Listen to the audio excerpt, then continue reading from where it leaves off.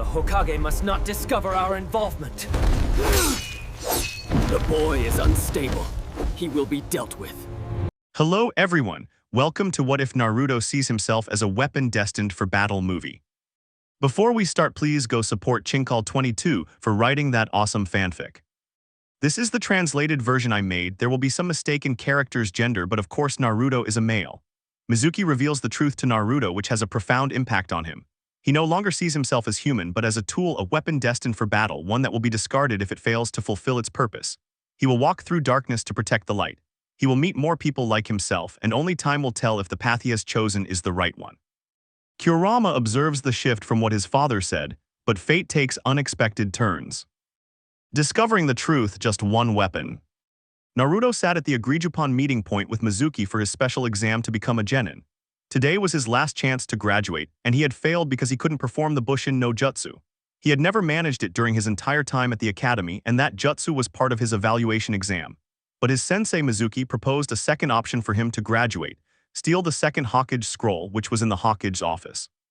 Naruto didn't think much about the mission, only about passing, so he didn't suspect anything. Thanks to his stealth skills, he wasn't discovered until it was too late. No one could believe that a child who hadn't passed the academy had managed to infiltrate the most heavily guarded building in the village, dressed in an orange jumpsuit that could be identified from miles away. Hiruzen was in his office thinking about that boy, whom he knew very well, even better than Naruto himself, but it was information he couldn't reveal right away. All the ninja were mobilizing to capture him, since the scroll contained techniques that in the wrong hands, it would endanger not only the village but also the elemental nations. Bored of waiting for Mizuki, Naruto looked at the scroll in his hands. Being the second Hokage scroll, it must contain great and powerful techniques. I don't think anyone will notice I learned one. He opened the scroll and read the name of the first technique.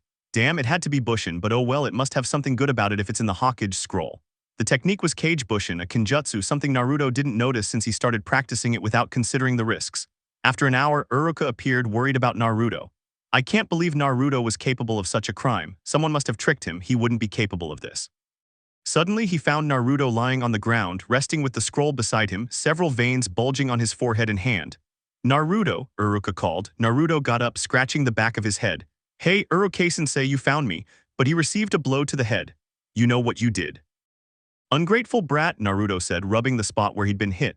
I took the special test to pass the genin exam. What? Uruka asked, confused, noticing Naruto's nervous smile. Yeah, Mizuki-sensei said that if I could get the scroll from the old Hokage's office, I'd graduate. Uruka looked shocked at the smiling blonde who seemed exhausted. Mizuki used Naruto. Mizuki's the traitor. But Naruto snapped him out of his thoughts. I only had time to learn one technique.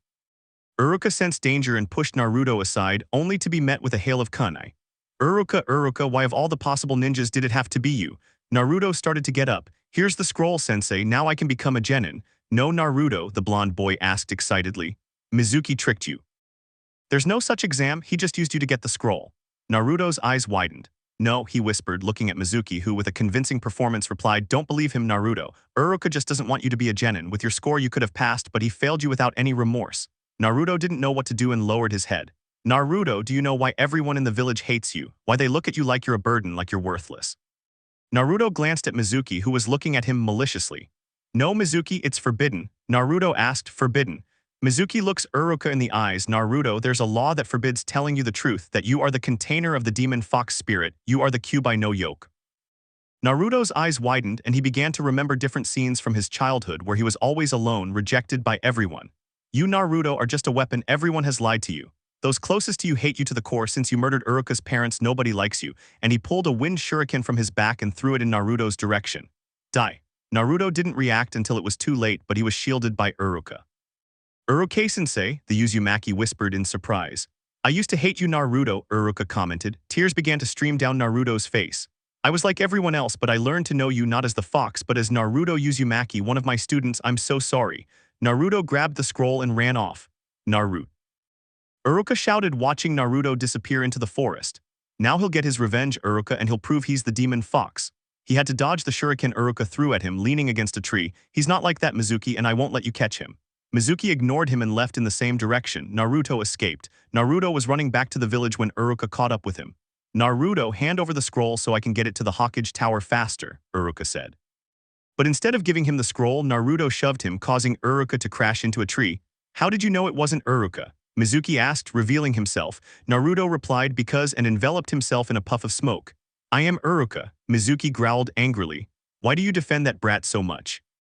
He's the demon fox, he killed your parents, he's nothing but a nuisance, he only lives because he's a weapon and everyone knows it. Uruka just shook his head. Naruto was hidden behind a tree listening to the conversation. His gaze was blank and only one thought reigned in his mind, I am a weapon. Uruka spoke. He's not that. He's my student, a future ninja of the village. He's someone who works harder than the rest and makes jokes to get the world's attention. He's like me, but above all, it's Naruto Uzumaki from Konoha. Mizuki laughed at Uruka's words. Then he dies along with him. He prepared his last shuriken and threw it.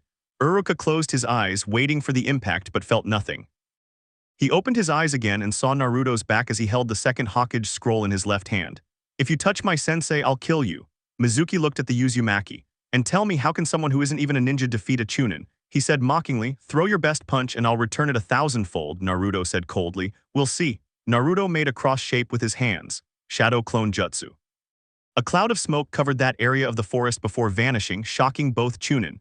Since the forest was covered in orange trees, many copies of Naruto covered it. Mizuki looked in all directions. You don't intimidate me, you demon brat, he said, looking in the direction of Uruka, lunged to strike the Naruto who was shielding him, but he vanished. Uruka watched his former friend, who remained motionless, before collapsing to the ground with a kunai in his head. He saw Naruto standing there, staring at the traitor's body. Naruto, are you all right? Uruka asked, worried since the first death is always difficult. Yes, Uruka-sensei, it's what I had to do. Let's go, Hokage-sama must be waiting for us. Uruka nodded and Naruto helped him to his feet. On their way, they were found by an ANBU team. Uruka explained what had happened and he was taken to the hospital while Naruto was escorted to the Hokage tower. Naruto stared at the Hokage without moving an inch. Sarutobi watched him. Something must have happened in the forest for Naruto to return so changed. What happened, Naruto-kun? Naruto approached the desk and placed the scroll on it. I discovered the truth about my life. Hiruzen became nervous. What truth? Naruto looked at him. I know who I am, I know why I live, Hokage-sama, I am a weapon. The Strange Team 7. After a busy weekend in the village of Konoha, Monday arrived, a day eagerly awaited by the academy's graduating students. It was the day they would be formed into teams and enter the ninja world. Everyone was in the common room waiting for Uruka to arrive and assign the teams. They were all anxious to escape the torment of the academy, but their thoughts were snapped out of them when the door opened and someone unexpected entered, someone who looked very different from how they remembered him. Naruto arrived wearing his orange pants and blue sandals, but on top he wore a long-sleeve shirt. His hands were bandaged and he wasn't wearing his hoodie or green goggles. A headband was tied around his neck, but the most striking thing was his cold gaze. The first to react was Kiba. What are you doing here, Naruto? Only those who passed the exam are here. Naruto looked at him, intimidating the Inuzuka slightly. If you look closely, I'm also wearing my headband, so I'm a graduate too. Kiba saw the Uzumaki's neck, and indeed there was a regulatory headband. He continued moving forward until he found a free seat next to Sasuke Uchiha, the most promising graduate of that generation, the Rookie of the Year. He took a seat and stroked his headband. I'm just a weapon, he thought, remembering how he got it. Flashback. After a weapon was identified, the office fell silent. Both the Hokage and the ANBU guarding him were speechless. No one expected the boy who had so loudly proclaimed his ambition to become Hokage to now present himself as an empty shell. Hiruzen compared Naruto to the ANBU of his former teammate and root leader. That's not true, Naruto, you're not a weapon. You're part of this village, a member of this family, and I don't see you as a weapon. But Naruto interrupted him. You know that's not true, there's a reason I'm still alive after so many attacks. When someone normal should have died, I'm still here. I'm like you, but I can't live among you. I'm an object that thought it was human, at best a container, a vessel that holds evil, and I live only so that this evil doesn't touch the earth. Hiruzen didn't know what to say. The only way to change Naruto's mind was to tell him the truth, but it wasn't time yet. The question that haunted him was he willing to pay the price of keeping the secret? He looked at Naruto again. If I were human, as you say, where are my parents? Where are my other relatives? And the truth is, I don't have any.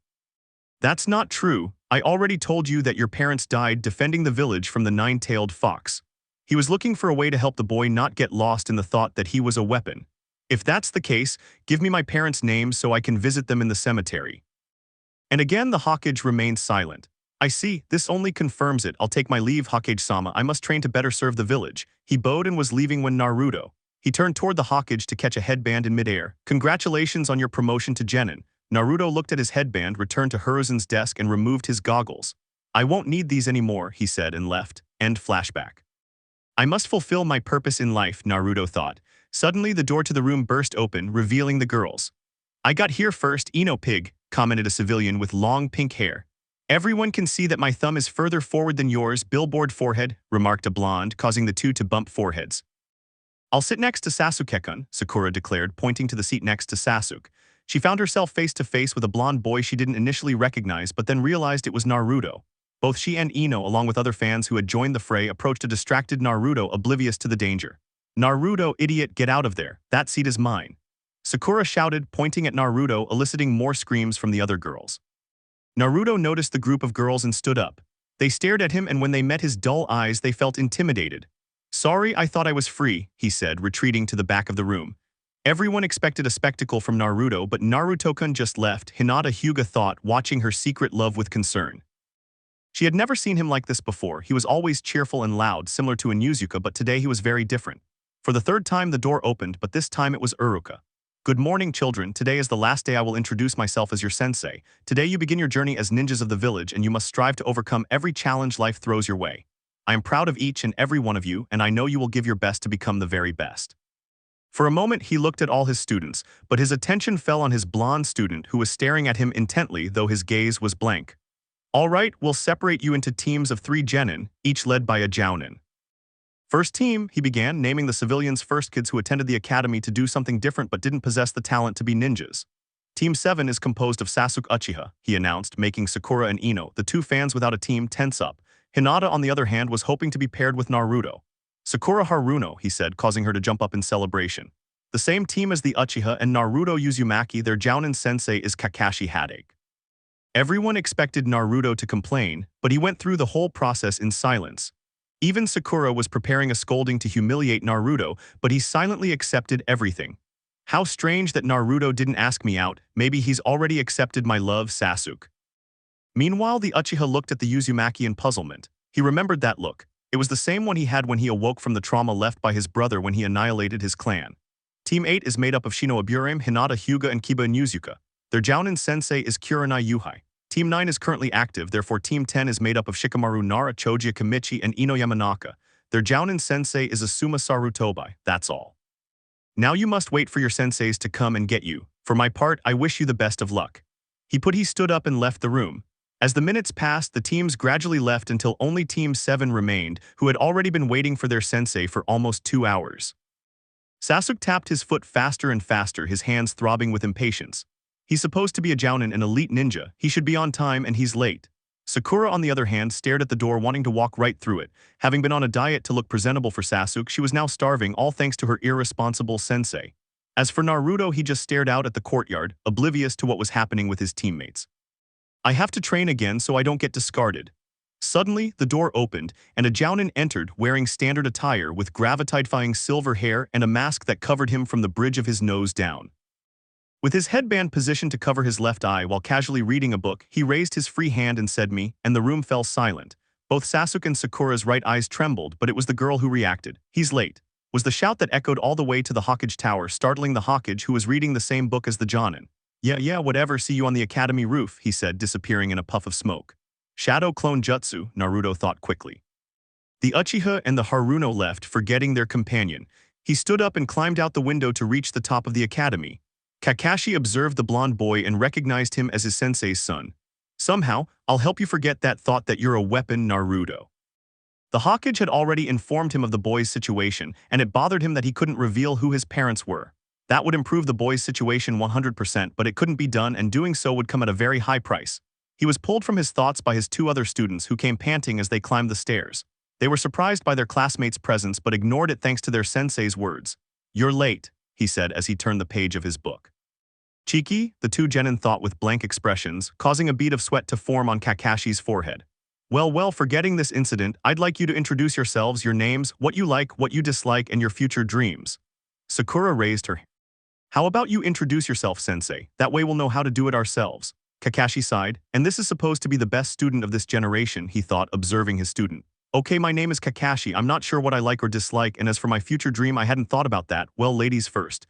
The 3 of them stared at him intently. She only told us her name, generating a drop of sweat on each of their heads. My name is Sakura Haruno, what I like is, and she looked at Sasuke and let out a squeal. Who I like is, and she repeated the previous action. My dream for the future is repeating the action again, making Kakashi sigh. Something you dislike. Sakura reacted and angrily said, Ino, you pig, and Naruto, you idiot. Kakashi just looked at his student. How nice, I have a fan, he said, then looked at the black-haired boy. Your turn. Sasuke stared straight ahead, looking into nothing. I'm Sasuke Uchiha, I don't like anything, I don't dislike anything, and what I have isn't a dream, it's a reality, and it's about killing someone and restoring my clan. Sakura gazed at Sasuke with hearts. It's so cool. Kakashi, on the other hand, just cursed his luck. This is getting better. Now I have a fan and an emo avenger. Finally, there was Naruto. My name is Naruto, my last name is Uzumaki by order of the Hokage. I like nothing and I dislike nothing, and I don't get sleepy either since I only live to serve. And he fell silent. His introduction made his teammates uncomfortable since there was no emotion in his voice. It was an empty tone. He was referring to himself more as an object than a person, and that wasn't normal. They both remembered their loud classmate, but the Naruto who was present was not even a shadow of what he once was. Well, you're a very peculiar group. Tomorrow we will meet at 7:00 a.m. at training ground number 7 to take your Genin exam. But he was interrupted by Sakura. But sensei, we already took the Genin exam. And Kakashi let out a somewhat chilling laugh which made them nervous. 2 of his 3 Genin were there, the third was just paying attention. The exam you took was to choose those who could take the Genin exam. Of the 27 graduating students, only 9 will be able to become Genin. This exam has a 66% failure rate. Tomorrow's exam will be a survival exercise, and as a recommendation, don't eat breakfast or you'll vomit. Well, that's all, bye-bye. And Kakashi disappeared in a swirl of leaves. The 3 Genin remained in the same spot, pondering their sensei's words. Naruto was the first to react. See you tomorrow, he said, leaping towards the tree he'd climbed before leaving. Sasuke stood up and headed for the ladder, followed by Sakura. Sasuke-kun, would you like to go for a walk with me? She asked sweetly, but Sasuke had other plans. You should train and stop being such a nuisance, Sakura. Sakura stood still, watching Sasuke leave. I won't give up. Someday he'll reciprocate. Instead of heading home, Naruto went straight to the training grounds to continue his training. Ever since discovering the truth, he had begun training to avoid being discarded, knowing that if he didn't function as a weapon, he would be replaced. He trained Saturday and Sunday, sleeping only a couple of hours a night. He didn't eat either, as he didn't consider his results good enough to warrant food. Now he resumed his exercises. He walked through all the training fields until he found an empty one and began stretching. As he did this, his bones began to creak as if they were readjusting. Anyone else would complain of the pain, but Naruto kept his gaze blank. Then he began jogging around the training field. He had been jogging for half an hour when a man appeared from the side of the field, accompanied by 2 Anbu. He had seen him more than once in the Hokage's office. Apparently he was someone important, so he walked over to stand in front of him. Good afternoon, Naruto-kun, I am Danzo Shimura. Naruto gave a slight bow. Good afternoon, Danzo-sama, Danzo said, surprised by the boy's behavior. He hadn't been informed of this drastic change. May I ask why you trained so hard? The truth is, I just wanted to start a conversation so the kid would trust me and I could convince him to join Root. Naruto maintained his blank expression. Because I'm a weapon, and if a weapon doesn't fulfill its purpose, it should be discarded, and I don't want to be discarded. Danzo had expected any answer but this. It made things much easier. I see, but running won't make you stronger, Naruto-kun. You need real senseis to become truly strong.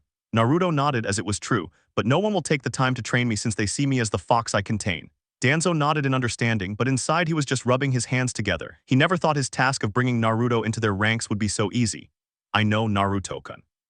People fear what they don't understand and don't appreciate your role in the village, but I will give you the best senseis there are. Naruto looked the man in the eyes and stood like the Anbu when they present themselves to their leader. Thank you, Danzo-sama. The man punched to the ground and one of his Anbu positioned himself next to Naruto. And your training begins now. After you finish the activities with your team, you will come to the same training field where one of my Anbu will be waiting for you and you will continue with the training. I don't like delays, so I expect punctuality from you. Naruto nodded and the 4 disappeared from the training field. The next day, Sasuke and Sakura arrived 15 minutes before the time dictated by their sensei. Sasuke honestly didn't know how Sakura knew what time he would arrive at the training ground, but he was even more terrified of finding out how, so he decided to ignore his teammate. In the distance, the 3rd member of the team approached, this time wearing a short-sleeved black hoodie, his arms bandaged, hands in his pockets, black Anbu Ustal pants with bandages around his ankles, black sandals, a kunai pouch on each leg, and his shuriken pouch in the back of his pants. Sakura saw him in the distance and quickly stood up to scold her teammate for being late. It was only 3 minutes, but Sasuke's constant rejections had put her in a bad mood. When Naruto was near her, he said, "Good morning," but he couldn't avoid his teammate's punch, which sent him sprawling to the ground and knocked his hood off. You're late, Nar, she said, but remained silent because of Naruto's state. Sakura was equally surprised by Naruto's appearance. He had a black eye, a split lip, and several bruises on his face and neck. From what little the collar of his shirt revealed, his body was also covered in bruises. "I'm sorry, but I fell asleep. It won't happen again." Sakura didn't know how to react. It was a miracle her teammate was moving. She felt her heart clench. "Naruto, I'm sorry," Sakura apologized. Naruto forced a smile as best he could. "It's a deserved punishment for being late." That was the last lesson from his senseis to show him what would happen if he was late. Sakura checked her shuriken bag and took out a small first aid kit. Honestly, hitting her teammate wasn't fair. She wouldn't even show up with those injuries. "Let me help you." Naruto sat down and let his teammate treat him. She was trying to be as gentle as possible so as not to cause him any more pain. Sasuke was curious about his teammate's condition. It was already there were too many changes in Naruto for it to go unnoticed. "How did you end up like this, Naruto?" Naruto, being treated like this, kept his gaze fixed ahead. "I was training until late. I'm too weak compared to you all and I don't want to be a burden." Danzo had ordered him to keep his training a secret, as anyone who found out would forbid it, and that couldn't happen. Sasuke was surprised, as this made him wonder what kind of training he must have undergone to end up like this. "You need to be more careful, Naruto. If you're weak when you heal, being injured can make you even weaker," Sakura commented as she applied ointments to the wounds and bruises on his face. She also discovered that he had more injuries on his body that needed treatment. So somewhat uncomfortably, she said, "Take off your shirt, Naruto. I need to treat your other injuries." Naruto nodded and removed his shirt, shocking his companions. "Those aren't training wounds, they're more like a beating," Sasuke thought, seeing the number of bruises on Naruto's body. Sakura didn't know where to begin. He had bruises all over his chest. "You shouldn't be reckless, Naruto. I don't know how you even came," Sakura commented, treating the other wounds. It seemed she would have to replace her first aid kit. After an hour, Sakura finished treating the wounds. "Well, that should do it for now, but I recommend you go to the hospital." Naruto nodded. "Thanks, Sakura." She wiped the sweat from her forehead and nodded with a smile. Sasuke just remained silent. It was already 8:00 a.m., but his sensei showed no sign of appearing. "I'll sleep for a few minutes," Naruto said to no one in particular, pulling up his hood, leaning against the tree trunk and falling asleep. "He must be very tired," Sakura commented, watching him. "Let's let him rest. We'll wake him up when Kakashi arrives."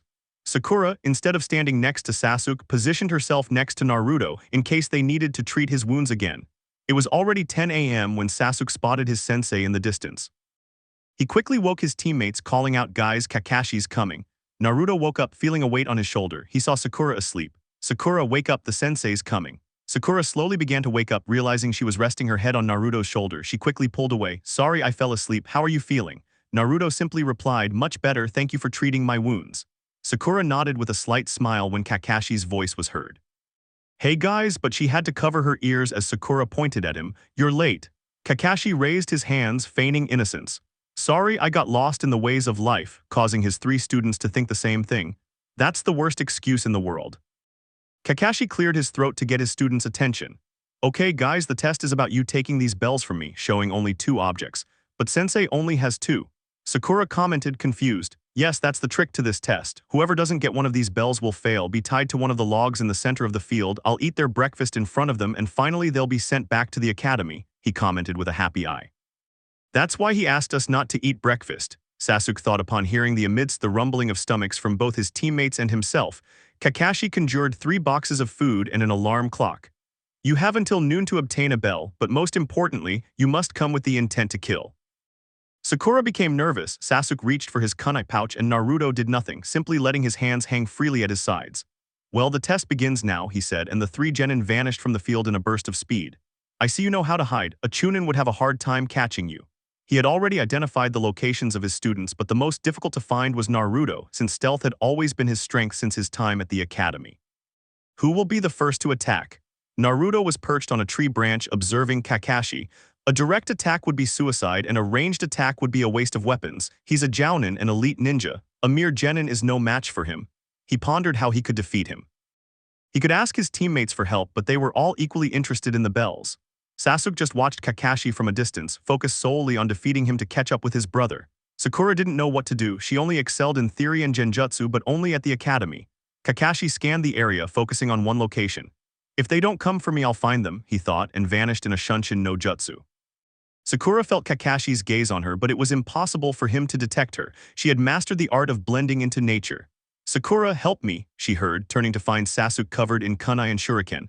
"Kakashi found me." Sakura turned blue and let out a blood-curdling scream that startled the nearby animals before fainting. Genjutsu is supposed to be his specialty, Kakashi remarked before disappearing.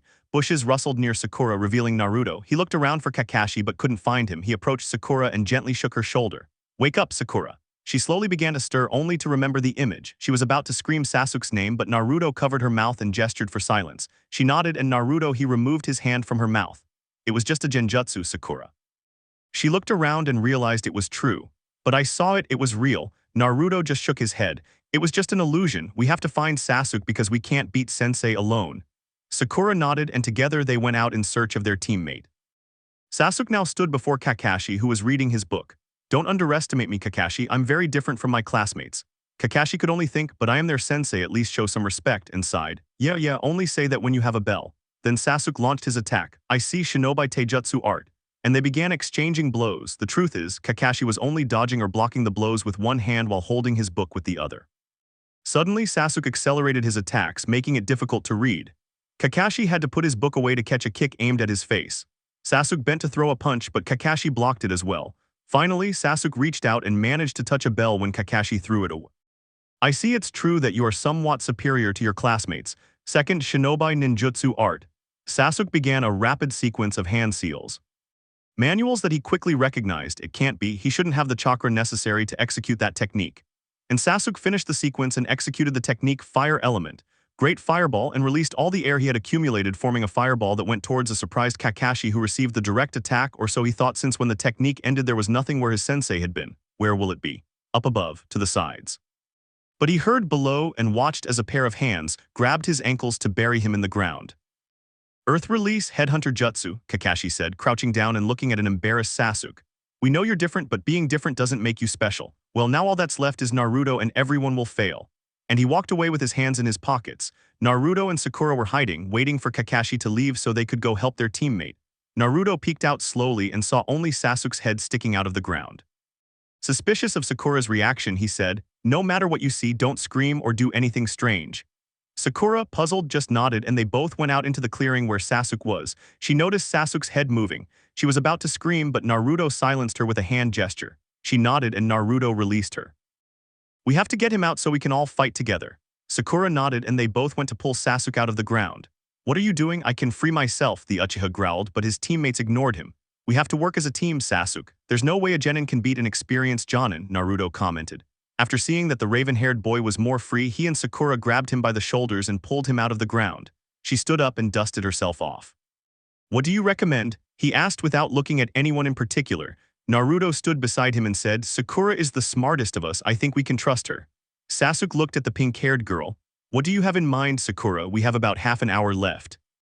Sakura became nervous but felt a hand on her shoulder. "Relax, we're a team and we'll support you." Sakura nodded. "First, I need to know everyone's abilities and then we'll form a strategy." The others nodded and began to formulate a plan, unaware that Kakashi was watching them from a distance in a tree. "I see I'll finally be able to approve a team after all," he said, disappearing and reappearing near the clock. 5 minutes passed and he sensed the presence of the others, but there were more than 3 of them. Shuriken and kunai began to fly out from all directions, aimed at him. He noticed some with ninja wire and began to dodge them. From the tops of the trees, several Narutos fell in his direction. "I see. It was true that I could perform that jutsu." "Well, he's in Uzumaki. Chakra isn't an issue." The clones began to fight him, simultaneously exploding and generating a cloud of smoke that distracted Kakashi, who was looking in all directions. Suddenly the alarm sounded. "Enough, guys, time's up." Sakura, Naruto, and Sasuke emerged from the forest and sat in front of their sensei. Kakashi watched them and said, "Naruto will be tied to the tree trunk for not trying alone. Everyone failed," he said dryly. "Excuse me, sensei," Sakura said, raising her hand. "Yes, Sakura." She stood up, as did Sasuke, who cut Naruto's ties with a kunai. "Here are the bells," he said, taking the items from his shuriken case. Kakashi quickly searched his hips for the items, and it was true, the thread was cut. "How?" Sakura blushed, not trusting that her strategy would work, but Naruto spoke up. "It was Sakura-sensei's strategy. Thanks to her we were able to coordinate and succeed." Sasuke just nodded. "I see, but who will keep the bells?" Naruto grabbed one of the bells, angering Sasuke, but was surprised when Sasuke threw it back. "They're here regularly and passed their entire academy program. I'm just here by luck. They deserve to continue." Sakura, still maintaining her empty demeanor, looked at Naruto, showing loyalty despite all the harm she had caused him. She threw her bell to Kakashi. "Naruto was a fundamental part of the plan, and I don't think it's right for me to take all the credit, sensei. I'd rather return to the academy." Sasuke stared at the bell. This was his first step toward getting closer to his brother, but he had to work with others, so he wasn't ready to fulfill his dream yet. I don't deserve to pass either, he said, throwing the bell back. I see, Kakashi said seriously. They passed, he added with a happy eye. What? Sakura asked. Simple, you did what the other teams never did, you worked as a team. There's a reason genin teams are formed in groups of 3 so they can help each other, and you did just that. Congratulations, guys. We're officially Team 7. Starting tomorrow, we'll begin training and carrying out missions. Get some rest, and I'll see you on this field at 8:00 a.m., Kakashi said happily, disappearing in a puff of smoke. Shadow clone, Naruto thought. Sasuke started to leave, as did Sakura, but Naruto stopped her. Sakura, she was annoyed at losing sight of Sasuke. Naruto no sig, she said, but fell silent when she saw Naruto holding out money. I saw your first aid kit was used up because of me. Here, take this money to replace it. Naruto approached and took her hand to put the money in. See you tomorrow. Sakura hesitated before replying. It's not necessary, she said, but found herself alone on the training field. Well, it's time for me to go. And he threw his bell to Kakashi. Naruto was a fundamental part of the plan, and I don't think it's right for me to take all the credit, sensei. I prefer to return to the academy. Sasuke observed the bell. This was his first step toward getting closer to his brother, but he had worked together with others, so he wasn't yet ready to fulfill his dream. I don't deserve to pass either, he said, throwing the bell back. I see, Kakashi said seriously. You're approved, he said with a happy eye. What? Sakura asked. Simple, you did what the other teams never did, you worked as a team. There's a reason genin teams are formed in groups of 3 so they can help each other, and you did just that. Congratulations, guys, we're officially Team 7. Starting tomorrow, we'll begin training and carrying out missions. Get some rest, and I'll see you on this field at 8:00 a.m., Kakashi said happily, disappearing in a puff of smoke. Shadow clone, Naruto thought. Sasuke started to leave, as did Sakura, but Naruto stopped her. Sakura, she was annoyed at losing sight of Sasuke. Naruto no sig, she said, but fell silent when she saw Naruto holding out money. I saw your first aid kit was used up because of me. Here, take this money to replace it. Naruto approached and took her hand to put the money in. See you tomorrow. Sakura hesitated before replying. It's not necessary, she said, but found herself alone on the training field.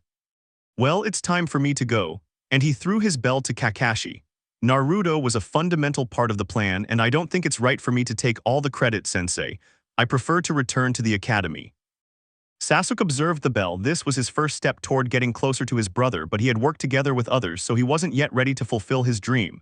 I don't deserve to pass either, he said, throwing the bell back. I see, Kakashi said seriously. You're approved, he said with a happy eye. What? Sakura asked. Simple, you did what the other teams never did, you worked as a team. There's a reason genin teams are formed in groups of 3 so they can help each other, and you did just that. Congratulations, guys, we're officially Team 7. Starting tomorrow, we'll begin training and carrying out missions. Get some rest, and I'll see you on this field at 8:00 a.m., Kakashi said happily, disappearing in a puff of smoke. Shadow clone, Naruto thought. Sasuke started to leave, as did Sakura, but Naruto stopped her. Sakura, she was annoyed at losing sight of Sasuke. Naruto no sig, she said, but fell silent when she saw Naruto holding out money. I saw your first aid kit was used up because of me. Here, take this money to replace it. Naruto approached and took her hand to put the money in. See you tomorrow. Sakura hesitated before replying. It's not necessary, she said, but found herself alone on the training field. Well, it's time for me to go. Take this money to replace it. Naruto approached and took her hand to deposit the money. See you tomorrow. Sakura hesitated to reply. It's not necessary, but she found herself alone in the training field. Well, it's time for me to go. Take this money to replace it. Naruto approached and took her hand to deposit the money. See you tomorrow. Sakura hesitated to reply. It's not necessary, but she found herself alone in the training field. Well, it's time for me to go. The troublesome team. All the Jounin sensei were in the Hokage Tower reporting their team's results. As expected, the first 6 teams had all failed, with all the civilians failing. They had hoped to find someone who stood out, but everyone performed poorly. The clan heirs were still to come. Kurenai stood beside Asuma, waiting to be called to give her report. Asuma watched his father, who was taking his time noting down the results of the previous teams. Looks like Kakashi won't even be early today, he commented with a slight smile. Kurenai just sighed. I don't understand how he does it. If it were possible, Kakashi would be late until his own funeral. And just then Kakashi appeared. He greeted them lazily as always. Asuma just smiled while Kurenai crossed her arms and turned away. I'm glad you're here, Kakashi, Hiruzen commented. Tell me how Team 7 did. Kakashi put away his book and became serious. The other Jounin began to offer their opinions. I bet he failed them again. He finally passed them thanks to Sasuke Uchiha. He probably pulled that fox brat. Kakashi ignored the comments as best he could. I administered the teamwork test, which they passed successfully. Team 7 passed. Everyone collaborated to achieve the objective, with Naruto Uzumaki being the catalyst. This silenced everyone. I see, Hiruzen commented with a slight smile and wrote down the information. Kakashi leaned against the nearby wall and continued reading.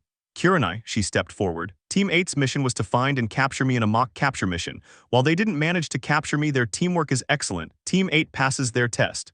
Hiruzen nodded and noted the result, and she returned to her place. And finally, Asuma, he approached his father and reported, Team 10 passed successfully, leaving everyone with blank expressions. Come on, it's a formation that always it worked, he said, scratching his head. Hiruzen nodded and noted the result. Well, that's all, you can all leave except you, Kakashi, I want to talk to you. Kakashi nodded as the rest left the office and closed the door. What was Team 7's performance? I want you to give me a detailed account of the team's performance. Kakashi wouldn't say it, but he knew what Hiruzen wanted. I see you're worried about Naruto. And so Kakashi recounted how the test unfolded, how Naruto helped his teammates, and then how the three of them worked as a team, with Sakura taking the bells from him. In the end, they all decided to return to the academy so as not to leave their teammate alone. Hiruzen smiled. I see there are still feelings left in you, Naruto, and I hope that the bond you form with your teammates will be enough for you to become yourself again. He took notes and adjusted his hat. I see, thank you very much, you may leave. Kakashi nodded and left the office. Naruto hurried to the training ground agreed upon with Danzo. He was 2 minutes late and already knew what awaited him, but it was the price of being strong. Upon arriving, he saw one of the old man's ANBU waiting for him, and his expression returned to its emotionless form. You're late, the ANBU commented. Yes, he replied, unable to say more. He had an agreement and knew the consequences. The ANBU placed a hand on his shoulder, and they vanished without a trace. The next day, Sakura and Sasuke were back at the training grounds, but this time Sakura had arrived with a slightly larger bag that she slung across her back and hooked in front. Sasuke found it curious but didn't ask any questions. In the distance, Naruto approached, again hooded, walking calmly but with a slight limp. Reaching his companions, he said, his voice somewhat tired, "Good morning." Sasuke nodded, but Sakura approached Naruto and in a swift motion pulled off his hood. Damn it, Naruto, what kind of training are you doing? If you keep this up, you'll die before you even leave the village. Naruto just lowered his head. Sorry, I think I overdid it. Sakura took his arm and sat him down so he could lean against the tree. Unhooking her bag, she began taking out first aid supplies. If this keeps up, I'll have to become a nurse, Sakura commented, frowning. Sasuke just smiled. Sorry, Sakura, I'll try to be more careful. Sakura just sighed. Take off your shirt. Naruto nodded to show her. His entire body was covered in bruises again, worrying Sakura and somewhat Sasuke. These were definitely not training blows. Naruto remained still, letting Sakura treat him. Sakura, she heard her companion but remained focused on her work. She replied, waiting for him to continue. Why don't you learn medical ninjutsu? You're good at treating people. Sakura paused for a moment to consider the idea. I'll think about it, she replied, continuing with the healing. And Sakura, making Haruno sigh, what is it, Naruto? She replied, somewhat annoyed at being interrupted. You should train. You have the potential to be good, you just need to develop it. Sakura didn't respond but pondered Naruto's words. Well, my lack of training was obvious yesterday. Genjutsu was supposed to be my strongest skill and I fell into one without realizing it. Maybe I should train. The three continued in silence. Kakashi's coming, Sasuke commented, prompting Sakura to pack up her equipment and leave her bag at the base of the tree. Naruto put on his shirt and pulled up his hood. Good morning, guys, he said, but his students ignored him. Well, at least Sakura didn't yell at me, he said, clearing his throat. Okay, guys, we'll train this morning and do missions this afternoon. Today we'll paint fences to improve our teamwork, he said, leaving the three genin with blank expressions. Okay, let's get to work. They spent the whole morning doing physical exercises. Sakura was the first to tire. Yeah, I definitely need to train more, Sakura thought as she took a sip of water and resumed exercising. Kakashi observed his students' performance. Sasuke has been training for a while now, you can tell by the pace he keeps. Naruto, despite everything, maintains the same pace, but that can be attributed to his lineage. But I didn't expect Sakura to continue. She's supposed to give up easily, although their most radical change is in their personalities. Sasuke went from a cheerful child to an emo, vengeful one, and Naruto went from an extroverted child with dreams of becoming Hokage to an empty shell. And the shy one, the pink-haired girl who transformed into a strong-willed girl with extreme fan behavior, but today she's different. Maybe it was for the best to put them on a team. Noon arrived. All right, guys, let's complete the mission. Naruto raised his hand. I need to go to the bathroom, sensei. He nodded. Wash your hands, Naruto. Sakura shouted. He nodded, hid in the bushes, and when he lost sight of his team, he made a shadow clone. Obey everything sensei says. The clone nodded and went back. Naruto ran to the meeting point with the root ANBU. During the afternoon, they painted a very long fence, so they didn't have the energy for anything else and went home. In Naruto's case, he ran and hid in some bushes to disappear. During the month, they continued training in different areas except elemental ninjutsu. Naruto arrived each day less injured but with an increasingly cold attitude, which his teammates gradually got used to. They weren't friends, but they respected each other. Sakura began going to the hospital in the afternoons to learn medical ninjutsu, and in the mornings she trained by healing Naruto. Sasuke, for his part, seemed more relaxed with his teammates. Naruto didn't interfere in his life, and Sakura bothered him less and less, so to a certain extent he liked his team. Kakashi noticed the changes in his team but attributed them to their growing bond as a team. Kakashi observed his students' performance. Sasuke has been training for a while now, you can tell by the pace he keeps. Naruto, despite everything, maintains the same pace, but that can be attributed to his lineage. But I didn't expect Sakura to continue. She's supposed to give up easily. Although her most radical change is in their personalities. Sasuke went from a cheerful child to an emo-vengeful one, Naruto from an extroverted child with dreams of becoming Hokage to an empty shell, and the shy pink-haired girl transformed into a strong-willed girl with extreme fan behavior. But today she's different. Maybe it was for the best to put them on a team. Noon arrived. Alright guys, let's complete the mission. Naruto raised his hand. I need to go to the bathroom, sensei. He nodded. Wash your hands, Naruto, Sakura shouted. He nodded and hid in the bushes. The moment he lost sight of his team, he made a shadow clone. Obey everything sensei says. The clone nodded and went back. Naruto ran to the meeting point with the route Anbu. During the afternoon, they were painting a very long fence, so they had no energy left for anything else and went home. Naruto ran off and hid in some bushes, disappearing. During the month, they continued training in different areas except elemental ninjutsu. Naruto arrived each day less injured but with an increasingly cold attitude which his teammates gradually got used to. They weren't friends, but they respected each other. Sakura started going to the hospital in the afternoons to learn medical ninjutsu, and in the mornings she trained by healing Naruto. Sasuke, for his part, seemed more relaxed with his teammates. Naruto didn't interfere in his life, and Sakura bothered him less and less, so to a certain extent he liked his team. Kakashi noticed the changes in his team but attributed them to their growing bond as a team. Kakashi observed his students' performance. Sasuke has been training for a while now, you can tell by the pace he keeps. Naruto, despite everything, maintains the same pace, but that can be attributed to his lineage. But I didn't expect Sakura to continue. She's supposed to give up easily, although her most radical change is in their personalities. Sasuke went from a cheerful child to an emo-vengeful one, Naruto from an extroverted child with dreams of becoming Hokage to an empty shell, and the shy pink-haired girl transformed into a strong-willed girl with extreme fan behavior. But today she's different. Maybe it was for the best to put them on a team. Noon arrived. Alright guys, let's complete the mission. Naruto raised his hand. I need to go to the bathroom, sensei. He nodded. Wash your hands, Naruto, Sakura shouted. He nodded and hid in the bushes. The moment he lost sight of his team, he made a shadow clone. Obey everything sensei says. The clone nodded and went back. Naruto ran to the meeting point with the route Anbu. During the afternoon, they were painting a very long fence, so they had no energy left for anything else and went home. Naruto ran off and hid in some bushes, disappearing. During the month, they continued training in different areas except elemental ninjutsu. Naruto arrived each day less injured, but with an increasingly cold attitude, which his teammates gradually got used to. They weren't friends, but they respected each other. Sakura started going to the hospital in the afternoons to learn medical ninjutsu, and in the mornings she trained by healing Naruto. Sasuke, for his part, seemed more relaxed with his teammates. Naruto didn't interfere in his life, and Sakura bothered him less and less, so to a certain extent he liked his team. Kakashi noticed the changes in his team but attributed them to their growing bond as a team. During the afternoon, they were painting a very long fence, so they had no energy left for anything else and went home. Naruto ran off and hid in some bushes, disappearing into the ground. Throughout the month, they continued training in various areas except elemental ninjutsu. Naruto arrived each day with fewer injuries, but his attitude grew colder, something his teammates gradually became accustomed to. They weren't friends, but they respected each other. Sakura began going to the hospital in the afternoons to learn medical ninjutsu, and in the mornings she trained by healing Naruto. Sasuke, for his part, seemed more relaxed around his teammates. Naruto didn't interfere in his life, and Sakura bothered him less and less, so to a certain extent he liked his team. Kakashi noticed the changes in his team but attributed them to their growing bond. During the afternoon, they were painting a very long fence, so they had no energy left for anything else and went home. Naruto ran off and hid in some bushes, disappearing into the ground. Throughout the month, they continued training in various areas except elemental ninjutsu.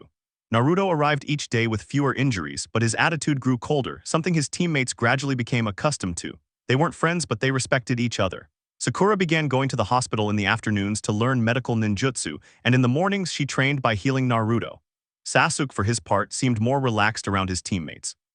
Naruto didn't interfere in his life, and Sakura bothered him less and less, so to a certain extent he liked his team.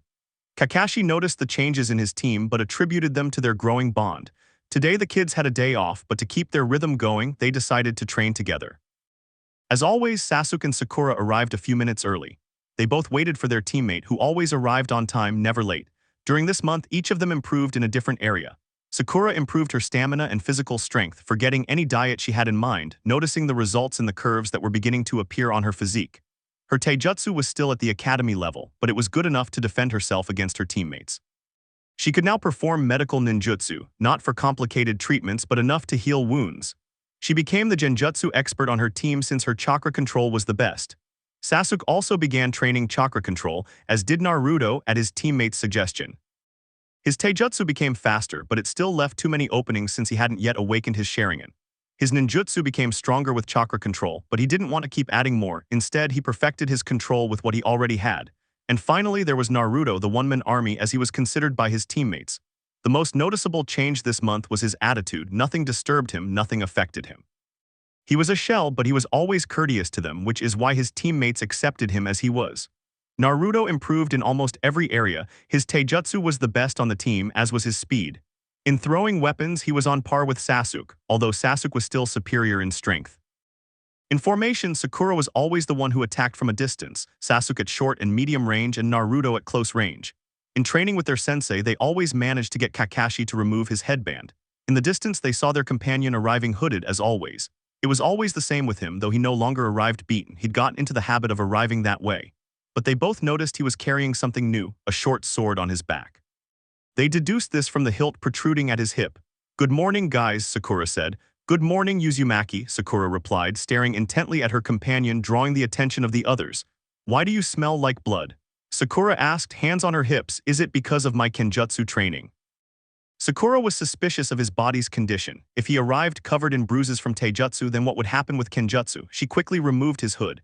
Naruto was still as cold as ever, but now his face was covered in cuts. "Take a seat." Naruto nodded and sat down, then took off his shirt. "It seems you don't know the meaning of the word prudence, Uzumaki," Sasuke commented, observing Naruto's body. Naruto nodded. "I like to give it my all in my training. I can't be a good ninja if I'm weak." Sasuke nodded. He thought the same, but he could never reach Naruto's level.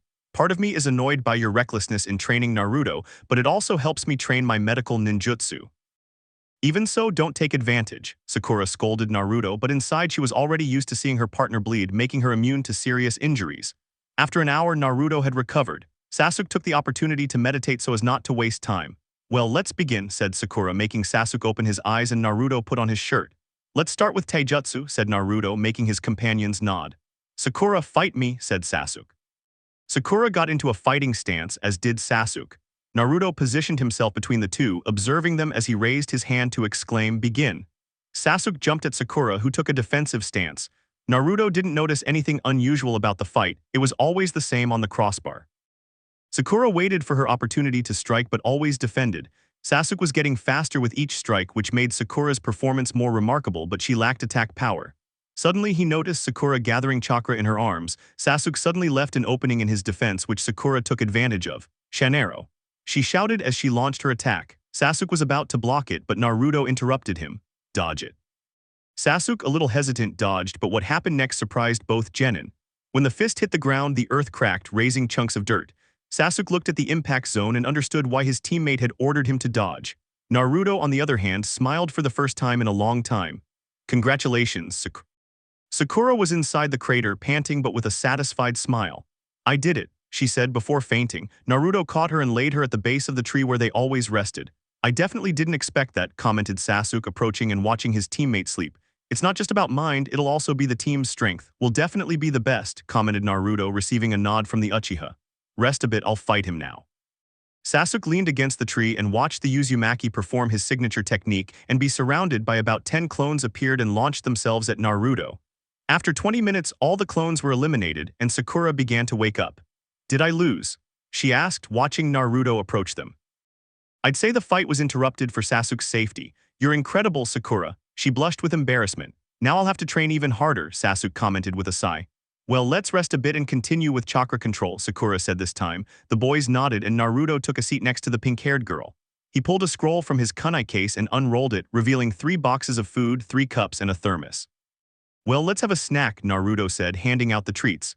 Sakura opened her box to find various types of sushi, making her eyes sparkle. Thanks, Naruto. If you ever retire from the ninja, you should open a restaurant. I don't know how you manage to cook so well. Sasuke nodded as he looked at the meat with spicy sauce and tomatoes. He wouldn't admit it, but his breakfast was very light, just to eat the food his teammate prepared. I make this because we work so hard to be better ninjas, he said. His teammates smiled. Naruto always had words of encouragement for them, even if he didn't show it on his face. Naruto cared about his teammates. They're the only thing that keeps me sane, he thought, looking at his lunch. They stayed until midday and said their goodbyes. This continued for the next month. Sakura increased her chakra reserves so she could sustain a fight and throw occasional punches.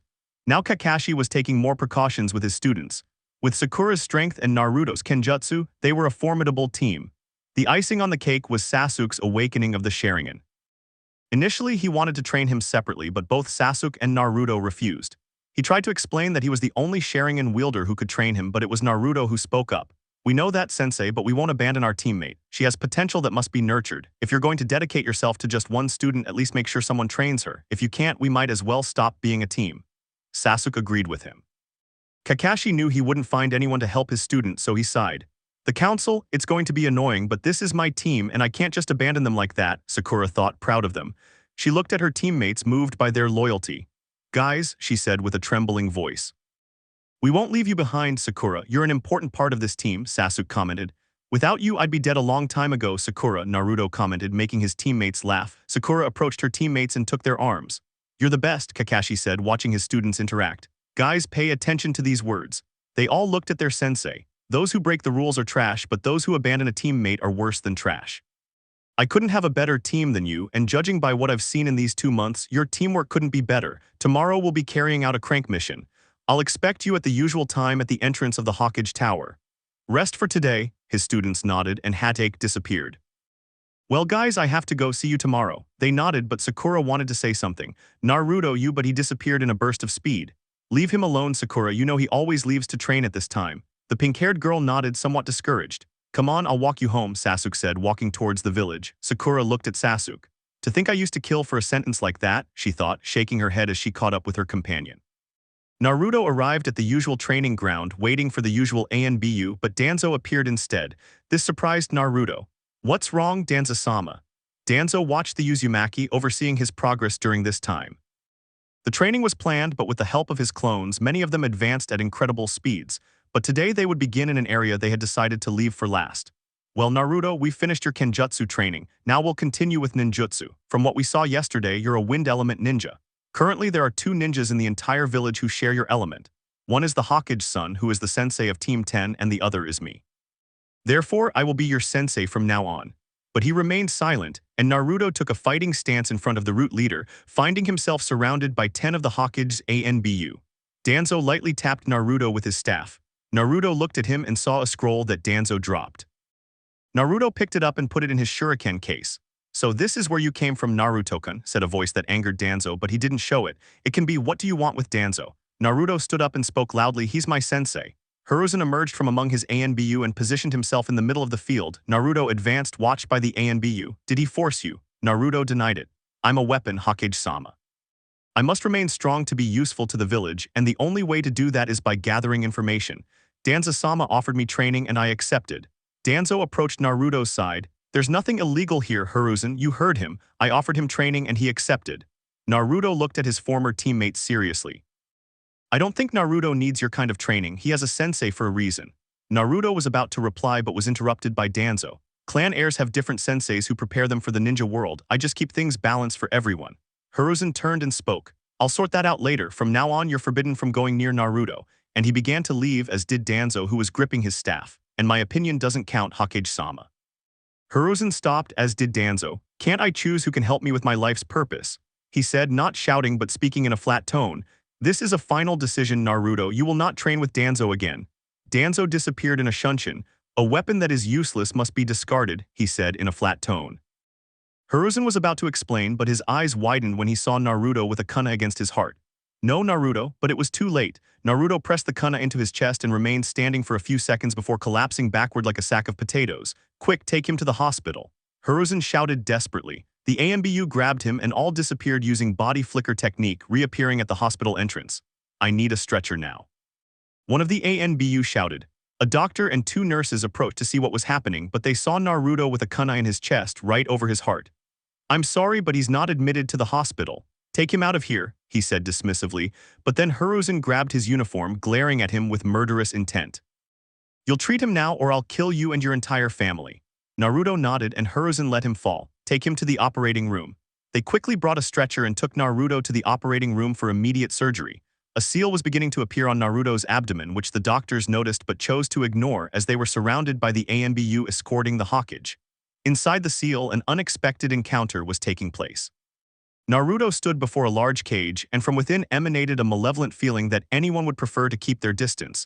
But Naruto, ignoring any danger, decided to speak. Who's there? And from within, a macabre laugh began to be heard. Well, what do we have here? My jailer has come to visit me. The laughter continued.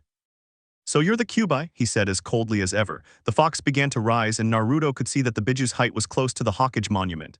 You're a very strange being, you should be trembling with fear. I can kill you at any moment, he said, observing Naruto's reaction. I sought death, but it seems I somehow remain alive. It seems not even the Shinigami want me in their realm. Kyuubi remained silent. I keep you alive, he said casually. I don't think you do it out of charity, or am I mistaken? Kurama lay back down. I'm destined to live forever locked in this cage. If you die, I will die, and I'm not happy about dying yet. Naruto approached the bars of the cage to enter and stand in front of the fox. And if I manage to free you, will I be able to die?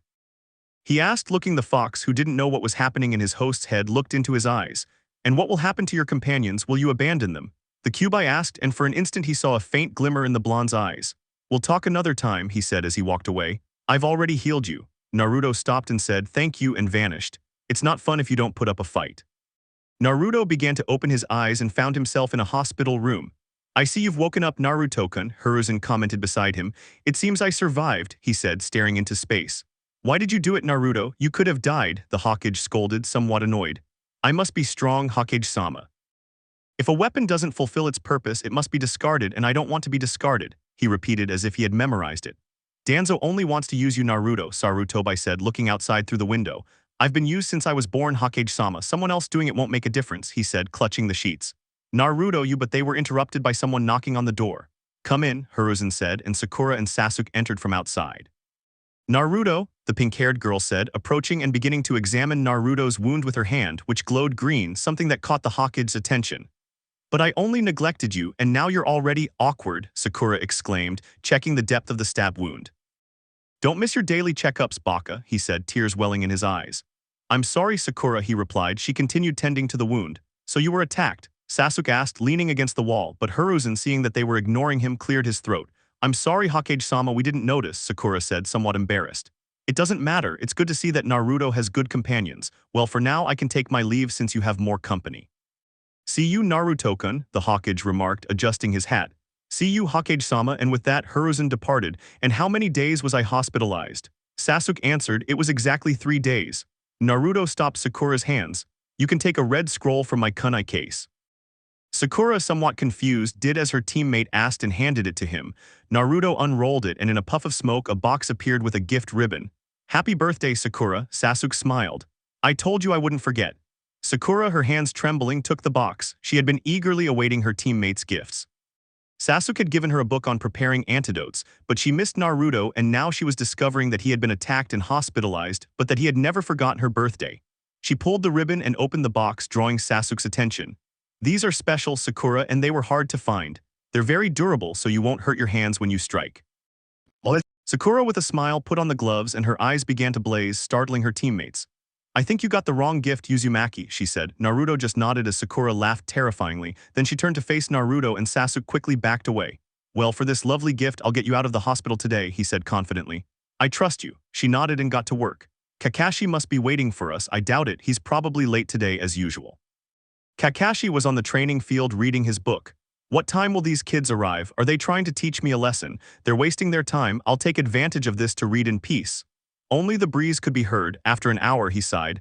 What a troublesome team. Mission to Nami.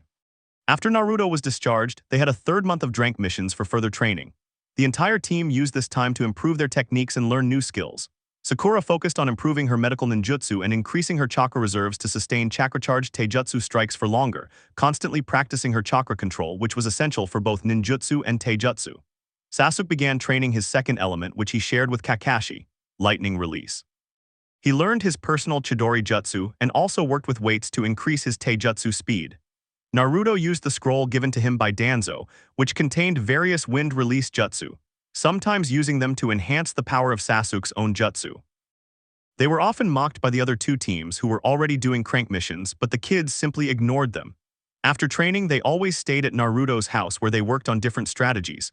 Everything that happened was treated as an accident that was never discussed again, but Naruto continued with the same thought as always: a weapon must be strong to be useful. He no longer arrived beaten up, but now he changed from training until late at night to training during the afternoon and early in the morning. He gradually opened up a little more with his team, but to people who didn't know him, he remained the same. Rank D missions didn't bother them as they gave them time to grow stronger, but all this training had to be measured, and today was the day. As Naruto headed to training ground number 7, he passed by an old library with a sale sign in the window. What caught his eye was a collection of Fuinjutsu sealed seals, especially the low price for 2 volumes. He went inside and found an old man cleaning the service counter. "Good morning, young man, how can I help you?" the old man asked without looking up. "I want the Fuinjutsu books from the window," Naruto said in a flat voice. The old man looked up to see a young man dressed in black with a short katana at his waist. "I see, that'll be 400 ryos."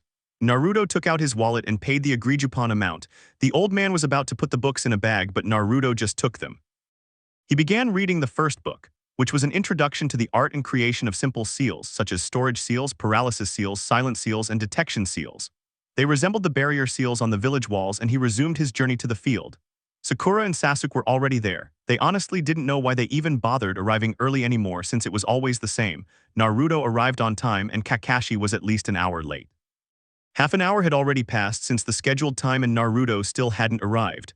"I wonder if something happened to him," Sakura asked worriedly. "I don't think so, maybe." But she couldn't continue because Naruto appeared, walking casually while reading a book, which startled his classmates. "It can't be," Sakura whispered, thinking about Naruto's behavior. "It seems Kakashi did influence one of us," Sasuke said seriously. He approached his classmates and tried to make a joke, although his face never changed from a blank expression. "Me," he greeted, raising his hand, but he didn't expect the punch from his classmate. "I don't intend to let you be influenced by Kakashi-sensei," she said, putting on her gloves and cracking her knuckles. "Sorry, it was a joke," Naruto said, standing up. "Phew, thank goodness," Sakura sighed, while Sasuke only had a bead of sweat on his forehead. They looked like mother and son, or maybe siblings. Naruto sat down next to his classmates and continued reading. "What's your book about?" Sakura asked, looking curiously at the book. "It's about Fuinjutsu," the blonde said without taking his eyes off the book. "Sealing art," Sasuke said, confused. "Yes, it's a very ancient art with various functions. The limit really depends on the practitioner's creativity. There was a clan in ancient times that specialized in this art. The clan's name is Uzumaki, originally from the village hidden in the whirlpools, an island near the Land of Fire, cousins of the Senju clan." Naruto spoke in a flat tone. "Uzumaki. Aren't you supposed to be in Uzumaki?" Sakura asked. "Yes, I am, but only because the Hokage wanted me to, since the Uzumaki are known for their red hair while I have blonde hair." His companions remained silent, knowing that Naruto was an orphan, and waited quietly for their sensei. After an hour and a half of waiting, Kakashi arrived, still reading his usual pornographic book. "Hello guys," the three stood in front of their sensei with Sakura in the middle. "Hello sensei, what will we be doing today?" the girl asked. "Today we'll have a test to measure your progress." Then Naruto put away his book. "Will it be against you, sensei?" Sasuke asked, his Sharingan activated, showing 2 Tamo in each eye. "That would be interesting, but you'll be up against the team with the most crank missions since you left the academy." The distance was getting closer. Team 8 with Kiba in front was there. Shino walked with his hands in his coat pockets. Hinata walked beside Kurenai, who was observing Kakashi's team. Sasuke Uchiha, the genius of this generation, unstable personality. Sakura Haruno, intelligent but physically deficient and with a fan attitude that leaves much to be desired. And the icing on the cake, Naruto Uzumaki, the latest casualty of the new generation. Deficient in all the arts but with stealth superior to anyone, what a team Kakashi has, no wonder they only do drank missions. "I don't know why he asked me to fight my team, but oh well, this will serve to give them a reality check," he thought with a slight smile. Meanwhile, Kakashi observed his team. "You will face Team 8. I hope you give it your all, but please don't kill anyone," he said with a bead of sweat on his forehead, noticing the change in expressions of 2 of his students. Sakura and Sasuke adopted the same flat expression as Naruto while Naruto's eyes became dull. Formation 4 guys, said Sakura. Yes, that will be enough, said Sasuke looking at teammate. Let's not do combined jutsus so the fight lasts. Kakashi just sighed. It's always the same with them, at least they won't use their combinations. In the Hokage Tower, the Hokage was at his desk observing his crystal ball, as was his ANBU escort. Hokage-sama, do you think it was right to send the most experienced team like Team 8 against the most dysfunctional team? One of the Anbu asked, will they be alright? Actually, I'm a little doubtful if Team 8 will be enough to face Team 7. This confused his escort. But the Anbu was about to continue, but Kurenai was talking to Kakashi. In the training field, both teams watched each other as their sensei spoke. Kakashi, don't you think this is too much for your team? They haven't even left the village while my team has enough experience to face a Chunin team. Kakashi just kept reading his book. I think they'll be fine. Tell your team to give it their all to show my team what the reality of the shinobi world is like. Kurenai looked slightly annoyed at Kakashi's careless attitude toward his team, meanwhile with the genin, but aren't you Team 7? Kiba said arrogantly, it's been a while since I've heard from you, although there's a logical explanation to some extent. We've spent a lot of time away from the village, he said with a mocking smile, but Team 7 ignored him, angering Kiba. Kiba, calm down. They're comrades from the village and they haven't done anything to you, Shino commented, trying to calm his teammate. Hello, Naruto-kun, Hinata greeted. In a very slow tone, he observed her. Good morning, Hinata. She blushed and hid behind Shino.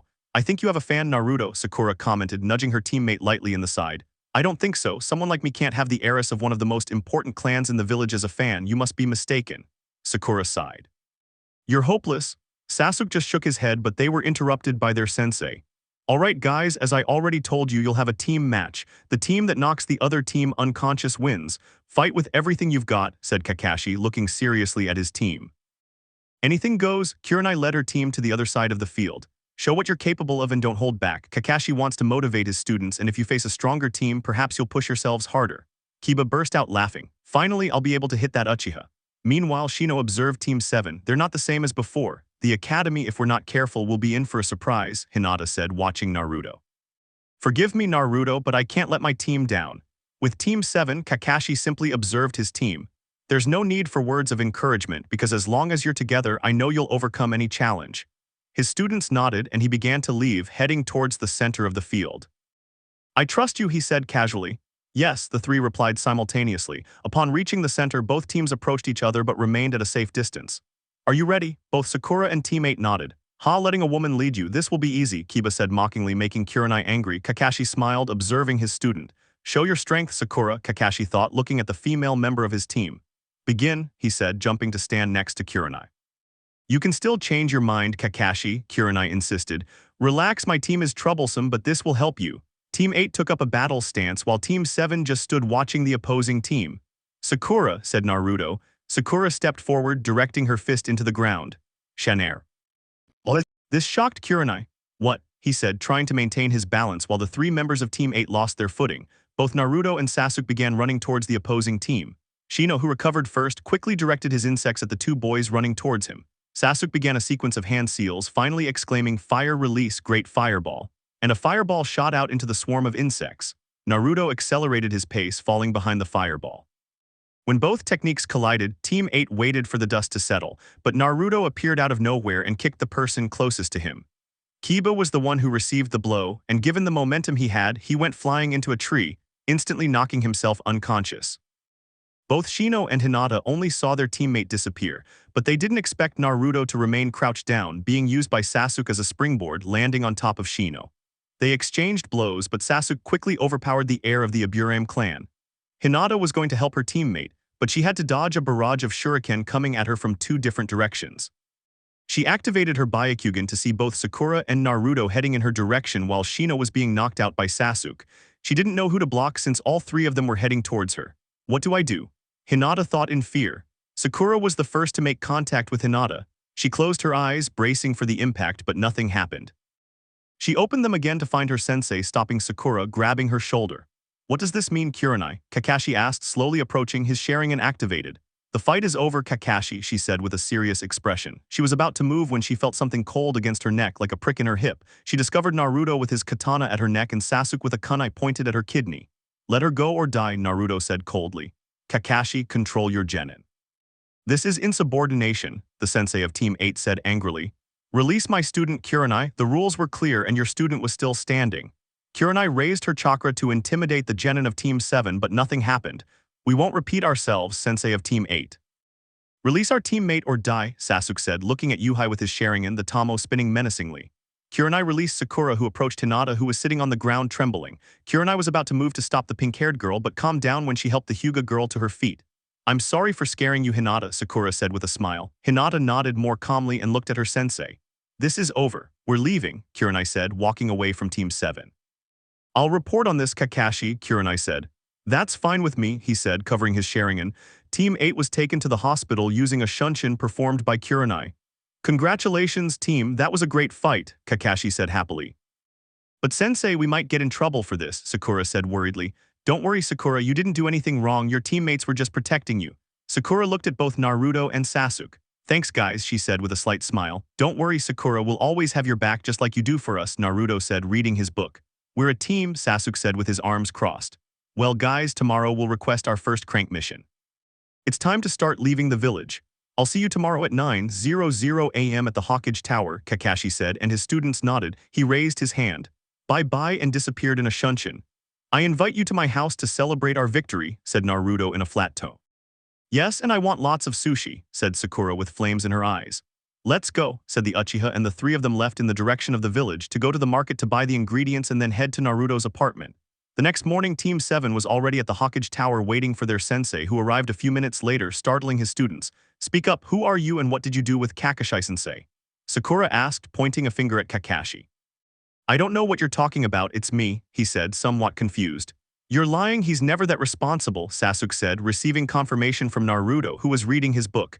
Kakashi had a bead of sweat on his forehead. Nobody respects me. After overcoming that situation, Team 7 was in the Hawkage's office, but they weren't alone. Kurenai was also there, accompanied by Hinata. How can I help you? Hiruzen asked. Kurenai took a step forward. I want to report the genin Naruto Uzumaki and Sasuke Uchiha for threatening to kill me. Hiruzen became serious and looked at Team 7. Kakashi, what do you have to say about this? Kakashi put away his book to look directly at the Hawkage. My students acted accordingly as they saw the Jounin sensei of Team 8 attacking their teammate from behind in a prearranged encounter yesterday. Kurenai frowned. Your three students were going to attack Hinata, who obviously couldn't fight all three of them. But she was interrupted by the Hawkage. Genin Naruto Uzumaki, Genin Sasuke Uchiha one step forward. Sakura looked at her teammates with concern. Is what Kurenai said true? They both nodded. I see, anything you have to say in your defense, and Naruto spoke up. We won't allow anyone to harm our teammate no matter who they are, he said, looking at Kurenai. Sasuke nodded. Then there's nothing more to be done. Kurenai looked at Kakashi mockingly. Kurenai, since your team isn't complete, they'll be out of commission until the remaining members recover. You may leave. She was surprised. But she was interrupted by Hiruzen. I approved the match and determined the terms, Kurenai, but I never expected to see a Jounin react this way. I recommend you leave quietly, since the one who deserves punishment in this case is you. She clenched her fists but nodded, leaving the office followed by Hinata, who was looking at Naruto. He glanced at her for a moment but returned his attention to the Hawkage. They left and the office fell silent. I see you've made some good teammates, Naruto, Hiruzen thought, observing the Uzumaki. Well, now that the matter is settled, I congratulate you on your victory, he said. Hawkage smiled slightly, surprising two of the three genin. I suppose you've come for a mission. Kakashi nodded. That's right, Hawkage-sama, but I'd like to request a crank mission for my team. Hiruzen nodded. I was thinking the same thing. This team is already prepared to undertake higher rank missions. And just today, an escort request arrived for Nami no Kuni. The client is a bridge builder who requested security to protect him from thieves during the journey and for the duration of the bridge construction that will connect the Land of Waves with the Land of Fire. Come in, said the Hawkage, and the office door was opened by an older man carrying a sake bottle and showing clear signs of being drunk. Hello, I'm Tazuna the super builder, but he was ignored by Team 7. What does this mean? I asked for ninjas, not a bunch of brats, he said in an annoyed tone. They are splendid ninjas, Tazunasan, you shouldn't worry, said Hiruzen. If there's no other way, well, you must escort me to my village and protect me, sacrificing your lives if necessary, said the builder seriously. Team, I'll see you in 30 minutes at the village entrance, and by the way, he took 3 small scrolls from his shuriken case. This is your reward for winning yesterday's fight, use it on your mission today. His students nodded and left. See you at the entrance, he said to the builder. Goodbye, Hokage-sama. He nodded and Kakashi left through the door, then disappeared in a body flicker technique. 20 minutes later, Kakashi and the builder were waiting for the 3 genin. Aren't they supposed to be good ninjas? Tazuna complained. Did he say something? Kakashi asked, teasing the builder, who was about to answer but was silenced by the appearance of the 3 missing members. We're ready, Kakashi-sensei, Sakura said. Kakashi looked at their clothing. And he said the uniforms definitely suit them with a happy eye. Well, let's go so we get there quickly. And they started walking. After 2 hours of walking, we see Team 7 advancing along a path in the forest when Kakashi noticed 2 puddles in the path. Team 7, be alert, he said in a slow tone. Sakura approached Tazuna, who became nervous. Naruto and Sasuke positioned themselves on either side of the construction worker while Kakashi stayed behind. When they passed the puddles, 2 rogue ninja emerged from them, their headbands clearly indicating their status. Naruto drew his katana, Sasuke pulled out a shuriken and a kunai, and Sakura put on her gloves. Ready? Kakashi asked, sensing the ninjas rapidly approaching. Attack. He shouted, being entangled in a chain with sharp points. The rogue ninjas pulled their chains and tore Kakashi's body to pieces. 1 down, 4 to go, said one of the ninjas, and they both began to run towards the genin. But they didn't see Naruto and Sasuke coming, who each kicked them in the face, forcing the rogues back. Sasuke threw his shuriken, which caught the chain they shared in a tree, then threw a kunai to secure it to the tree. Seeing themselves trapped, the ninjas separated. Naruto and Sasuke went after one of the twins while Sakura waited for the other, who was heading straight for her. Naruto was the first to reach the rogue ninja and aimed his slash at the rogue's neck. The rogue stopped the cut with his arm guards, but he didn't expect the second genin to appear from below and drive a kunai upwards into his neck. The other ninja was about to reach Sakura but stopped to block a shuriken thrown by Naruto. Sakura took advantage of the distraction and launched a chakra-charged punch, which had an unexpected effect, pulverizing the rogue ninja's face. Her eyes snapped open and she saw her glove covered in blood. No, she whispered, beginning to cry as she stared at the corpse, which was looking in her direction though only one eye was visible. She started vomiting. Sasuke was hyperventilating when he felt a slap across his face. He saw Naruto with his usual blank expression. Snap out of it, idiot, she needs us. Confused, he could only ask, what? Naruto started walking. Sakura killed the other ninja. Sasuke stood up and followed Naruto so that they both reached Sakura, who was on the ground staring at her hand. Naruto placed one knee on the ground and took out his canteen from his backpack to take Sakura's hand. She reacted to the touch of her companion. Naruto began pouring water onto the glove, removing the blood of the rogue ninja. Brother, I'm a monster, Sakura said, crying. Naruto was surprised by the way he was called. You did the right thing, Sakura. Sooner or later it had to happen. We're ninjas, and on more than one occasion we'll face death where we'll have to choose, prevail and survive or be killed. But wherever you face death, we'll be there to accompany you. Sakura hugged Naruto. Sasuke, standing beside her, placed his hand on her shoulder. You're not alone in this, Sakura, you have us. Kakashi came out from behind a tree to approach his students. I didn't think they'd go this far. This is their first death, but the good thing is they're a good team, he thought, seeing the girl in the group crying. He went over to Tazuna, who was wiping his mouth after vomiting, apparently from the fights. We need to talk, Tazuna. Tazuna became nervous at the tone the Jounin used. For the next few minutes, Tazuna spoke about the situation in the Land of Waves, how they were terrorized by the cat-like businessman. Kakashi knew this mission was at least rank, something higher for a team. He was a genin, but his team wasn't normal. They were ready to carry it out, especially with his support. He approached his students, who were now more recovered. Guys, this mission is now rank B with the possibility of being upgraded to rank A. I think we should head back. You've already been through enough. But Naruto looked at his sensei and said, we've already overcome the most difficult part of the ninja world, Kakashi-sensei.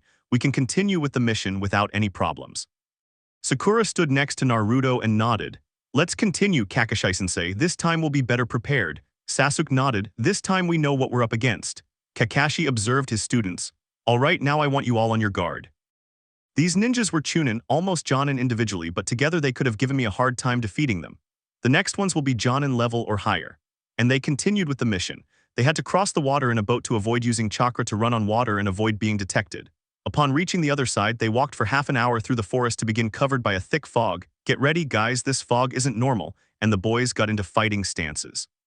Naruto, Kakashi said, yes, and he began to perform hand seals. Wind release, vacuum wave. And the fog dissipated so that Kakashi heard something cutting through the air. Down, he shouted as he threw Tazuna to the ground. The genin reacted to the action. The first to get up was Kakashi, who looked at a sword embedded in a tree and someone standing on its hilt. You, Kakashi said, revealing his Sharigan, but wherever you face death, we will be there to accompany you. Sakura hugged Naruto. Sasuke, standing beside her, placed his hand on her shoulder. You're not alone in this, Sakura, you have us. Kakashi emerged from behind a tree to approach his students.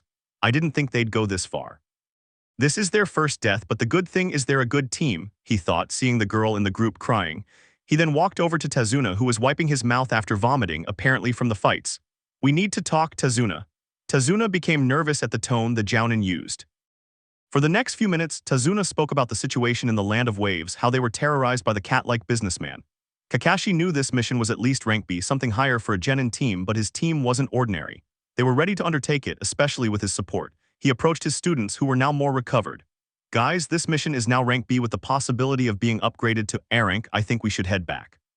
You've already been through enough. But Naruto looked at his sensei and said, we've already overcome the most difficult part of the ninja world, Kakashi-sensei. We can continue the mission without any problems. Sakura stood beside Naruto and nodded. Let's continue, Kakashi-sensei. This time we'll be better prepared.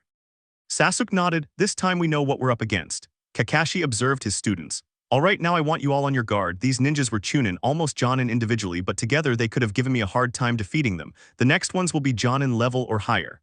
And they continued with the mission. They had to cross the water in a boat so they wouldn't use chakra to run on water and avoid detection. Upon reaching the other side, they walked for half an hour through the forest before being enveloped by a thick fog. Get ready, guys, this fog isn't normal, Kakashi said, and the kids got into fighting stances. Naruto, Kakashi said, yes, and he began making hand seals. Wind release, vacuum wave. And the fog dissipated so that Kakashi heard something cutting through the wind. Down, he shouted as he threw Tazuna to the ground. The genin sprang into action. The first to stand up was Kakashi, who looked at a sword embedded in a tree and someone standing on its hilt. You, Kakashi said, uncovering his Sharigan. But wherever you face death, we will be there to accompany you. Sakura hugged Naruto. Sasuke, standing beside her, placed his hand on her shoulder. You're not alone in this, Sakura. You have us? Kakashi emerged from behind a tree to approach his students. I didn't think they'd go this far. This is their first death, but the good thing is they're a good team, he thought, seeing the girl in the group crying. He then walked over to Tazuna, who was wiping his mouth after vomiting, apparently from the fights. We need to talk, Tazuna. Tazuna became nervous at the tone the Jounin used. For the next few minutes, Tazuna spoke about the situation in the Land of Waves, how they were terrorized by the cat-like businessman. Kakashi knew this mission was at least rank B, something higher for a genin team, but his team wasn't ordinary. They were ready to undertake it, especially with his support. He approached his students, who were now more recovered. Guys, this mission is now rank B with the possibility of being upgraded to A rank. I think we should head back. You've already been through enough, but Naruto looked at his sensei and said, we've already overcome the most difficult part of the ninja world, Kakashi-sensei. We can continue the mission without any problems. Sakura stood beside Naruto and nodded. Let's continue, Kakashi-sensei. This time we'll be better prepared. Sasuke nodded. This time we know what we're up against. Kakashi observed his students. All right, now I want you all on your guard. These ninjas were Chunin, almost Jonin individually, but together they could have given me a hard time defeating them. The next ones will be Jonin level or higher. And they continued with the mission. They had to cross the water in a boat so they wouldn't use chakra to run on water and avoid detection. Upon reaching the other side, they walked for half an hour through the forest before being enveloped by a thick fog. Get ready, guys, this fog isn't normal, Kakashi said, and the kids got into fighting stances. Naruto, Kakashi said, yes, and he began making hand seals. Wind release, vacuum wave, and the fog dissipated so that Kakashi heard something cutting through the wind. Down, he shouted as he threw Tazuna to the ground. The genin sprang into action. The first to stand up was Kakashi, who looked at a sword embedded in a tree and someone standing on its hilt. You, Kakashi said, uncovering his Sharigan. He approached Tazuna, who was wiping his mouth after vomiting, apparently from the fights. We need to talk, Tazuna. Tazuna became nervous at the Jounin's tone. For the next few minutes, Tazuna spoke about the situation in the Land of Waves, how they were terrorized by the cat-like businessman. Kakashi knew this mission was at least rank B, something above a genin team, but his team wasn't ordinary. They were ready to undertake it, especially with his support. He approached his students, who were now more recovered. Guys, this mission is now rank B with the possibility of being upgraded to rank A. I think we should head back. You've already been through enough. But Naruto looked at his sensei and said, we've already overcome the most difficult part of the ninja world, Kakashi-sensei. We can continue the mission without any problems. Sakura stood next to Naruto and nodded. Let's continue, Kakashi-sensei. This time we'll be better prepared. Sasuke nodded. This time we know what we're up against.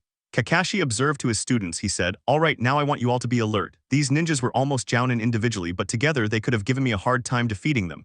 The next ones will be Jounin level or higher. And they continued with the mission. They had to cross the water in a boat so they wouldn't use chakra to run on water and avoid detection. Upon reaching the other side, they walked for half an hour through the forest before being enveloped by a thick fog. Get ready, guys, this fog isn't normal, he said, and the boys got into fighting stances. Naruto, Kakashi said. Yes, he replied and began making hand seals. Wind release, vacuum wave. The fog dissipated and Kakashi heard something cutting through the air. Down, he shouted as he threw Tazuna to the ground. The genin sprang into action. The first to get up was Kakashi, who saw a sword embedded in a tree and someone standing on its hilt. You, Kakashi said, awakening his Sharigan. He approached Tazuna, who was wiping his mouth after vomiting, apparently from the fights. We need to talk, Tazuna. Tazuna became nervous at the Jounin's tone. For the next few minutes, Tazuna spoke about the situation in the Land of Waves, how they were terrorized by the cat-like businessman. Kakashi knew this mission was at least rank B, something above a genin team, but his team wasn't ordinary. They were ready to undertake it, especially with his support. He approached his students, who were now more recovered. Guys, this mission is now rank B with the possibility of being upgraded to rank A. I think we should head back. You've already been through enough. But Naruto looked at his sensei and said, we've already overcome the most difficult part of the ninja world, Kakashi-sensei. We can continue the mission without any problems. Sakura stood next to Naruto and nodded. Let's continue, Kakashi-sensei. This time we'll be better prepared. Sasuke nodded. This time we know what we're up against. Kakashi observed to his students. He said, all right, now I want you all to be alert. These ninjas were almost Jounin individually, but together they could have given me a hard time defeating them. The next ones will be Jounin level or higher. And they continued with the mission. They had to cross the water in a boat so they wouldn't use chakra to run on water and avoid detection. Upon reaching the other side, they walked for half an hour through the forest before being enveloped by a thick fog. Get ready, guys, this fog isn't normal, he said, and the boys got into fighting stances. Naruto, Kakashi said. Yes, he replied and began making hand seals. Wind release, vacuum wave. The fog dissipated and Kakashi heard something cutting through the air.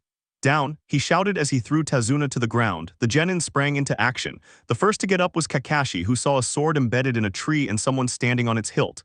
You, Kakashi said, awakening his Sharigan. This time we'll be better prepared. Sasuke nodded. This time we know what we're up against. Kakashi observed his students. All right, now I want you all on your guard. These ninjas were almost Jounin individually, but together they could have given me a hard time defeating them. The next ones will be Jounin level or higher. And they continued with the mission.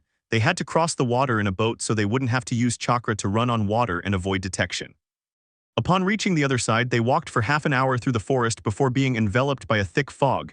Get ready, guys, this fog isn't normal. The boys got into fighting stances. Naruto, Kakashi said. Yes, he replied and began making hand seals. Wind release, vacuum wave. The fog dissipated and Kakashi heard something cutting through the air. Down, he shouted as he threw Tazuna to the ground. The genin sprang into action. The first to get up was Kakashi, who saw a sword embedded in a tree and someone standing on its hilt. You, Kakashi said, revealing his Sharigan. This time we'll be better prepared. Sasuke nodded. This time we know what we're up against. Kakashi observed his students. All right, now I want you all on your guard. These ninjas were almost Jounin individually, but together they could have given me a hard time defeating them. The next ones will be Jounin level or higher. And they continued with the mission.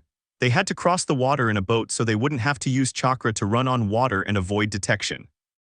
Upon reaching the other side, they walked for half an hour through the forest before being enveloped by a thick fog. Get ready, guys, this fog isn't normal. The boys got into fighting stances. Naruto, Kakashi said. Yes, he replied and began making hand seals. Wind release, vacuum wave. The fog dissipated and Kakashi heard something cutting through the air. Down, he shouted as he threw Tazuna to the ground. The genin sprang into action. The first to get up was Kakashi, who saw a sword embedded in a tree and someone standing on its hilt. You, Kakashi said, revealing his Sharigan, the demon hidden in the mist and the girl in the woods. The kids looked in the direction their sensei was staring, and saw a tall man with his upper body exposed. Half his face was bandaged, and he wore a headband that identified him as a Kiri ninja, but it also showed he was a rogue ninja as it was crossed out over his village's emblem. Well, look who I find in this remote forest, the famous Kakashi Hadake, or Kakashi the Copy Ninja, the ninja who has copied over 1,000 jutsu. I'd love to fight you, but I'm working right now.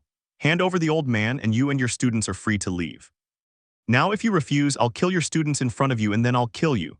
Kakashi was silent for a few seconds before a smile formed beneath his mask. Guys, protect the builder and stay alert. Naruto threw 4 kunai, forming a square that finally raised a barrier. With that, the drunken old man will be safe. Ready, guys. Sakura adjusted her gloves while Sasuke channeled electrical chakra into his kunai. Suddenly, they began to sense a murderous intent emanating from Sabusa. He expected to scare them, but the kids got into position. These aren't normal genin, I must eliminate them to avoid problems in the future.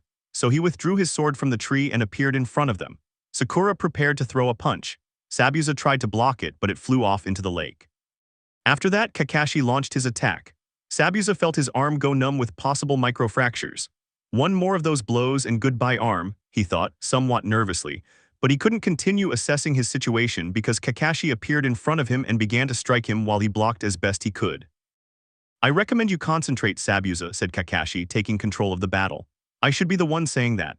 The kids saw several senbon needles heading towards their sensei. Sakura jumped and shouted Shanero to kick the ground, causing it to break and raise several stones that blocked the advance of the weapons. "Let's go, Sasuke," said Naruto, drawing his using a katana and following the source of chakra he sensed in the forest. Sasuke followed his partner. Kakashi was still fighting Zabuza, so she began throwing shuriken and kunai at the rogue ninja, making it difficult to block Kakashi's attacks. "Damn it, I got overconfident," Zabuza thought as she spat blood. From among the trees, a masked figure crawled on the ground, struggling to get up. "Haku," Zabuza said, seeing his injured henchman. "I'm sorry, Zabuza-sama, those ninjas are powerful." Now they were in trouble. From the forest emerged Naruto and Sasuke, a little dirty but unharmed. "Let's finish this," Sasuke said, activating his Sharingan. "Yes, I'm getting hungry," said Naruto without any expression on his face, which caught the attention of the masked ninja. "Sabuza-sama, I think we should retreat," Haku said in a low tone. Sabuza clenched his fists but nodded. Haku created a wall of senbon and pointed them at Team 7. Kakashi, with overwhelming speed, prepared the defensive technique Ice Release, Deadly Rain. Kakashi placed both hands on the ground and pronounced Earth Release, Earth Wall, so that a great wall blocked all the senbon. "Sakura," said Naruto. She nodded and punched the wall so that it shattered into pieces and the pieces flew forward, but there was no one on the other side. "Well, it seems you escaped. Congratulations, guys," said Kakashi. Naruto approached where the builder was trapped. "Kai," he said so that the barrier disappeared. "Come on, you old drunk, take us to your house," causing his teammates to laugh uproariously. "Damn brat," muttered the old man with a vein on his forehead. Minutes later, they arrived in Nami. Both Sakura and Sasuke were shocked by the level of poverty in the village.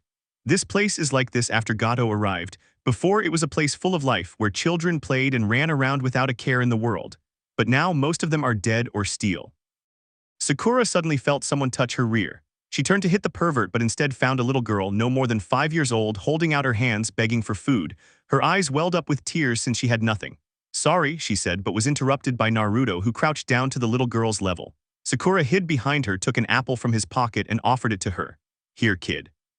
The little girl approached Naruto to take the fruit and looked at him with curious eyes. Taking the blonde boy by surprise, she hugged him. "Thank you, sir," she said with a smile before disappearing into the distance. "You're welcome," said Naruto, watching the girl go before getting up as if nothing had happened. "Let's go, old man." Drunk, Tazuna observed the boy who seemed unaffected by anything. "My name is Tazuna," he said, now accepting his nickname. As for Sakura, she observed her brother, seeing everything but blood. For an instant, Naruto's gaze lit up, but it was only for a moment. Nothing changed on their walk to the builder's house. Only poverty and distrustful glances from the villagers were visible. It wasn't as if they didn't have reasons to be afraid, considering the ninjas hired by Gojo were the ones who felt threatened. A little way from the village stood a 2-story house. It was in better condition than the houses in the village, but it was clear that it had seen better days. Tazuna knocked on the door and a woman emerged who shocked Sasuke as she resembled his mother. "Hello, father. I'm glad you arrived safely. I feared for your life," she said before looking at the ninjas at the entrance. "Hello, my daughter. I'd like to introduce you to the ninjas who escorted me from Konoha to here. They look like kids, but they're strong," she commented while he burst out laughing, but was quickly silenced by his daughter who hit him with a frying pan. "Excuse my father, he gets unbearable when he drinks. By the way, my name is Tsunami," she said, bowing. "Well, we are Team 7. These are my students. The girl's name is Sakura, the blonde boy's name is Naruto, and the black-haired boy's name is Sasuke. And I am Kakashi Hadake, Jounin sensei of the team." The 3 kids bowed. "A pleasure to meet you, beautiful and super strong young lady," said Naruto with a flat expression. Tsunami blushed. "Naruto, what are you saying?" Sakura said, hitting her teammate on the head. "Sorry," he said, bowing. "Please come in," the woman said, ushering Team 7 into her house while dragging her father along. "She's really strong," Kakashi, Sasuke, and Sakura thought, a bead of sweat forming on their foreheads. As evening approached, Tsunami was getting ready to go out and buy things for dinner. She approached Naruto. "Excuse me, Ninjasan, would you accompany me to buy the ingredients for dinner?" This caught the attention of the rest of the team, as this would help the blonde ninja work on his social skills. "It won't be necessary, Tsunami-sama," he said, causing everyone to sweat drop. "But I don't have anything to cook, much less for all of us." Naruto tapped her on the head. "Don't worry, I'll cook," he said, trying to be cheerful, but his face showed nothing. "Did he treat me like a little girl?" Tsunami thought, somewhat confused, as Naruto entered the kitchen, followed by the woman. Naruto took a scroll from one of the pockets of his tactical vest and several ingredients appeared on it. "Tell me, Tsunami-sama, what would you like for dinner today?" Tsunami was confused and could only ask, "What?" Naruto observed her. "I see, that's a complicated question. Tell me, what's your favorite dish?" Tsunami thought about it and answered, "Grilled meat with vegetables." Naruto nodded, then took Tsunami out of the kitchen without giving her time to speak. Wait while I prepare dinner. She turned towards the rest of the team to look at Sakura with starry eyes and Sasuke with a smile. How nice Naruto will cook, said the pink-haired girl happily. Half an hour later, an incredible aroma began to waft from the kitchen, making everyone in the living room rumble and waking Tazuna. Daughter, what are you cooking? It smells so delicious. He exclaimed but fell silent as his daughter stood beside him. It's young Naruto cooking, father, she replied, surprising the old man. Suddenly, a boy wearing a cap came down from the second floor. What are you cooking, Mom? He asked, but she noticed the visitors yet decided to ignore them, causing a vein to throb on Sakura's forehead. Inari, greet the ninjas who escorted your grandfather, Tsunami said, somewhat embarrassed by her son's behavior. The best thing they should do is leave, cats will kill them. Suddenly Naruto came out of the kitchen with 4 lunch boxes. I'm not sharing my food with that ungrateful brat, he said, heading towards the front door, surprising his entire team. Here's our dinner. Tsunami can feed her son and that old drunk, he said, leaving, followed by Sakura and Sasuke. I feel sorry for my student, I'll talk to him, he said, and followed his team. As for Tazuna and his family, they went to the kitchen to find it clean and the pantry full. Go to your room, Inari, you'll go to bed without dinner tonight. I didn't raise an ungrateful child. Inari looked at his mother, both annoyed and surprised. Listen to your mother, you've humiliated us enough already, Tazuna said, looking as Team 7 got lost in the forest. Team 7 arrived at a clearing in the forest and sat down in a circle. Naruto took the boxes and distributed them. Enjoy your meal, Kakashi said, observing his lunch and being surprised. How did he do it in so little time? He thought, looking at a roast beef prepared almost like the ones in a catalog, although he'd bet this one looked better. He noticed that Sasuke's meat had a sauce on top, while Sakura's dinner consisted of different kinds of sushi. As for Naruto, he had a bowl of ramen that reminded him of the boy's mother. They all ate in silence. Thanks for the food, Naruto. As always, your food is the best, Sakura said happily with a grain of rice in her mouth which Sasuke noticed. He took it from her and ate it. It's good, but the meat with spicy sauce is better, he said. At first, he blushed at the raven-haired boy's action, but his words made several veins pop out on his forehead. Resign yourself, sushi is the best, Sakura said, tapping Sasuke's chest with her finger. Okay, if you wish, the meat is the best, and so they continued fighting. Thank you for the food, Naruto, said Kakashi, satisfied with the meal.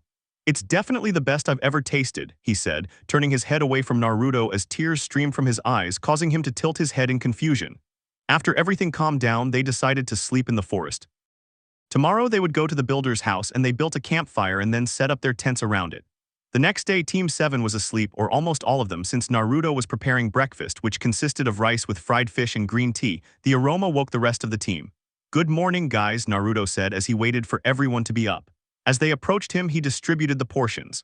Breakfast as well as dinner was delicious.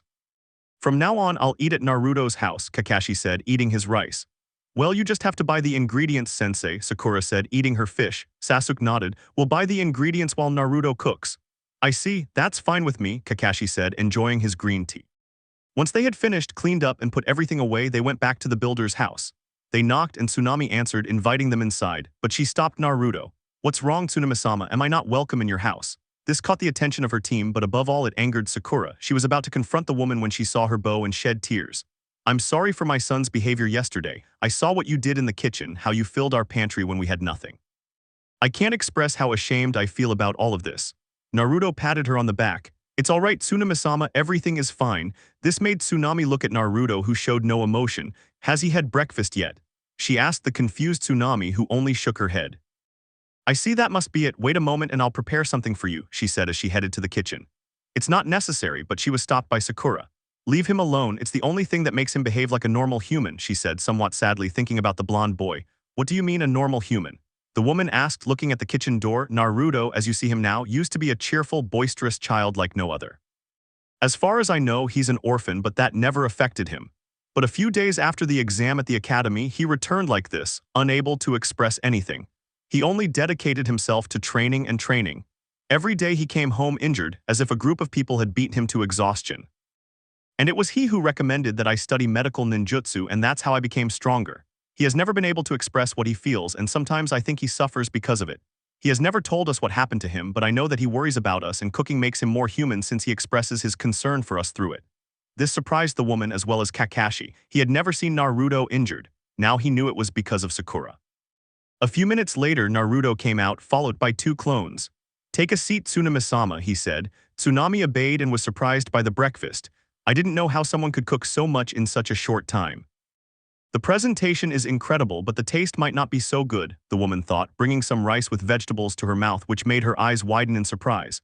This is the best thing I've ever tasted, Tsunami exclaimed, tears streaming down her face. How can you make simple rice taste so delicious? She exclaimed, tasting everything on the table. I'm glad you liked it, Naruto said, starting to clear the empty plates. I wish you were older, Naruto, because I'd kidnap you right now and never let you escape, Tsunami said happily, her hands on her cheeks. You're a pervert, Tsunami-sama, Naruto said, hiding behind Sakura. Tsunami fell backward while Sakura shook her head. That was an excellent joke, Naruto, Sasuke said, high-fiving Naruto. It worked out well. Kakashi just shook his head at his students' antics. Then Tazuna came down and his daughter prepared breakfast for him, and as soon as she finished, Kakashi spoke up. I'll accompany Tazuna to the bridge and you two have the day to do whatever you want. Sakura nodded. I'll go for a walk around the village, she said while checking her first aid kit. I'll go with her, said Sasuke with his eyes closed and arms crossed. I'll go to the forest, said Naruto, and then I'll prepare lunch, being hugged by both women.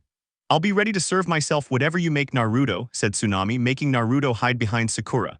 Pervert, she said, pointing a finger as Sakura shook her head. Daughter, I didn't think this of you, said Tazuna, shaking his head, only to receive a whack with a frying pan from a red-faced Tsunami blushing with embarrassment. Don't embarrass me anymore, Dad. And so everyone went about their business. Naruto began walking in the forest until he reached a clearing far from the village and lay down to close his eyes and sleep, or at least that was his plan.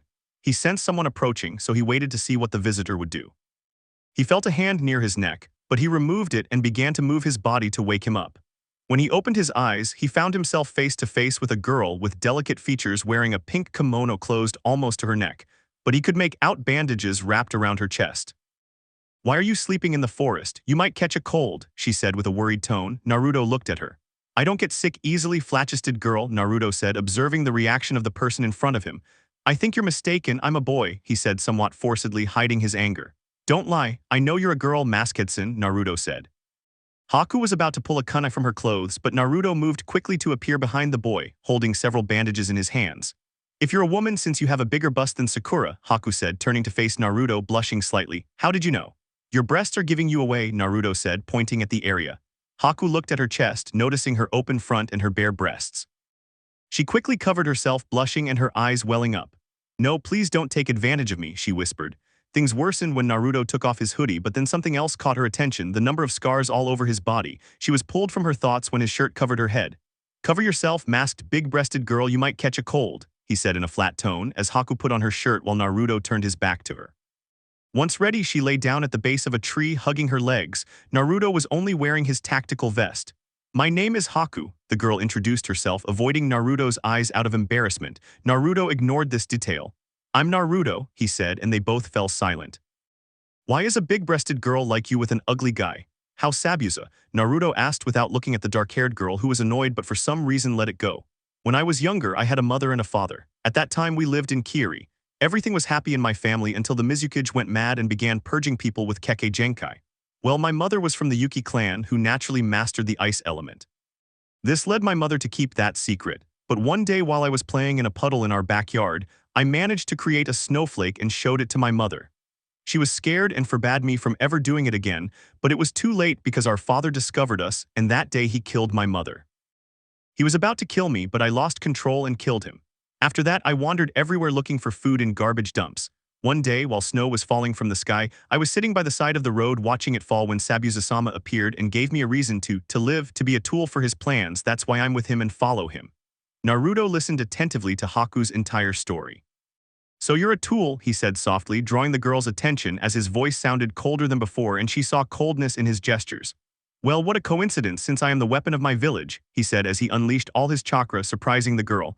He quickly controlled his chakra and stood up. See you, Haku, he said as he got up and disappeared into the forest. Haku, as he listened to the boy, could sense pain in his words. He then squeezed his shirt with his hands, thinking aloud, it's still warm. He blushed at the thought. I'd better find the medicinal herbs for Sabusa-sama, he said, resuming his task while thinking about our blonde protagonist. You can't be a weapon, Naruto-kun, and perhaps I shouldn't be a tool either. Breaking chains, Team 7 trained each morning in their respective specialties. Naruto practiced Kenjutsu, Fuinjutsu, Taijutsu, and Wind Ninjutsu, training further away from his teammates due to the potential for injury. Sasuke focused on his Taijutsu and chakra control. He possessed many fire element techniques at home, but quantity was useless if he ran out of chakra mid-fight. He longed to learn kenjutsu but would wait until he returned to Konoha to purchase a sword. While practicing his taijutsu, he also worked on his Sharingan. Sakura, on the other hand, trained her taijutsu, improving her fighting speed. Her reaction time was still slow, but her teammates compensated for this during formations. However, they wouldn't always be available, so she needed to improve her performance in one-on-one fights. Her chakra control was nearly perfect, as medical ninjutsu required it. She didn't want to discover her element yet, as it would only further divide her time. Perhaps in another month he could consider integrating it into his training. While this was happening, Kakashi kept an eye on Tazuna, who was working on the bridge. He had 3 clones watching his students, who disappeared just before the end of the session when the 3 of them faced off in one-on-one sparring matches. The collaboration between the 3 boys was something no one had ever seen, not even Kakashi and his team. The boys observed each other, shared their weaknesses, and accepted each other readily. Naruto was the one who conducted the evaluations. This went on for the 5 days they waited for Zabuza and his henchmen to appear. In the afternoons, after Naruto's lunches, the boys were free. Sakura went out into the village to heal those who needed it, always escorted by Sasuke, who kept a watchful eye on her to make sure nothing happened to her. These outings also helped them get to know each other better, strengthening their friendship. On the other hand, Naruto would often get lost in the forest and wouldn't return until it was time to prepare dinner. Once, when asked what he was doing in the forest, he took a thoughtful pose and replied, "I'm just looking for a good place. I'll have a place to sleep and I'll do it until I have to go back," causing his companions to shake their heads. Kakashi laughed nervously at his students' attitude while the hosts looked on in disbelief. But today they changed their routine completely, as Kakashi asked Sasuke and Sakura to accompany him to the bridge to teach them a few things. He offered the same to Naruto, but he refused, as he was much more advanced than his companions. However, he wouldn't say so to avoid offending anyone, only saying that he was tired. This confused Sakura and Sasuke, since of the 3 he had the most stamina. As they began to leave, Sakura stayed behind to look at Naruto. "Why did you lie, Naruto?" the pink-haired girl asked, looking into her brother's eyes. "I'm sorry, Sakura, but I felt someone lurking around the house and I wanted to stay." Sakura relaxed and nodded. "I see you at lunch and I want lots of sushi for lying." Naruto nodded. Sakura was about to leave, but Naruto stared at her forehead. Sakura looked at him confused. "What's wrong?" she asked, uncomfortable with the situation. Naruto approached, placed his right hand on the girl's shoulder and kissed her forehead. "Good luck," he said before turning and heading back to the house. Sakura watched the blonde boy, surprise still evident on her face, before finally smiling and shaking her head. "That idiot," she said, and ran to catch up with the others. When they reached the bridge, they found all the workers lying on the ground, which forced the members of Team 7 to take up their guard, protecting the construction worker. "It seems he's recovered," Kakashi thought. The bridge began to be covered in mist. "You recovered quickly, Zabuza," Kakashi commented to himself, and from the other side a sinister laugh was heard. "The damage that bubblegum-haired brat caused me was considerable, and adding what you did made it a difficult task, but as you can see, I'm recovered, and this time I don't intend to fail." Sakura had several prominent veins, making Sasuke nervous, who moved back a little. Things got complicated when she started putting on her gloves, causing Kakashi to get a bead of sweat on his forehead. What a temper, he thought, but Zabuza ignored the danger. "I want you to take care of the brats while one of their members is missing." The masked man nodded. Kakashi, for his part, looked at his students and sighed. "Sakura, try not to destroy the entire bridge." "Please," but he sighed again, seeing his student with a forced smile glaring murderously at Zabuza. "Relax, sensei, I won't do much harm," she said in a sweet tone, too sweet for his liking. "And well, Sasuke," he looked at his student, who was keeping his distance from Haruno, "try not to cross your teammate's path." Sasuke nodded quickly. "And well, Tazuna," but the construction worker was already far away, hidden behind a pile of metal pipes. "Well, stay hidden." The masked man started running. Sasuke drew 2 kunai and launched himself into the fight. Sakura followed behind him and they began exchanging blows. At first, the masked man showed a slight advantage over Sasuke, but the pink-haired girls throwing weapons were causing him problems. Noticing the disadvantage, Sasuke activated his Sharingan and began using his clan's taijutsu, starting to overpower his opponent. He heard his teammate running in his direction and waited until the last moment she ducked and Sakura jumped on him, ready to strike the masked man. He raised a wall of ice, but it couldn't withstand the impact of the punch that broke his defense. The pink-haired girl continued her attack, this time accompanied by the Uchiha, complicating things for her enemy since the genin's strength was something to consider. Due to the rapid combinations, they took Zabuza's henchmen by surprise and both connected their blows, sending him flying to the swordsman's feet. "You're too soft, eliminate them so we can finish the job." He nodded and stood up as if nothing had happened, but the truth was that the girl's blow most likely broke one of his ribs. Zabuza looked at Kakashi. The Konoha Jonin revealed his Sharingan, and regardless of the genin's fight, they vanished to begin an exchange of blows, a mix of taijutsu, kenjutsu, and kunai-jutsu. What bad luck your students have, Kakashi. They couldn't have had a worse enemy, especially in this environment, Kakashi thought. He remained on guard. I trust my students, he said, even considering that the masked man was an ice element user. His ability isn't a mix of water and wind chakra, his is pure blood. This fact surprised the silver-haired man. So his jutsu are more powerful, but then why isn't he using any yet? But from the area where the genin fight was taking place, the name of a technique was heard, Makuo Hyosho. Kakashi turned to see Sakura and Sasuke trapped in a dome made of ice mirrors. He was about to go to their aid but had to dodge a slash from Sabuza. Don't let your guard down, Kakashi. Don't forget that I am your enemy. Sakura and Sasuke looked in all directions, searching for a way to escape, but there was nothing. Sakura gathered chakra in her fist and lunged to strike a mirror but stopped to avoid senbon needles flying in her direction. The masked man began to enter one of the mirrors. I'm sorry, but I'll have to kill you. I beg your forgiveness, he said and disappeared into the mirror. Immediately afterward, images of himself were projected onto all the mirrors. Damn it, Sasuke, can you see which one is the original? Sakura asked as Sasuke, with the help of his Sharigan, searched for someone to attack, but all the mirrors emitted the same level of chakra. It's as if all the reflections are the original. I don't know who to attack, the Uchiha finished, clenching his fists. He began a series of hand seals and finally shouted, Fire release, great fireball, generating a large burst of flame that crashed into one of the mirrors without causing any significant damage. Damn it.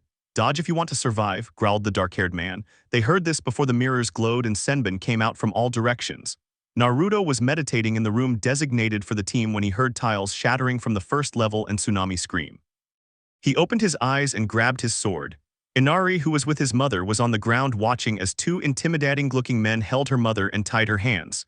Don't take my mom, please, he cried, but he didn't move from his spot. What do we do with the boy? They asked us for only one hostage, so it doesn't matter, one of the attackers said. Tsunami looked fearfully at her son and quickly spoke up. Please don't hurt my son, he has nothing to do with this, but she was ignored. Look at you, you're lucky you're not needed, child, you can live a little longer. Both men began to walk away with the woman who had her head bowed. Inari slowly stood up, wiping away her tears. You won't take my mother, she said. This caught the attention of the men and Tsunami who were watching Inari. Although her legs were trembling, she looked directly at them and started running. You won't take my mother, she shouted with her eyes closed. Look at us, we have a hero. Both thugs drew their katanas, preparing to attack the boy. No, Inari, if you hurt my son, I'll kill myself.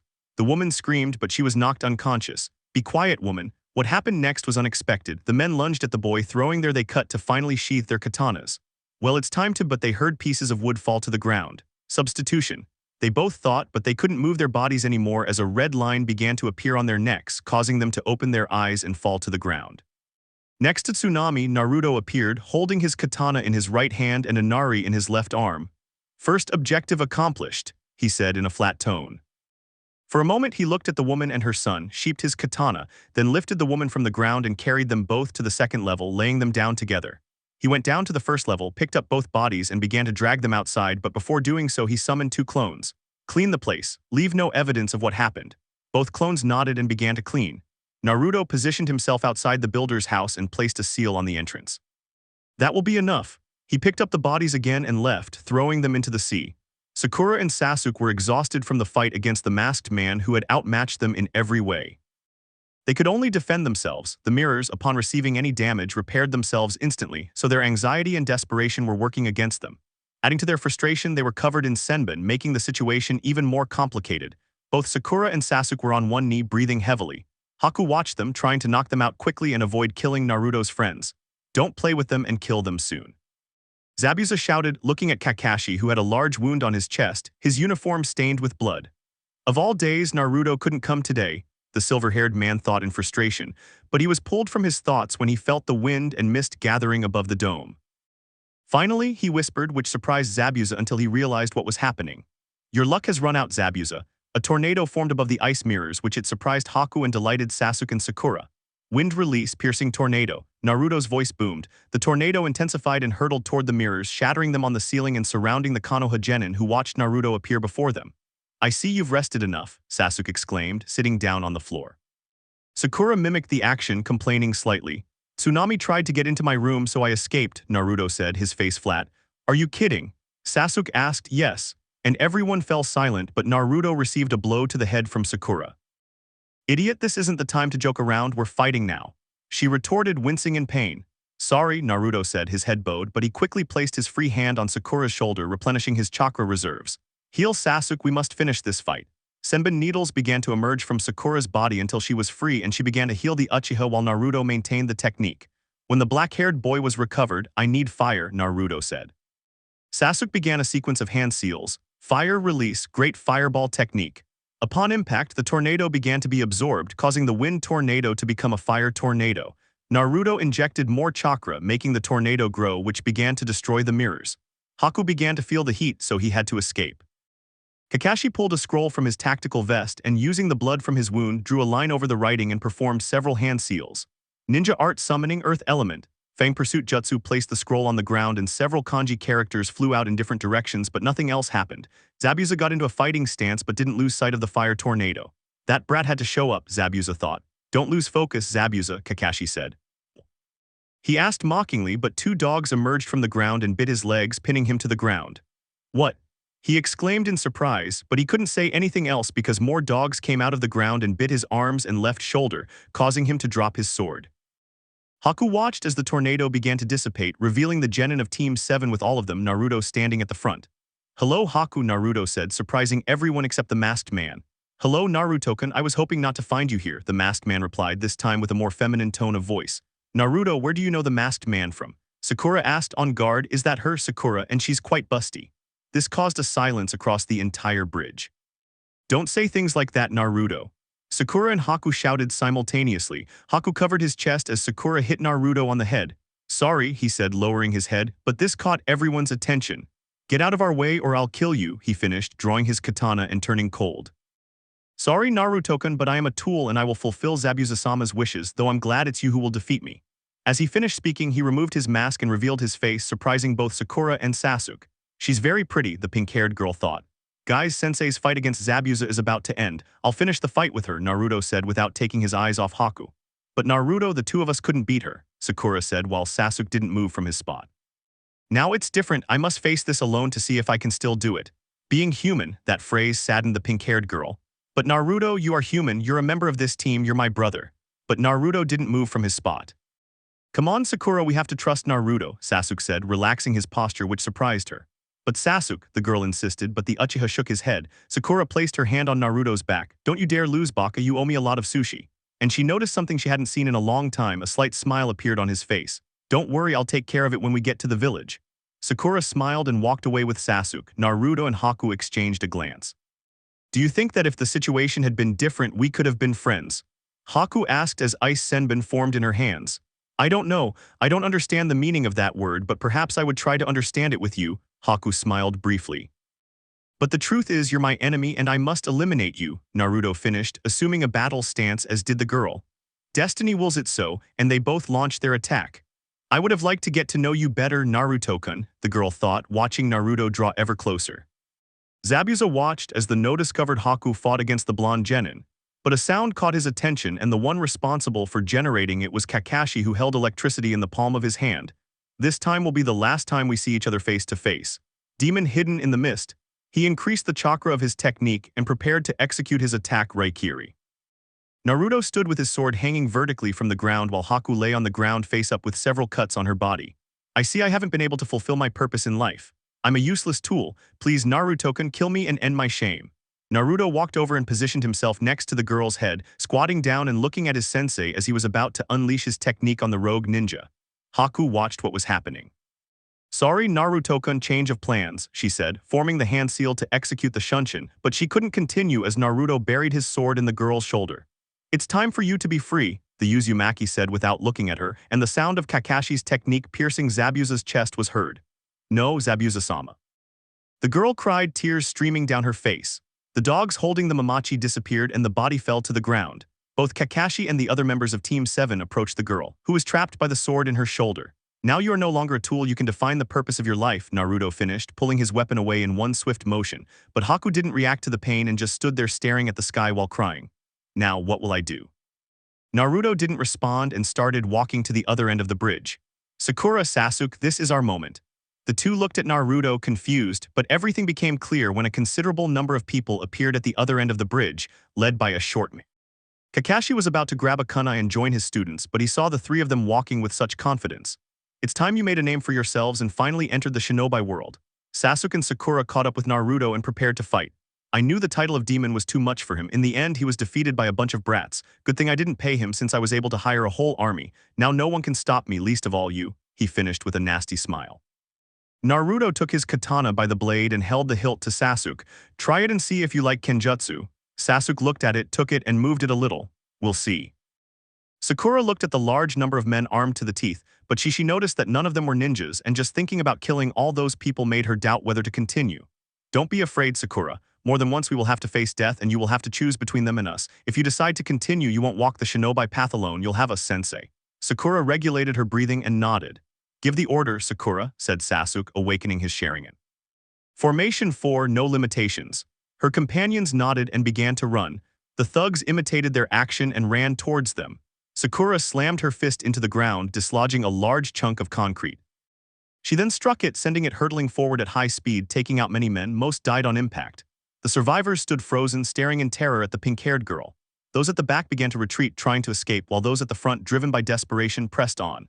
They encountered Naruto and Sasuke, who had their jutsu ready. Wind release, piercing tornado, and fire release, great fireball, creating a fire tornado much larger than the one they had used against Haku. Its advance was too much for their enemies, who couldn't escape and were consumed by the flames. Gojo tried to flee, but he was the last to be hit, letting out an agonized scream before finally falling into the sea. Haku watched as the three genin observed their destruction.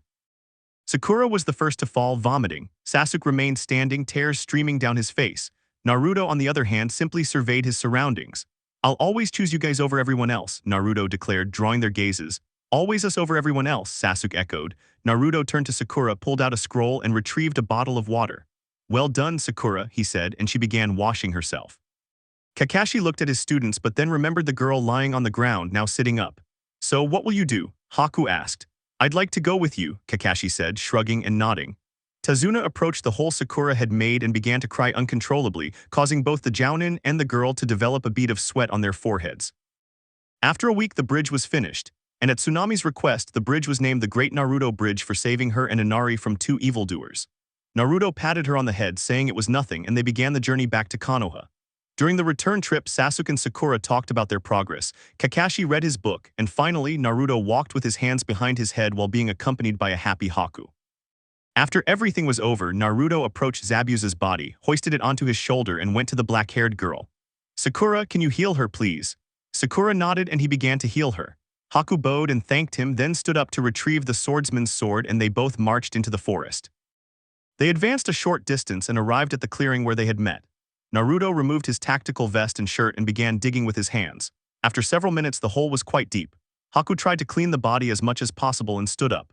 Naruto placed the body in the hole and laid his sword on its chest. Before leaving, he began writing various kanji characters, finally exclaiming "Fuin," and all the writing converged in the center, forming the black Uzumaki emblem. With this, no one will be able to separate the sword from its grave, nor will they be able to harm the body. Haku nodded and, using his bloodline, covered the body in ice. Naruto began to cover it as well. With each discharge, Haku's eyes welled up with tears as she looked at the dirt.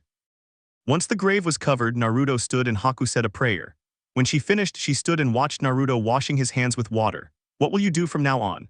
Naruto asked, getting dressed. "I told your sensei I wanted to come with you. I hope you don't mind," she said with a gentle smile. "You're free to go wherever you want, Haku. I don't own anything and I can't forbid you," he replied with his usual flat expression. Haku was confused but simply nodded and they rejoined the others. Now that she was traveling with the group, she tried to strike up conversations with Naruto, but she always received short answers that exasperated her, which made the rest of the group laugh, especially Sasuke, since Naruto was teasing her. When they arrived at the village, they went straight to the tower where Hiruzen was informed of the team's performance. The mission was classified as A rank, so everyone celebrated. Now the question was where they would stay. Everyone was silent, but Sakura wanted to joke, "Let them stay with Naruto," which made Haku blush. But it didn't go as planned. "I have no problem with that," said Naruto as disinterested as ever, "but you won't be able to eat at my house anymore," which horrified the entire Team 7. "Let them stay at my house," said Sakura. This pleased Sasuke and Kakashi but disappointed Yuki.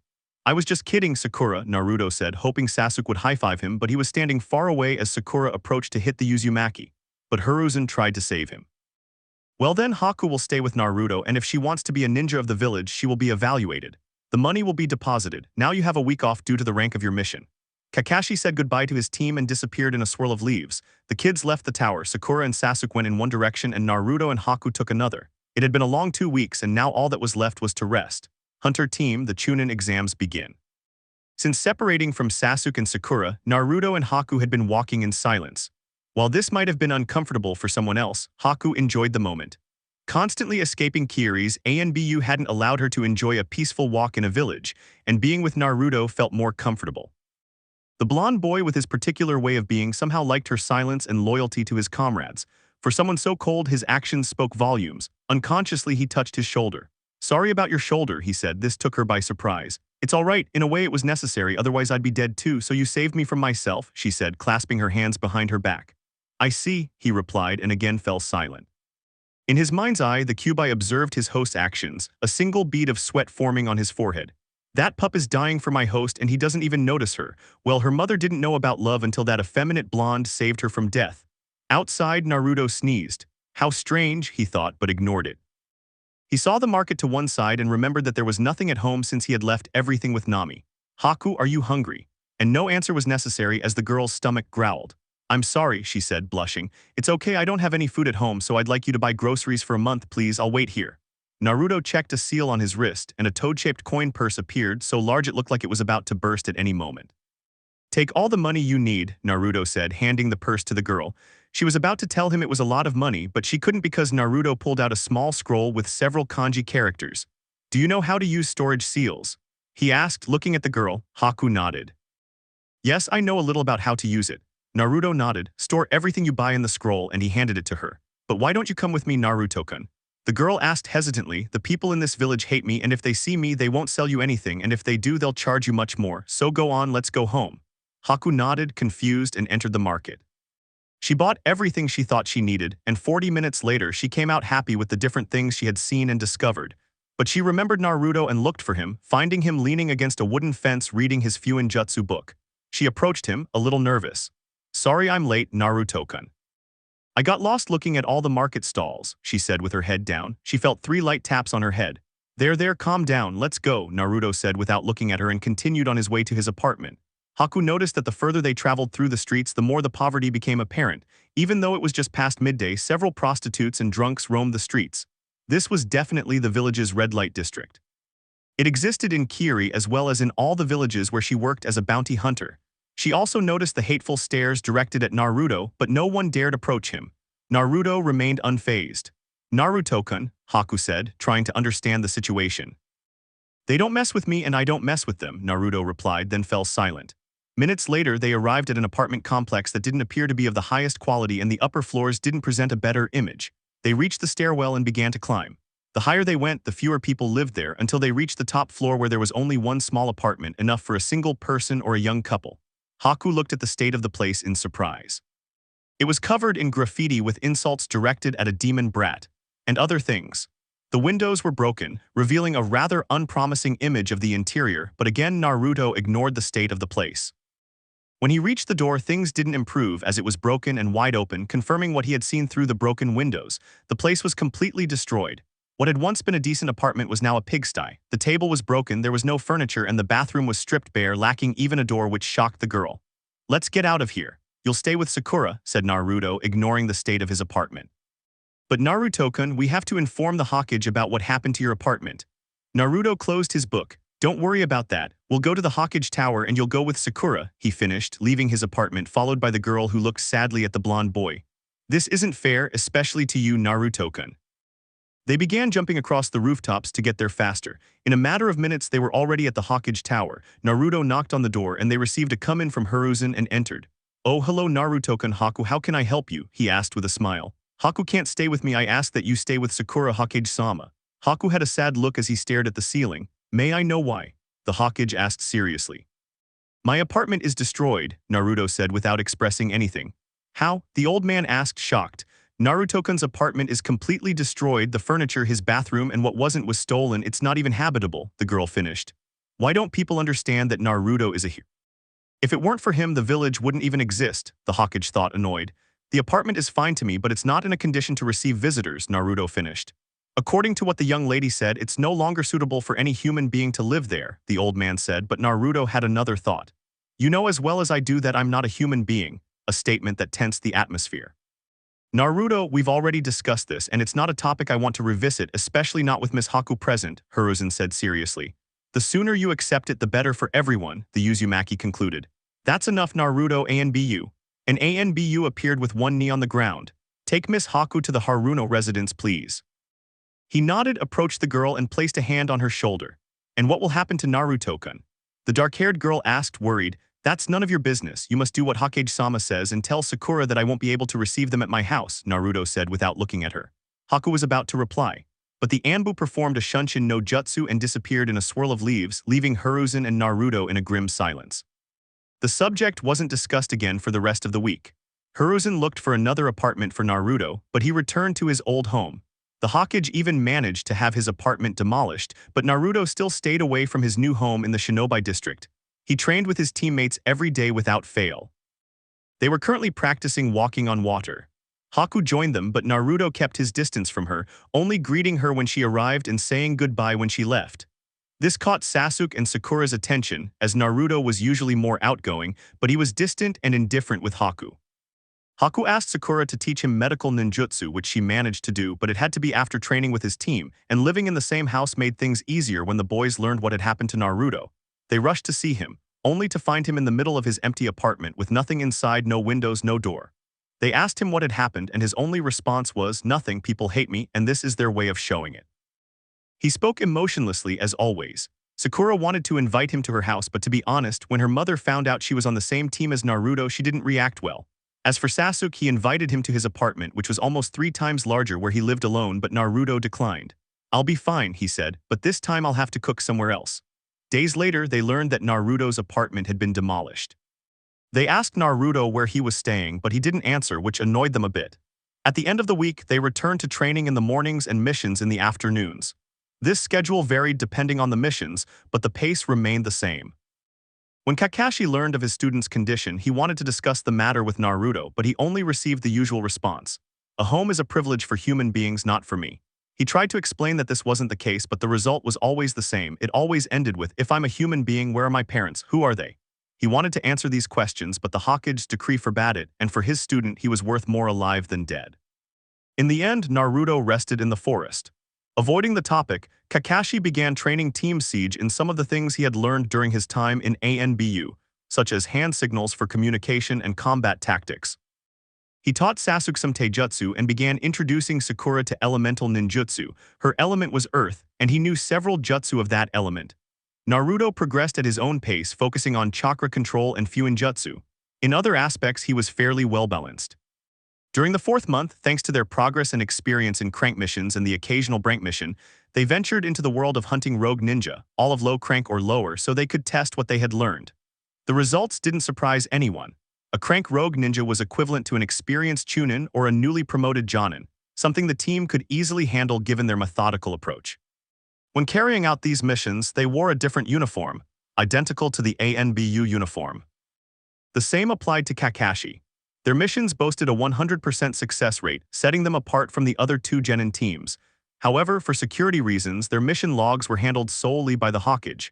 To the outside world, Team 7 appeared to be a standard genin team with numerous drank missions and the occasional crank one. Hiruzen wasn't one to distrust anyone, but he wouldn't leave such information in just anyone's hands either. It's in times of peace that one must be most vigilant. Team 7 always met at Sasuke's house so Naruto could cook, including Kakashi and Haku, who still hadn't managed to get Naruto to talk to her. They hadn't spoken since being sent to Sakura's house, but today would be different. Naruto was in Sasuke's kitchen preparing dinner while the raven-haired man tidied the house for the usual 5 of them. Honestly, having Naruto cooking in his kitchen was almost something to brag about, since he bet not even the demons had a chef of Naruto's caliber. Seeing Sakura's jealous face only made the moment better.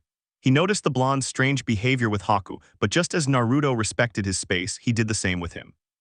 After all, the girl wasn't anything to them. Well, she was Sakura's new friend, but that didn't mean anything to them. He was pulled from his thoughts by a knock at his door. When he opened it, he found Sakura, Haku, and Kakashi standing in the background. "Good evening, Sasuke-kun. I hope we're not too late," Sakura said. "Hello, Sasuke-san," Haku greeted, bowing. Kakashi raised his hand and said, "I am," and they entered the house where the aroma of what Naruto was preparing filled the air. "I hate you, Sasuke, having a chef like Naruto in your home," Sakura said, a vein throbbing in her forehead. I don't know what you're talking about, Sasuke said, looking away. Kakashi smiled as he read his book and Haku stared toward the kitchen, which everyone noticed. Go if you want, but don't interrupt him, Sakura said, sensing Naruto preparing sushi. Haku stood up and went to the kitchen where Naruto was concentrating while several clones finished the other dishes. Hi Haku, Naruto greeted without looking at her. Hi Naruto-kun, I was wondering if you needed any help, Yuki said nervously. I don't need it, he replied quickly as he continued cooking. Haku looked sad. Do you hate me? She asked, leaning against the doorframe. I don't understand those feelings, Naruto said, turning off the gas stove. Don't you like having me around? Naruto started arranging the sushi. No, I don't like it, he replied without thinking much. I see, the girl said, opening the door. You confuse me and I don't like that, Naruto said again. What? The girl asked. You show concern for me, you smile at me for no reason, and you always want to be near me when almost everyone else tries to avoid me, and that confuses me. She finished speaking while wiping her hands and removing her apron. Why do you do it? He asked the girl as he and two other clones ate almost all the food, but two plates were missing. He was about to make another one, or at least that was his intention, when he saw Haku pick up the missing plates. Because I like being with you and I like the way you are, the girl said, accompanying the original. You're strange, the blonde stated without any change in his face. I know, but I'm happy this way. And they went out to the dining room where the genin and the jounin pretended not to notice, doing whatever they could. Haku looked at Sakura, who gave her a thumbs up, making her blush. Let's eat, Naruto said, holding up a tray in the air which brought smiles to everyone's faces. The evening was entertaining. Haku stayed with Naruto throughout dinner, while he remained silent or only spoke when asked. When everything was finished, Kakashi was the first to leave and the remaining four helped clean up. When everything was ready, Naruto, Sakura, and Haku said goodbye to the Uchiha. Naruto walked them home. As they said goodbye, Sakura kissed Naruto on the cheek and hugged him, leaving the blonde and the raven-haired girl standing face to face, the girl being the more nervous. Well, goodbye, Naruto said, gently tapping her on the head, which made Sakura sigh in frustration. But Haku had other plans. Naruto was starting to turn to leave when Naruto-kun, the girl, called. He replied, looking at her. She grabbed his clothes and pulled him closer, giving him a quick. He kissed her on the cheek, said an unreadable good night, and ran inside the pink-haired girl's house, who was looking around confused. She must be sick, Naruto said, touching her cheek, which Sakura noticed. During the following weeks, things continued as normal, training, meals, and missions. But an important event was approaching, and that was what Kakashi was going to tell them today. Team 7 was at their training grounds. Kakashi had summoned them for 9:00 a.m., and it was already 9:30, which was normal, and they assumed so since everyone was doing something. Sasuke sharpening his shokudo, Sakura practicing the hand seals for her jutsu, and Naruto finishing his second volume of Fuin Jutsu for the third time. But they were pulled from their activities when Kakashi appeared in a puff of smoke. Me, the jounin greeted with a smirk. Me, the three replied in the same way, then laughed at their sensei's face. Nobody respects me, Kakashi thought, a bead of sweat forming on his forehead. Well, I called you here today to inform you that the Chunin exams will be held in a week, and I want to know if you want to participate. When he finished, he saw something that made the bead of sweat on his forehead grow larger. The three of you, they had terrifying looks and a kunai pointed at their hands. Where do we sign, sensei? Sakura asked. I never said you had to sign in blood, idiots, Kakashi said. Ho, sorry, I misunderstood, Kakashi said, his face expressionless. Was that sarcasm? Kakashi asked doubtfully. Yeah, Naruto said, making everyone stare at him strangely. Apparently not, he said, jotting something down in a small black notebook. Well, forgetting this moment, here's your registration form. In exactly 1 week, you must report to the academy where the exam will be held. I would tell you to rest and not train, but knowing you, you'll do the opposite, so I recommend you hone what you already know and you'll do well. Well, that's all, see you. And he disappeared in a swirl of leaves. All right, guys, we need to prepare, Sakura said, receiving nods of approval from her classmates. Let's kick some ass. The Chunin exams begin, meeting the competition. In the Hokage Tower, a meeting was being held with all the Jounin and Chunin of the village regarding the upcoming exams. This meeting was presided over by Hiruzen, along with his advisors Hamura and Koharu.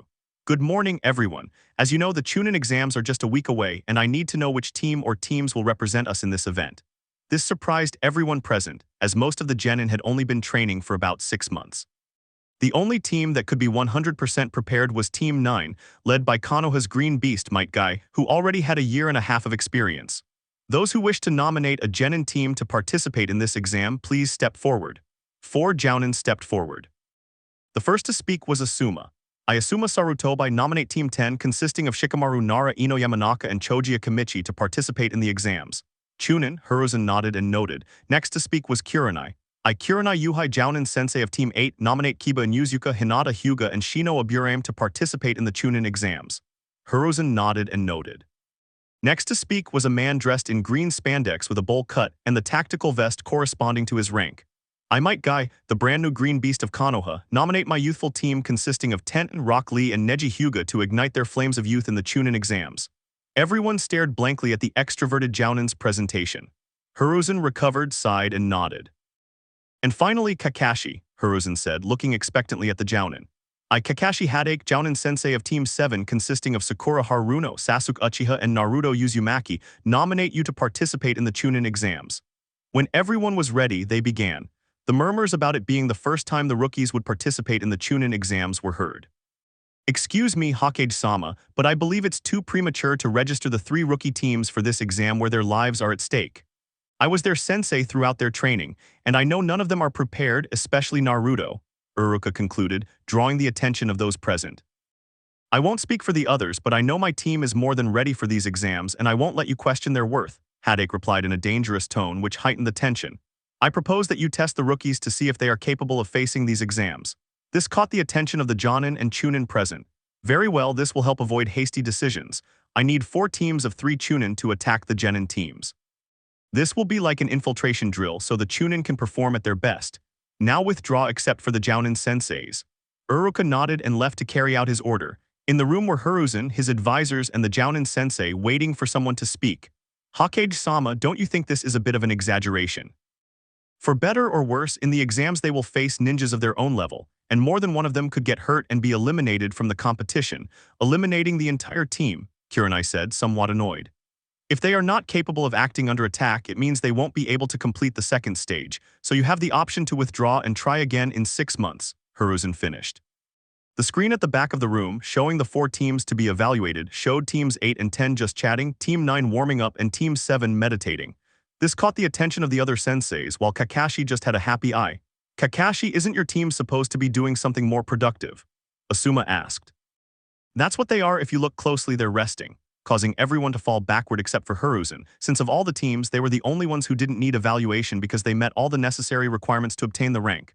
Powerful both individually and as a team, strategy, trust in their teammates, and loyalty to every test. Now I wonder if sending a Chunin team was such a good idea, the Hokage thought suspiciously.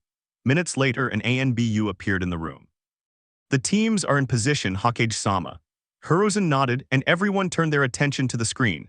Now we'll see what they're made of, Hiruzen said, receiving nods from almost everyone except Kakashi, who was looking at his book. I hope they don't kill anyone, Kakashi repeated to himself, trying to hide his nervousness. Kakashi, are you ready? Hiruzen asked, raising an eyebrow. Yes, Hokage-sama, whatever Kami decides, he replied, returning his gaze to his book. The next few seconds felt like an eternity, but suddenly in almost perfect coordination, the Chunin began their ranged attack. Teams 8, 9, and 10 took evasive actions, hiding in the forest, trying to find their attackers, receiving approval from their senseis, as did Team 7. So you have the option to withdraw and try again in 6 months, Hiruzen finished. The screen at the back of the room displayed the 4 teams to be evaluated. Teams 8 and 10 were just chatting, Team 9 was warming up, and Team 7 was meditating. This caught the attention of the other senseis, while Kakashi just kept a happy eye on them. Kakashi, isn't your team supposed to be doing something more productive?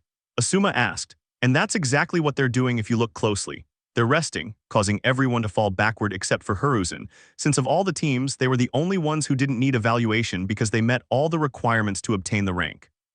Powerful both individually and as a team, strategic trust in their teammates, and unwavering loyalty. Now I wonder if it was a good idea to send a Chunin team, the Hokage thought suspiciously. A few minutes later, an ANBU appeared in the room. The teams are in position, Hokage-sama. Hiruzen nodded, and everyone paid attention to the screen. Now we'll find out. They're ready, Hiruzen said, receiving nods from almost everyone except Kakashi, who was looking at his book. I hope they don't kill anyone, Kakashi repeated to himself, trying to hide his nervousness. Kakashi, are you ready? Hiruzen asked, raising an eyebrow. Yes, Hokage-sama, whatever Kami decides, he replied, returning his gaze to his book. The next few seconds felt like an eternity, but suddenly in almost perfect coordination, the Chunin began their ranged attack. Teams 8, 9, and 10 took evasive actions, hiding in the forest, trying to find their attackers, receiving approval from their senseis, as did Team 7. So you have the option to withdraw and try again in 6 months, Hiruzen finished. The screen at the back of the room displayed the 4 teams to be evaluated. Teams 8 and 10 were just chatting, Team 9 was warming up, and Team 7 was meditating. This caught the attention of the other senseis, while Kakashi just kept a happy eye on them. Kakashi, isn't your team supposed to be doing something more productive? Asuma asked. And that's exactly what they're doing if you look closely. They're resting, causing everyone to fall backward except for Hiruzen, since of all the teams, they were the only ones who didn't need evaluation because they met all the requirements to obtain the rank. Powerful both individually and as a team, strategic trust in their teammates, and unwavering loyalty. Now I wonder if it was a good idea to send a Chunin team, the Hokage thought suspiciously. A few minutes later, an ANBU appeared in the room. The teams are in position, Hokage-sama. Hiruzen nodded and everyone paid attention to the screen. Now we'll find out they're ready, Hiruzen said, receiving nods from almost everyone except Kakashi, who was looking at his book. I hope they don't kill anyone, Kakashi repeated to himself, trying to hide his nervousness. Kakashi, are you ready? Hiruzen asked, raising an eyebrow. Yes, Hokage-sama, whatever Kami decides, he replied, returning his gaze to his book. The next few seconds felt like an eternity, but suddenly in almost perfect coordination, the Chunin began their ranged attack. Teams 8, 9, and 10 took evasive actions, hiding in the forest, trying to find their attackers, receiving approval from their senseis, as did Team 7. Minutes later, an ANBU appeared in the room. The teams are in position, Hokage-sama, Hiruzen said. He nodded and everyone turned their attention to the screen. Now we'll see what they're made of, Hiruzen said, receiving nods from almost everyone except Kakashi, who was looking at his book. I hope they don't kill anyone, Kakashi repeated to himself, trying to hide his nervousness. Kakashi, are you ready? Hiruzen asked, raising an eyebrow. Yes, Hokage-sama, whatever Kami decides, he replied, returning his gaze to his book. The next few seconds felt like an eternity, but suddenly in almost perfect coordination, the Chunin began their ranged attack. Teams 8, 9, and 10 took evasive actions, hiding in the forest, trying to locate their attackers. Team 7 received approval from their senseis. Minutes later, an ANBU appeared in the room. The teams are in position, Hokage-sama, Hiruzen said. He nodded and everyone turned their attention to the screen. Now we'll see what they're made of, Hiruzen said, receiving nods from almost everyone except Kakashi, who was looking at his book. I hope they don't kill anyone, Kakashi repeated to himself, trying to hide his nervousness. Kakashi, are you ready? Hiruzen asked, raising an eyebrow. Yes, Hokage-sama, whatever Kami decides, he replied, returning his gaze to his book. The next few seconds felt like an eternity, but suddenly in almost perfect coordination, the Chunin began their ranged attack. Teams 8, 9, and 10 took evasive actions, hiding in the forest, trying to locate their attackers. Team 7 received approval from their senseis. The Chunin team tasked with evaluating Team 7 were watching the movements of the genin, who were resting at the base of a tree. We can take advantage of this and vent our frustrations on that little demon brat, said one of the evaluators. The others, somewhat hesitant, nodded and prepared to attack, unaware that they were being watched by the genin. Naruto didn't react to the comments, but this did catch the attention of Sakura and Sasuke, who looked at their teammate. The Chunin grabbed their kunai, positioned themselves to attack, and threw their weapons, but all of them were aimed at Naruto, which annoyed the black-haired boy and the girl in the group, who began to put on her gloves. When the kunai struck Naruto, he fell to the ground with a thud, which pleased the Chunin, unaware that death was looming. In the meeting room, they witnessed the attack on Naruto, which surprised almost everyone except Hiruzen and Kakashi, who remained serious. Kakashi, aren't you going to do anything? They just killed your student. Kurenai shouted, shocked by the sight. Kakashi looked at the Hokage, who nodded. Team, there are infiltrators in the village. The order is annihilation. You must act with lethal force, Hatake said, one hand on the communicator to his right ear. Yes, the girl replied, turning back to the screen. Sakura deactivated the communicator, watched by her companions. She nodded and both Sasuke and Naruto drew their swords and lunged at the three ninjas, who didn't realize what had hit them until it was too late. Two fell, stabbed, and the third with a broken neck. They dragged the bodies out into open space and piled them on top of each other, and groans of agony could still be heard. Sasuke began performing a series of hand seals, fire release, great fireball technique. As soon as the jutsu made contact, cries for help were heard, but none of the genin reacted. Team 7 is ready for the Chunin exams, Hiruzen declared, ignoring the surprised looks of the other expectant participants except for Kakashi. No one knew how this had gone from an evaluation exercise to a massacre, but Guy, Kurenai, and Asuma all agreed on one thing: Kakashi's team was dangerous, very dangerous, and it only took one order for all hell to break loose. You can't allow this, Hiruzen. Those brats murdered ninjas valuable to the village, Koharu exclaimed. That's right, this was an evaluation exercise and death wasn't an option, Hamura agreed. The Jounin sensei of teams 8, 9, and 10 were watching closely. You're forgetting that those Chunin attacked to kill one of our genin, so the evaluation exercise ceased to be one and they acted in self-defense. Therefore, I reaffirm my decision. Team 7 is approved to participate in the Chunin exams. After the ruling, the room fell silent. You're taking this very personal, Hiruzen. These aren't your students. These are dangerous brats who, if not controlled early, will become a risk to the village. Kakashi ignored the old woman's words as his team had completed their mission.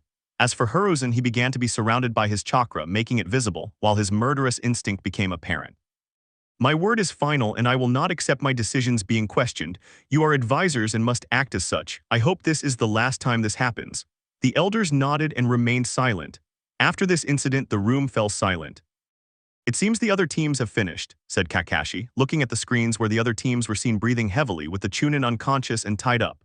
Well, teams 8, 9, and 10 are also eligible to take the Chunin exam. You may leave. The 4 Jonin nodded and left. Team 7 sat around the table in the Uchiha's apartment, all serious and silent. The Chunin's words only raised more questions for Sasuke and Sakura. What had Naruto done to provoke allies from the village to attack him? Naruto, do you know why the village ninjas are attacking him? Naruto sat with the same blank expression as before, but his gaze was dull. Yes, I know. It's the reason I consider myself a weapon, an object rather than a person. This is a secret all the adults know, but no one dares to speak openly. Attacks like the one you saw today were commonplace before I graduated from Genin. Are you willing to listen to this, even knowing you're at risk of death? The boys didn't move an inch. You're my brother and partner. I don't think there's any secret that would make me distance myself from you, Sakura said, taking his hand. Sasuke kept his eyes closed. Both you and I have difficult pasts, Naruto. It would be hypocritical of me to turn my back on you for that reason. We're a team. I'll always choose you over everyone else. Naruto looked at his companions, and for a moment his eyes lit up. 13 years ago, the village was attacked by the nine-tailed demon fox, causing death, pain, and destruction wherever it went. According to our teachers, the fourth Hokage killed it, but that's not true. Somehow it was sealed inside a child who would be seen as a weapon. That child is me. Both Sasuke and Sakura didn't know what to say. This was a terrible past, used without your consent to house a being that only generates hatred in the people around you. But they hadn't seen anything strange about their partner. On the contrary, he was always there for them. That's utter nonsense. Instead of seeing you as a weapon, they should see you as a hero, Sakura said angrily. We're ninjas, there are no heroes, only us who do good or bad things for money. I lost my humanity when I realized I'm just a vessel. Having people like you worried about me is strange and special at the same time. Maybe this is what it feels like to be with family, Naruto said, his expression unchanged. Maybe Naruto is right and I still have part of my family with me, Sasuke thought about his intention to get revenge. And because of this feeling you generate in me, I'll help you fulfill your purposes. Sasuke's revenge and Sakura's dream of marrying Sasuke, Naruto said, only to be punched by red-faced Sakura while Sasuke had a slight blush on his face. You shouldn't go around talking about things so lightly, Baka. I'm your sister, you should have some consideration for me, she said, but without using chakra while kicking Naruto, who only said, okay. When things calmed down, Naruto stood up. We skipped lunch, so who wants something to eat? Naruto asked, tidying his clothes. Me, Sakura said, her smile returning as did Sasuke's. Well, I'll see what's in the pantry, Naruto said, entering the kitchen. I won't let anyone mess with us, Sasuke said, his Sharingan activated. No matter what happens to the world, as long as we stay together, we'll be fine, Sakura finished with a determined look. So you want to marry me? Sasuke asked with a mocking look which earned him a punch that knocked him out. You wish, idiot, Sakura said with her arms crossed. Kakashi appeared at his team's training ground to observe his students. Naruto was lying on the ground with kunai embedded in his body, while the others were still asleep. They're improving at a rapid pace. With a little more experience, they'll be ready to tackle Brank missions with 100% success, he said, injecting chakra. The boys began to fade away, revealing 3 tree trunks. Hello, Jiraiya-sama, he said to the air, and a tall man appeared behind him.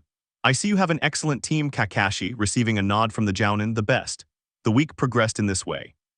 The others used this time to recover, while Team 7 trained their skills every morning and met to read in the afternoon, trying to be as prepared as possible for the exams. Haku always accompanied them while she reviewed medical books. Then the big day arrived. Team 7, along with Haku, walked towards the academy where the first exam would be held. All I wish is that your whole team can move up in rank, Haku said, receiving nods of agreement from Sasuke and Sakura. And if we can't pass regularly, we can always kill you all, ho ho ho, Naruto replied, earning an elbow from the raven-haired girl.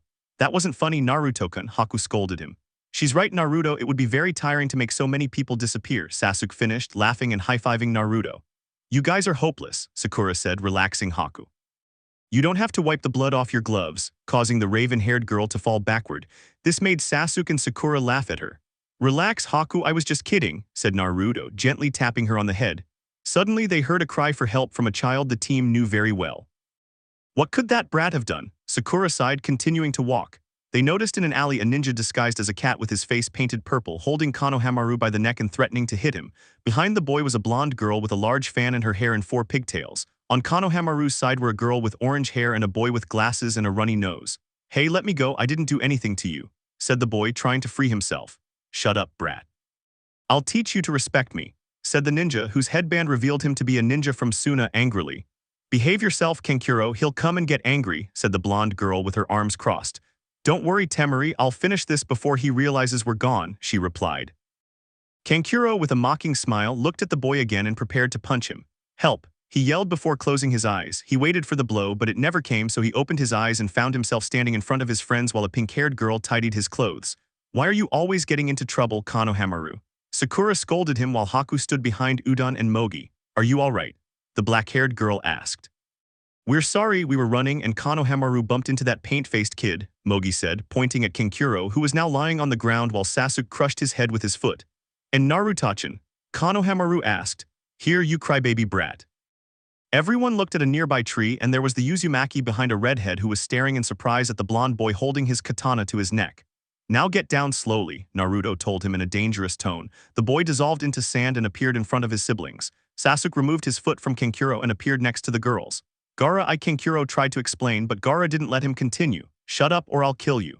Kankuro quickly fell silent. You, what's your name? I'm interested in you, he said, looking at Naruto, making everyone present tense. I'm not interested in you, you're so bland, Naruto said, hiding behind Sasuke, making the children and their friends laugh. Gaara, annoyed, unleashed his murderous instinct but quickly found himself on the ground, unable to move. Calm down or I'll kill you, Naruto said, his katana pressed against the redhead's forehead. Unbeknownst to his friends, his eyes were no longer blue but red with slit pupils. In his mind's eye, Kyuubi was growling, kill him. Naruto had his eyes closed and slowly opened them, looking at the fox. We will win and our path will be stained with blood, just enjoy it, Kyuubi. Upon hearing Naruto, the fox began to smile. You and I will get along very well, brat. Naruto's face flattened and a smile, though slight, concealed much darkness. Don't miss these exams, Kyuubi. The fox began to laugh loudly. At last, his soul has found its purpose. Come on, Reincarnation of Ashura, wake up. Outside the mind's eye, Naruto's eyes returned to their normal blue. I suppose you're in the village for the exams. I recommend you behave yourselves or I'll be happy to kill you. Naruto deactivated the paralysis seal and returned to his group. Let's go, Gaara said as he stood up. He looked at Naruto for a moment and left in a sand shunshin. Afterward, they said goodbye to the children and walked to the academy to arrive on time. Tensing everyone present, I'm not interested in you, you're so bland, said Naruto, hidden behind Sasuke, making the children and their friends laugh. Gaara, annoyed, unleashed his murderous instincts but quickly found himself on the ground, unable to move. Calm down or I'll kill you, Naruto said, his katana pressed against the redhead's forehead. Unbeknownst to his friends, his eyes were no longer blue but red with slit pupils. In his mind's eye, Kyuubi was growling, kill him. Naruto, with his eyes closed, slowly opened them, looking at the fox. We will win and our path will be stained with blood, just enjoy it, Kyuubi. Upon hearing Naruto, the fox began to smile. You and I will get along very well, brat. Naruto's face flattened and a smile, though slight, concealed much darkness. Don't miss these exams, Kyuubi. The fox began to laugh loudly.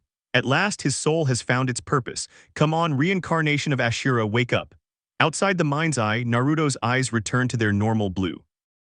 I suppose you're in the village for the exams. I recommend you behave yourselves or I'll be happy to kill you. Naruto deactivated the paralysis seal and returned to his group. Let's go, Gaara said as he stood up. He looked at Naruto for a moment and left in a sand shunshin. Afterward, they said goodbye to the children and walked to the academy to arrive on time. Tensing everyone present, I'm not interested in you, you're so bland, said Naruto, hidden behind Sasuke, making the children and their friends laugh. Gaara, annoyed, unleashed his murderous instincts but quickly found himself on the ground, unable to move. Calm down or I'll kill you, Naruto said, his katana pressed against the redhead's forehead. Unbeknownst to his friends, his eyes were no longer blue but red with slit pupils. In his mind's eye, Kyuubi was growling, kill him. Naruto, with his eyes closed, slowly opened them, looking at the fox. We will win and our path will be stained with blood, just enjoy it, Kyuubi. Upon hearing Naruto, the fox began to smile. You and I will get along very well, brat. Naruto's face flattened and a smile, though slight, concealed much darkness. Don't miss these exams, Kyuubi. The fox began to laugh loudly. At last, his soul has found its purpose. Come on, Reincarnation of Ashura, wake up. Outside the mind's eye, Naruto's eyes returned to their normal blue. I suppose you're in the village for the exams. I recommend you behave yourselves or I'll be happy to kill you. Naruto deactivated the paralysis seal and returned to his group. Let's go, Gaara said as he stood up. He looked at Naruto for a moment and left in a sand shunshin. Afterward, they said goodbye to the children and walked to the academy to arrive on time. Upon arriving at the academy, Sasuke and Sakura quickly said their goodbyes and went inside, but they were actually keeping an eye on Naruto and Haku. It was always the same with them, both staring at each other. Naruto remained unchanged while Haku's cheeks flushed. I wish you luck on the exam, Naruto-kun, the girl said, lowering her head. Likewise, I hope you have a good time at the hospital, he replied, gently patting the raven-haired girl's head.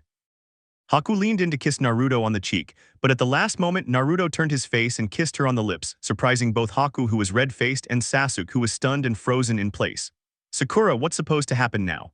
Naruto asked, looking at where his classmates were hiding. Haku glanced in the direction Naruto was speaking and saw the blonde boy's classmates blushing even more. She wanted to say a quick goodbye and tried to kiss him on the cheek, but Naruto caught her lips again, causing her to retreat across the rooftops. I still don't understand what had to happen, Naruto said, making a note in his notebook. Sakura came out of her hiding place and approached Naruto. So did you figure it out? She asked happily. Not yet. Well, I'll try again later, he decided and started walking towards the academy. Come on, Sasuke, Romeo's leaving without us, Sakura said, following Naruto. Sasuke was still in the same position but reacted quickly. What the hell happened? The Uchiha wondered, remembering Naruto's action. Upon entering the academy, they began to ascend. The exam was to be held on the 3rd floor and was about to begin.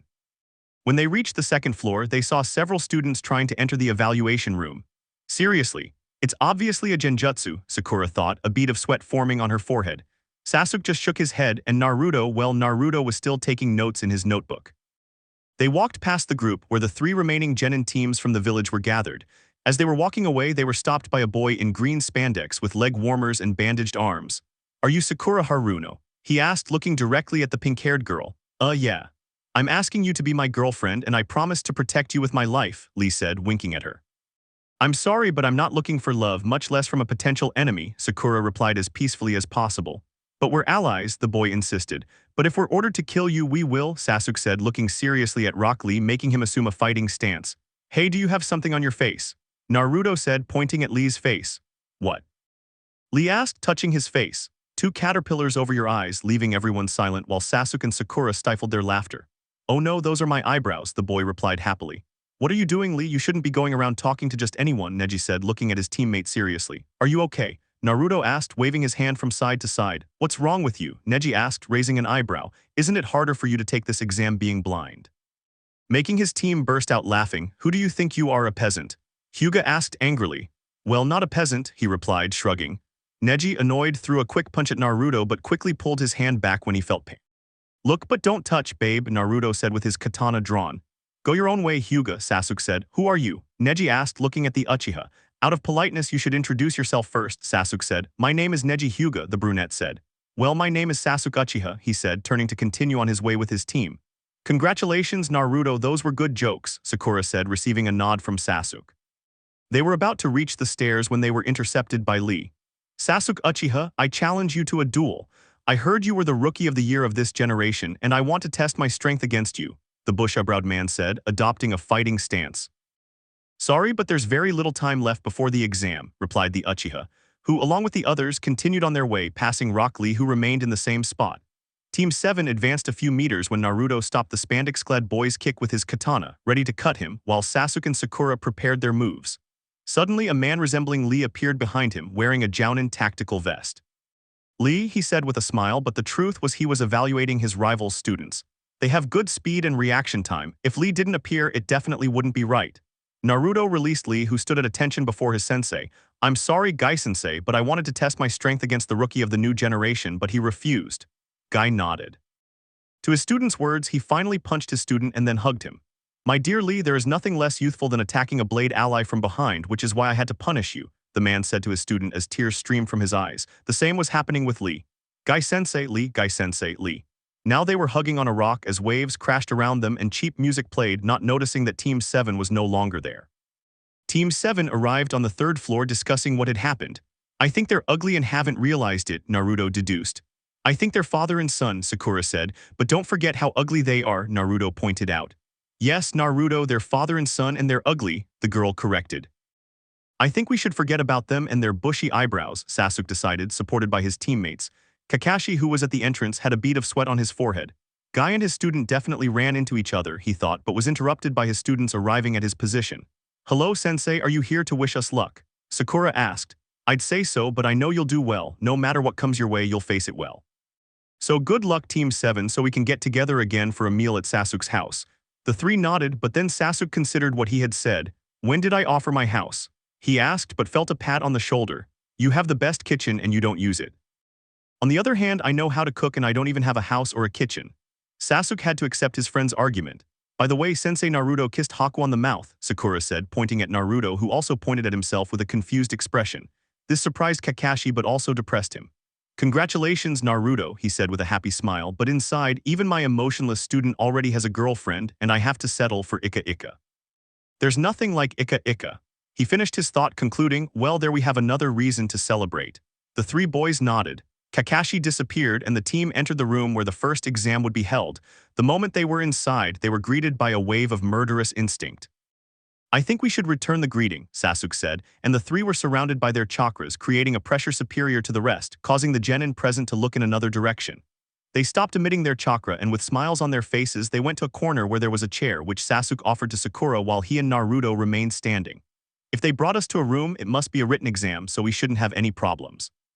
Anyway, it's a good thing I made them study advanced material. Sakura finished with her eyes closed and her arms crossed. It was stormy, but it paid off, Sasuke said.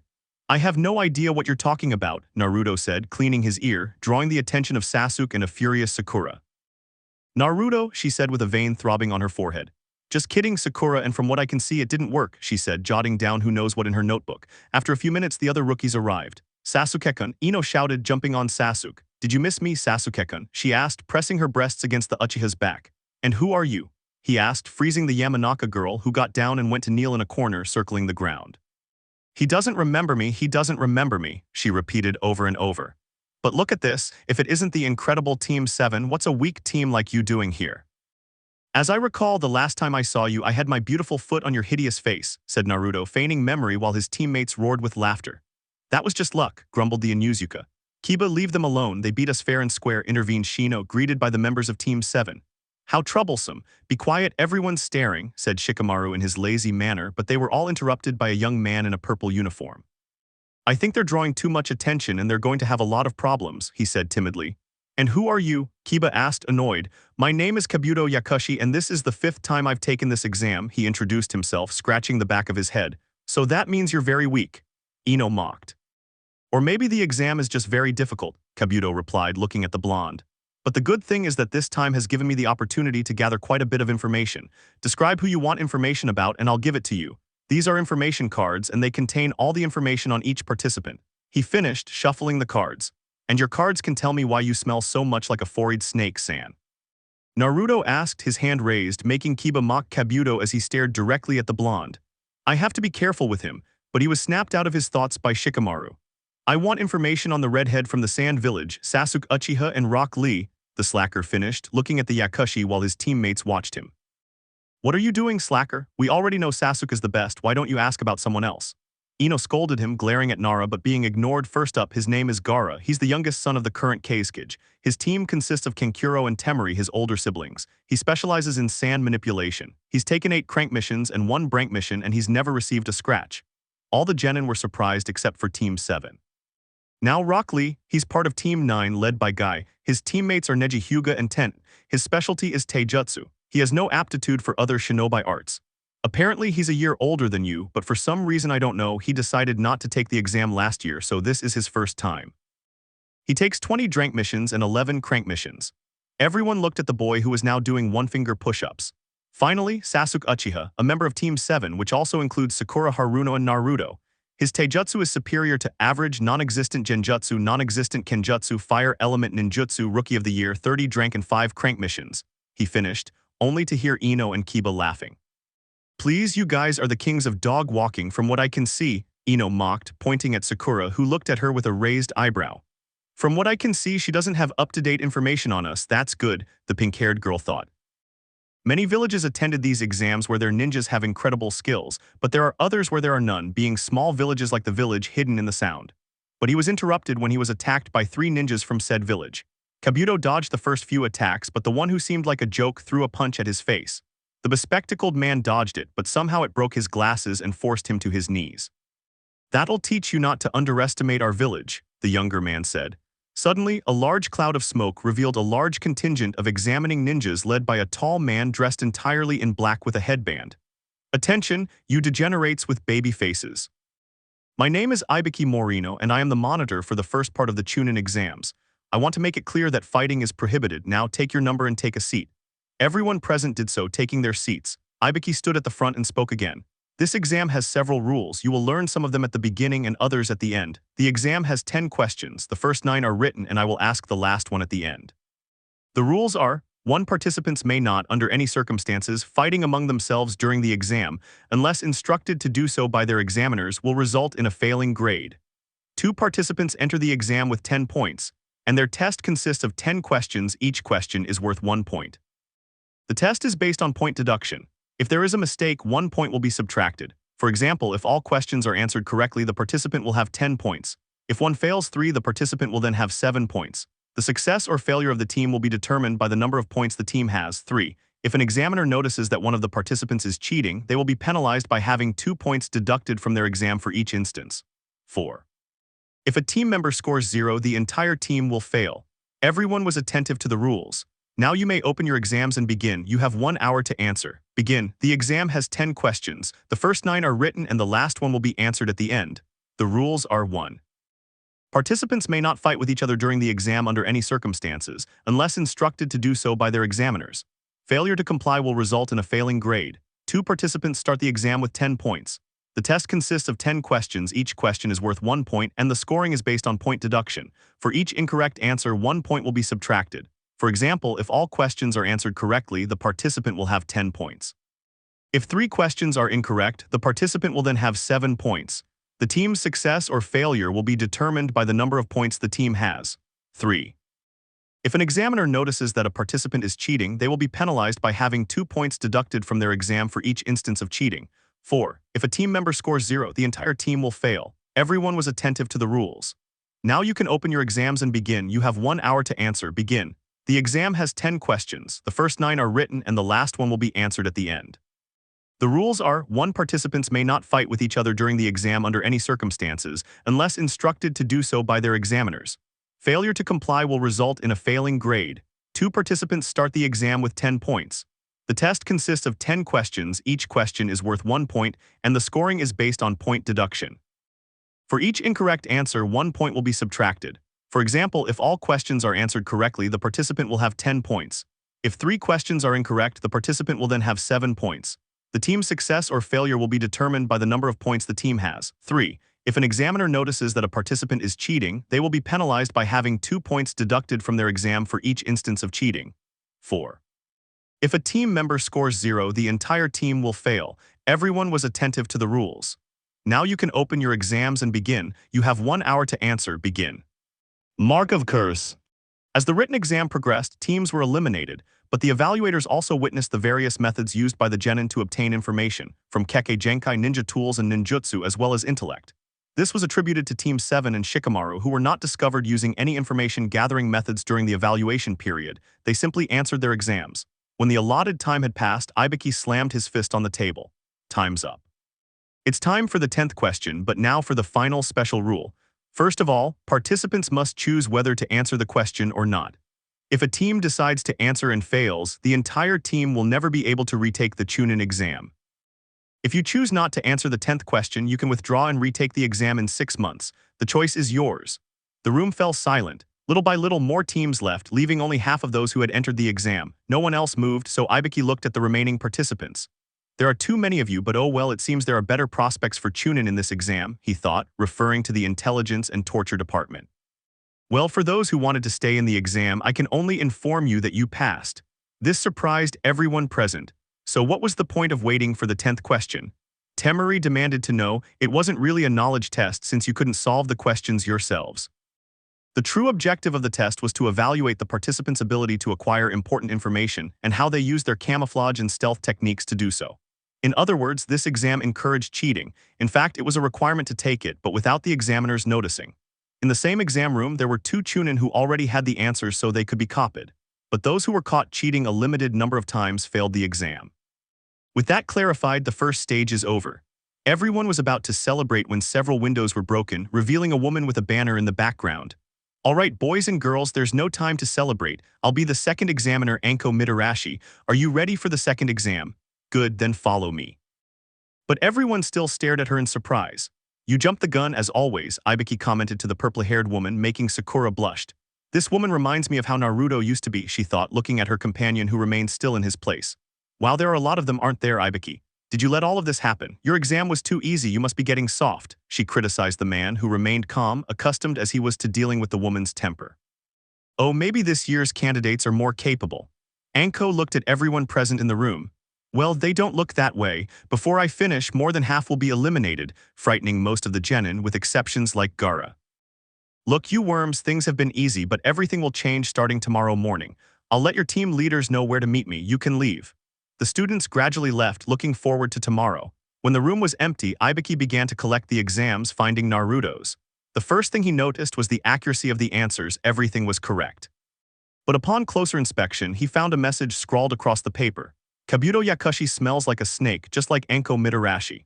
Ibiki became serious and raised his chakra, summoning the ANBU in charge of guarding the I need you to keep an eye on Kabuto Yakushi because he's suspected of working with the traitor Orochimaru. The ANBU nodded and disappeared. Consequently, the censor from the first exam collected all the evidence and left. Team 7 stopped by the hospital to pick up Haku and head to Naruto's apartment.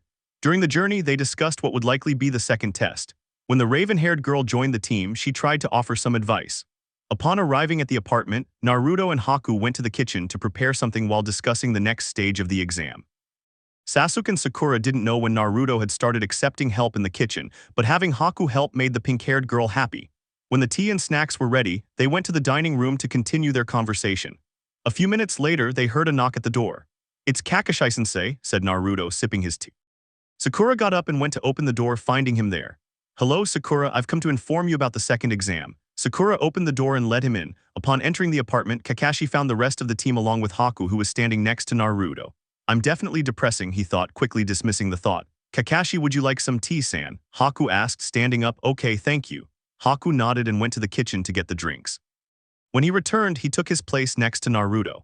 "All right, guys, the information I have for you is that tomorrow at noon you must meet at training ground number 44. Now, what Anko didn't say, but I want you to be prepared for, is that this test will be long and a free-for-all, everyone against everyone in order to obtain a scroll. There are 2 scrolls, Earth and Sky. If you are given the Sky Scroll, you must find the Earth Scroll or vice versa. You have a deadline of 5 days. Don't hold back, eliminate everyone you can, but it is forbidden to eliminate teams from Konoha, including Kabuto Yakushi's team. Well, that's all," he finished with a happy eye. The genin nodded and continued drinking tea, taking into account the conditions of the second test. Now they had a better way to organize themselves. As night fell, Kakashi retired to his house after dinner, and Naruto accompanied the girls to the house of the Naruto. "If you've already saved so much money, why don't you buy a house?" Sakura asked, drawing Haku's attention. "I live alone, so buying a house is unnecessary," Naruto commented, keeping his eyes on the road. "But what if Haku wants to visit you?" Haku blushed at the question, making Sakura smile at the raven-haired girl's attitude. "So I should buy a house so Haku can visit me?" The blonde boy asked. "Yes, but not only for that reason. Everyone needs a roof over their head to protect themselves from the elements, and you're no exception. You're my brother and I care about you." Naruto stopped abruptly. "I think I'll just walk you this far, see you later." Sakura wanted to say something, but Naruto vanished in a flash. "I think I bothered him," Sakura said sadly. "I don't think so. Naruto-kun is always worried about all of you," Haku commented, taking Sakura's hand. "I guess so," she said distractedly, thinking about her blonde brother. Naruto sped off toward the Hokage Tower, where the light was still on in the Hokage's office. Maybe it's time, Naruto thought, replaying Sakura's words in his mind. The following morning, around noon, outside a large fence surrounding a vast forest, the teams that had passed the previous exam were gathered. Team 7 was a little apart from the rest, but there was an awkward atmosphere between 2 of its members. Sasuke looked at his teammates but didn't understand what was happening. Ever since they had gathered, Sakura had been giving Naruto a somewhat troubled look, though he remained as calm as ever. "Just talk, what's going on with you two?" the raven-haired boy demanded. "Nothing's wrong with me," Naruto said in his usual calm tone. Sakura, meanwhile, looked at Naruto with a hint of sadness. "Well, Naruto, I didn't mean to force you into anything yesterday. Whether you want a house or not is your business, I can't force you." Sasuke understood, but it wasn't normal for Naruto to be upset with Sakura. "I heard you yesterday, Sakura, and I already have a house," the blonde boy commented casually. "Okay, fine, if not, wait, what? If I want Haku to visit me, I need a house," the pink-haired girl exclaimed in surprise. "So I talked to the Hokage and he gave me the apartment he got for me a while ago. Now there won't be a problem," Naruto casually commented, surprising his 2 friends. "So you only did it for Haku?" Sakura asked, teasing him. "Yes, but you guys aren't invited," he replied, and the room fell silent. "And why not?" Sakura asked annoyed, because now Sasuke will have his apartment free to invite you over, he said, making both Naruto and Haruno blush. What are you saying, idiot? Why do you think I'd accept an invitation from Sasuke? Sakura scolded Naruto, because you like him, that's not it. Naruto exclaimed somewhat doubtfully but without changing his expression. They were interrupted by Anko's appearance. This is the location for the second phase of the exam. It's Zone 44 of the battle training area, but we call it the Forest of Death. Startling most of those present, Anko approached the fence surrounding Zone 44. Now, before we begin this exam, there's something I need to give you all, she said, pulling several sheets of paper from inside her trench coat. It's a consent form. Before we begin the exam, you must all read and sign these rules, as some of you may not return, and I need your consent to avoid being held responsible for anything, let alone the village. She finished with a smile. Everyone distributed the rules and signed them. When everyone was ready, now I'll explain what this stage of the exam is about. First, I'll give you a general description of the terrain. Zone 44 has 44 entrances. There's a forest and rivers inside. In the center, there's a tower located 10 km from each entrance. It is in this confined area where you will experience the survival test. The exam consists of a battle at any cost to obtain these scrolls, Anko said, showing 2 scrolls, one with the symbol of heaven and the other with the symbol of earth. You will have to fight to obtain both. Of the 26 teams, 13 will go for the heaven scroll and the other 13 for the earth scroll. Now I will give 1 scroll to each team, and it will be your task to obtain the missing scroll. This exam will last 5 days, Anko finished as the teams talked amongst themselves. But what will we eat? Chaoji asked, raising his hand. The forest is full of edible things, and there's enough for all the teams, Anko said, looking at the fat boy who looked startled. Calm down, Chaoji. It's called a survival exam for a reason, Anko scolded him. But you can't forget the main-eating animals and poisonous plants, Kabuto said, scaring almost all the rookies. So that means there's no guarantee that half the teams will pass the exam. Neji commented, being supported by his team. The days drag on and the nights fly by, leaving little time to recover. It's quite a challenge, Lee said confidently. That's right. This exam will test your endurance behind enemy lines. It's designed to be very demanding, and I'm sure several of you won't make it. Everyone listened attentively to the proctor's words. Shikamaru raised his hand and asked, "Hey, can you quit halfway through the exam?" Causing a bead of sweat to form on the rookies' foreheads. Typical Shikamaru, they all thought in unison. Of course not. Once you enter the zone, you can't whine to get out. You have to make it to the tower. Well, you could, but it would be the last thing you ever do, the purple-haired girl said with a smile. Oh great, this will be very entertaining, Nara commented irritably. But there are ways to get disqualified from the exam, though it's more fun to be discovered. Now, if everything is clear, collect your scrolls and head to the entrances. Good luck. Since they will need it, and so all the teams went to a tent to collect their scroll. In Team 7, it was Naruto who entered, obtaining the Sky Scroll. Instantly, he made a container of ink and a brush appear, tracing a seal on his chest hidden beneath his clothes, impressing the evaluators present. Finally, he stored the scroll in his chest. Before leaving, he gestured for silence to those in the tent and departed. The remaining teams followed suit. Team 7 took entrance number 16 and waited for the signal. When everyone was ready, a horn sounded, activating the opening of the doors. The teams shot out into the woods, and within minutes shouts could be heard. It seems the fun has already begun, Anko said with a smile on her face. Team 7 was chasing a team from the hidden rain village. The genin began to move, unaware that they were being stalked. Sakura glanced at Naruto, who nodded and vanished in a burst of speed. Turning their attention back to the pursuing team, they saw one of its members ensnared by ninja wire and disappear into some bushes. A muffled scream from the genin startled the rest of the team, who immediately went on guard. "We're not a full team anymore. We surrender," said the one who seemed to be the team leader. Sasuke looked at Sakura and she returned his gaze. Kakashi-sensei said to eliminate the competition. Go ahead. Sasuke nodded, activated his Sharigan, and unleashed the technique taught by Kakashi, Chidori. The black-haired man whispered before disappearing in a flash. The 2 genin stood in a clearing, scanning the area. Suddenly, they separated slightly to hear the calls of many birds, followed by the sound of a body being torn apart. The team leader looked at his companion with a hand emerged from his stomach. "Help me," the genin said before the hand was pulled from his abdomen. The remaining member dropped to his knees, clutching his head with both hands. "Mercy please," the desperate member of the rain village began to hyperventilate. "Earth release, earth stake," a girl's voice called out. The boy's eyes widened in shock, but he couldn't react in time before being pierced by a sharp earth stake. Naruto emerged from the bushes, wiping his katana clean, and looked at his team, searching the bodies. Inside, Kurama watched excitedly what the boys had done. "What an excellent team you have, brat. Keep it up and show them who's at the top of the food chain," the Kyuubi said with a sinister smile. "This is just the beginning, so don't miss a thing." Naruto's voice echoed in the air. Outside his mental space, Naruto found the scroll, but it was the one from the sky, slightly disappointing the boys. Oh well, they had to keep searching for the remaining scroll. The other teams advanced deeper into the forest.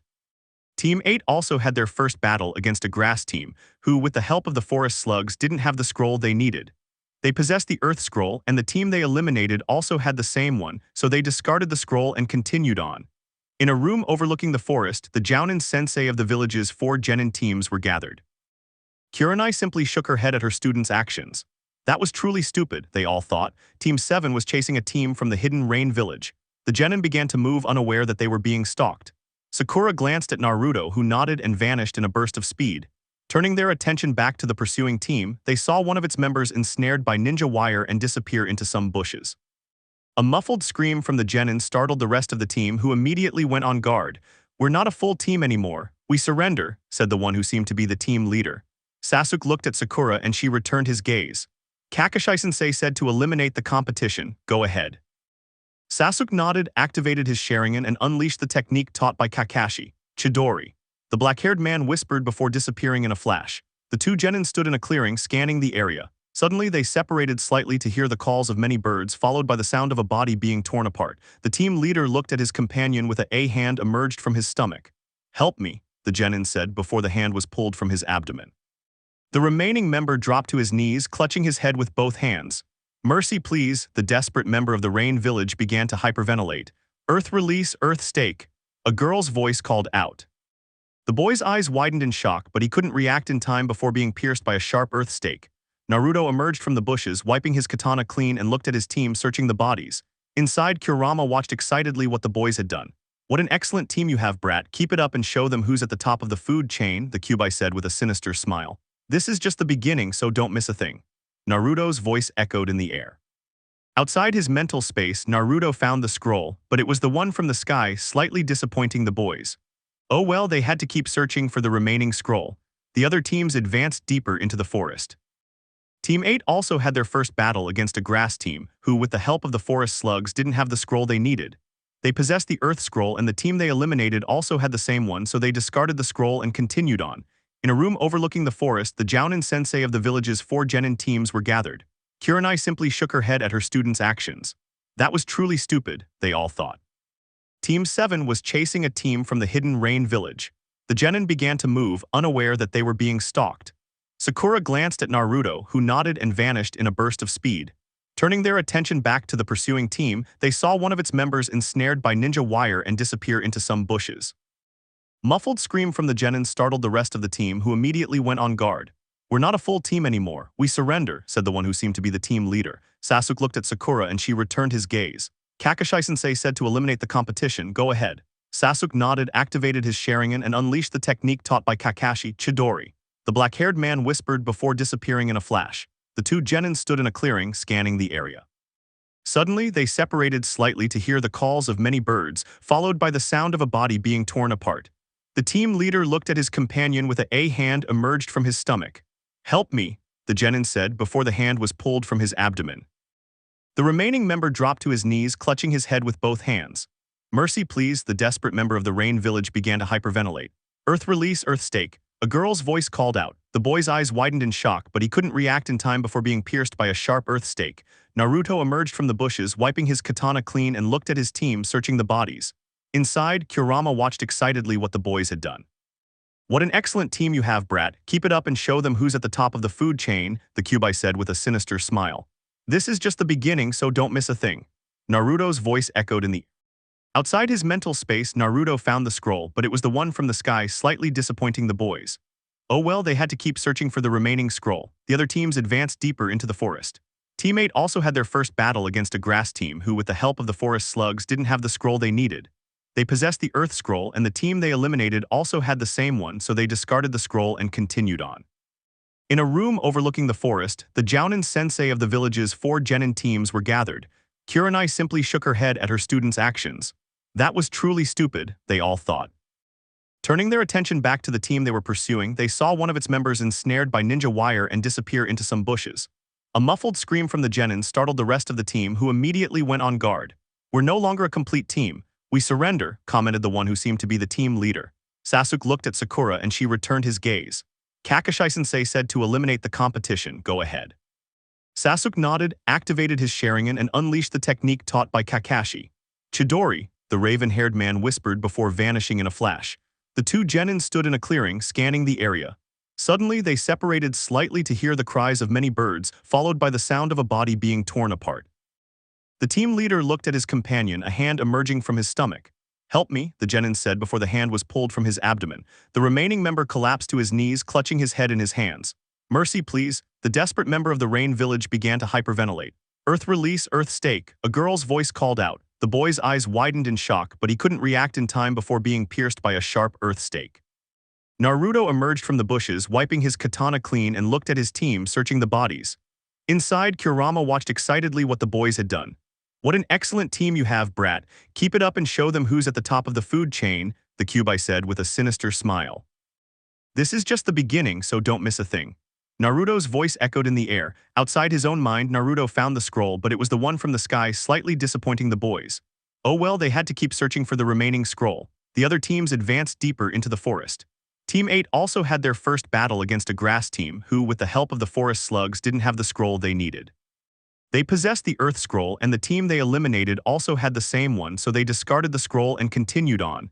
In a room overlooking the forest, the Jounin sensei of the village's 4 genin teams were gathered. Kurenai simply shook her head at her students' actions. That was truly stupid, they all thought.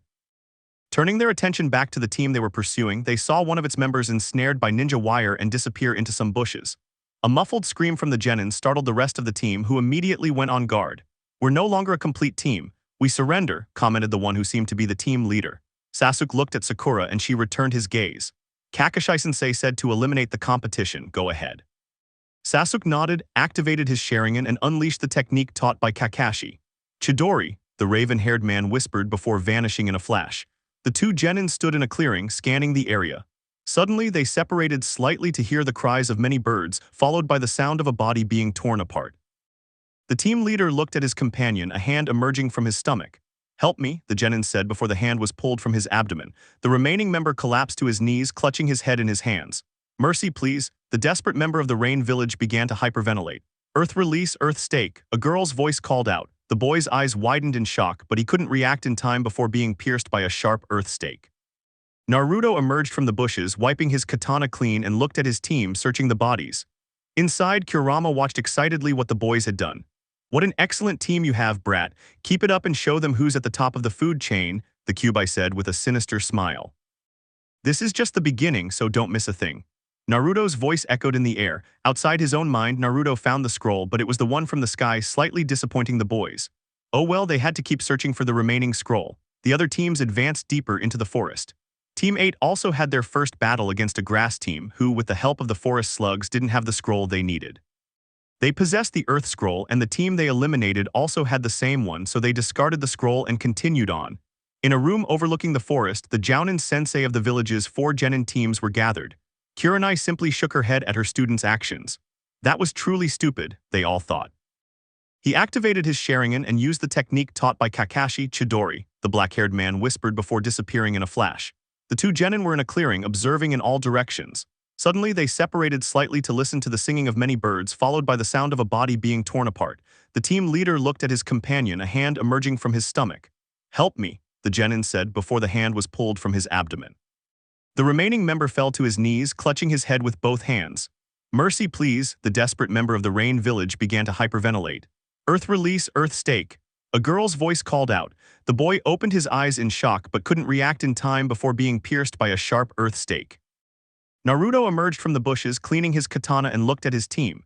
They began searching the bodies. Inside, Kurama watched excitedly what the boys had done. "What an excellent team you have, kid. Keep it up and show them who's at the top of the food chain," the Kyuubi said with a sinister smile. "This is just the beginning, so don't miss a thing," Naruto's voice echoed in the air. Outside his mental space, Naruto found the scroll, but it was the sky scroll, which disappointed the boys a little. Oh well, they had to keep searching for the remaining scroll. The other teams ventured deeper into the forest. Team 8 also had their first encounter with a grass team who, with the help of the forest slugs, didn't have the scroll they needed. They had the Earth Scroll, and the team they eliminated also had the same one, so they discarded the scroll and continued on. In a room where they could see what was happening in the forest were the Jounin sensei of the 4 genin teams of the village. Kurenai just shook her head at the act done by her students. That was really stupid, they all thought. He activated his Sharigan and used the technique taught by Kakashi Chidori. The black-haired man whispered before disappearing in a flash. The two genin were in a clearing, observing in all directions.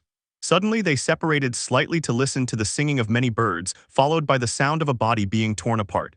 The team leader looked at his companion, a hand emerging from his stomach. "Help me," the genin said before the hand was pulled from his abdomen. The remaining member fell to his knees, clutching his head with both hands.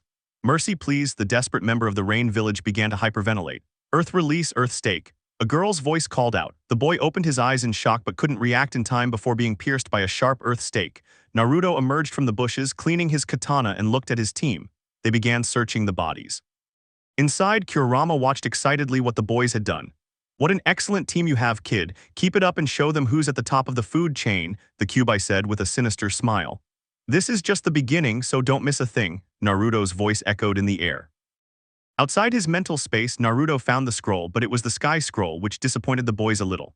Oh well, they had to keep searching for the remaining scroll. The other teams ventured deeper into the forest. Team 8 also had their first encounter with a grass team who, with the help of the forest slugs, didn't have the scroll they needed.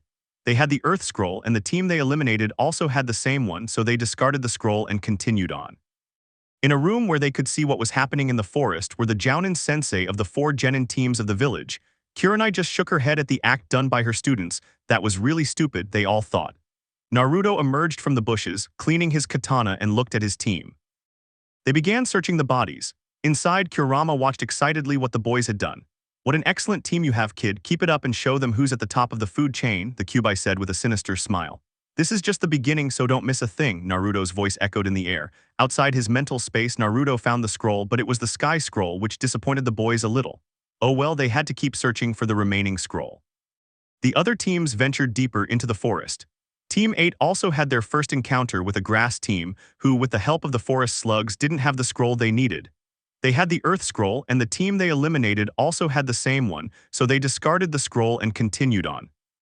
In a room where they could see what was happening in the forest were the Jounin sensei of the 4 genin teams of the village. Kurenai just shook her head at the act done by her students. That was really stupid, they all thought. Naruto emerged from the bushes, cleaning his katana, and looked at his team. They began searching the bodies. Inside, Kurama watched excitedly what the boys had done. "What an excellent team you have, kid. Keep it up and show them who's at the top of the food chain," the Kyuubi said with a sinister smile.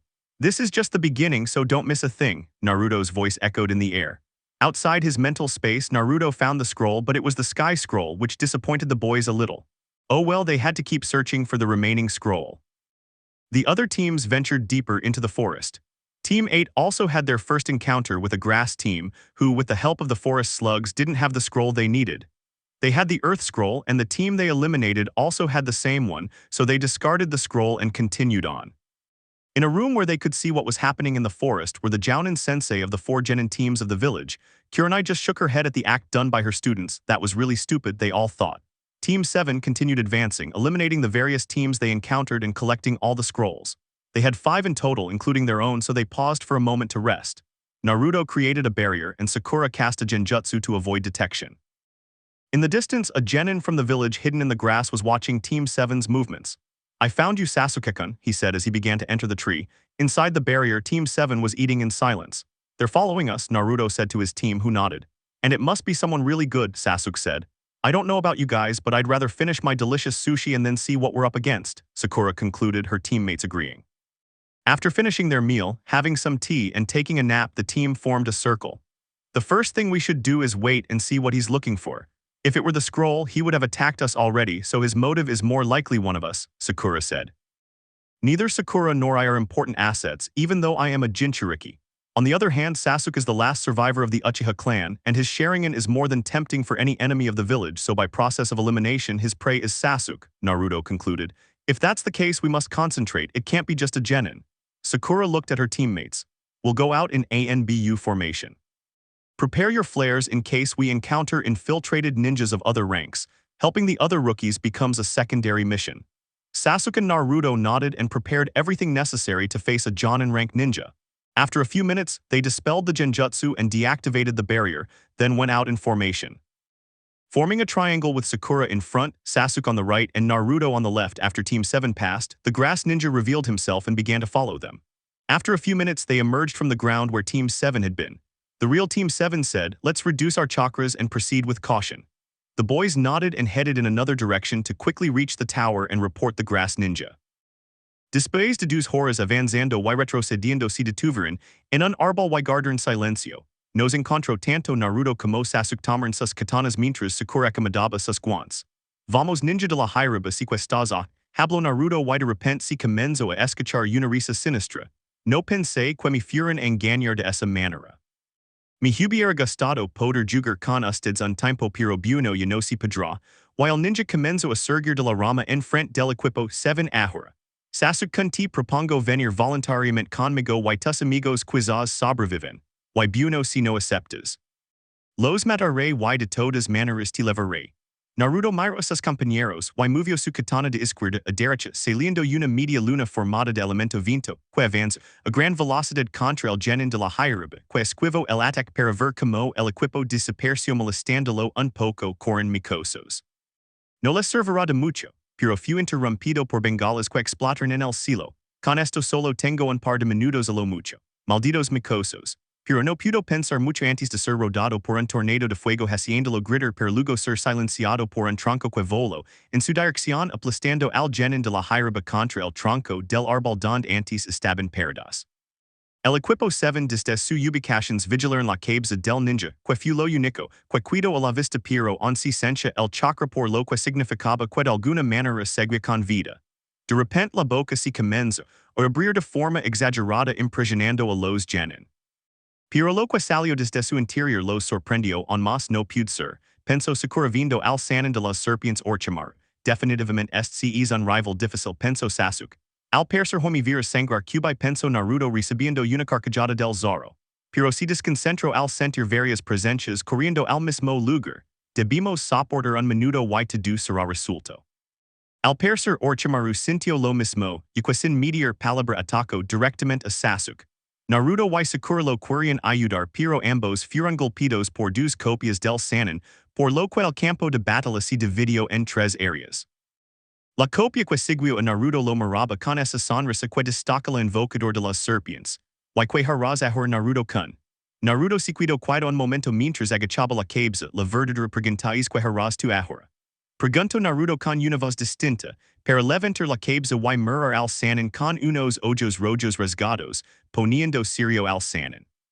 Sasuke dodged all of the sanin's attacks, throwing the occasional slash, but his enemy seemed unaffected, which was starting to frustrate him. Come on, Sasuke-kun, I know you can do more than this. Being the rookie of the year, it's a shame your team consisted of 2 losers, but oh well, they don't matter. Accept my invitation and I'll give you enough power to kill your brother. This caught Sasuke's attention. And what's the cost? The Uchiha asked, taking a step back.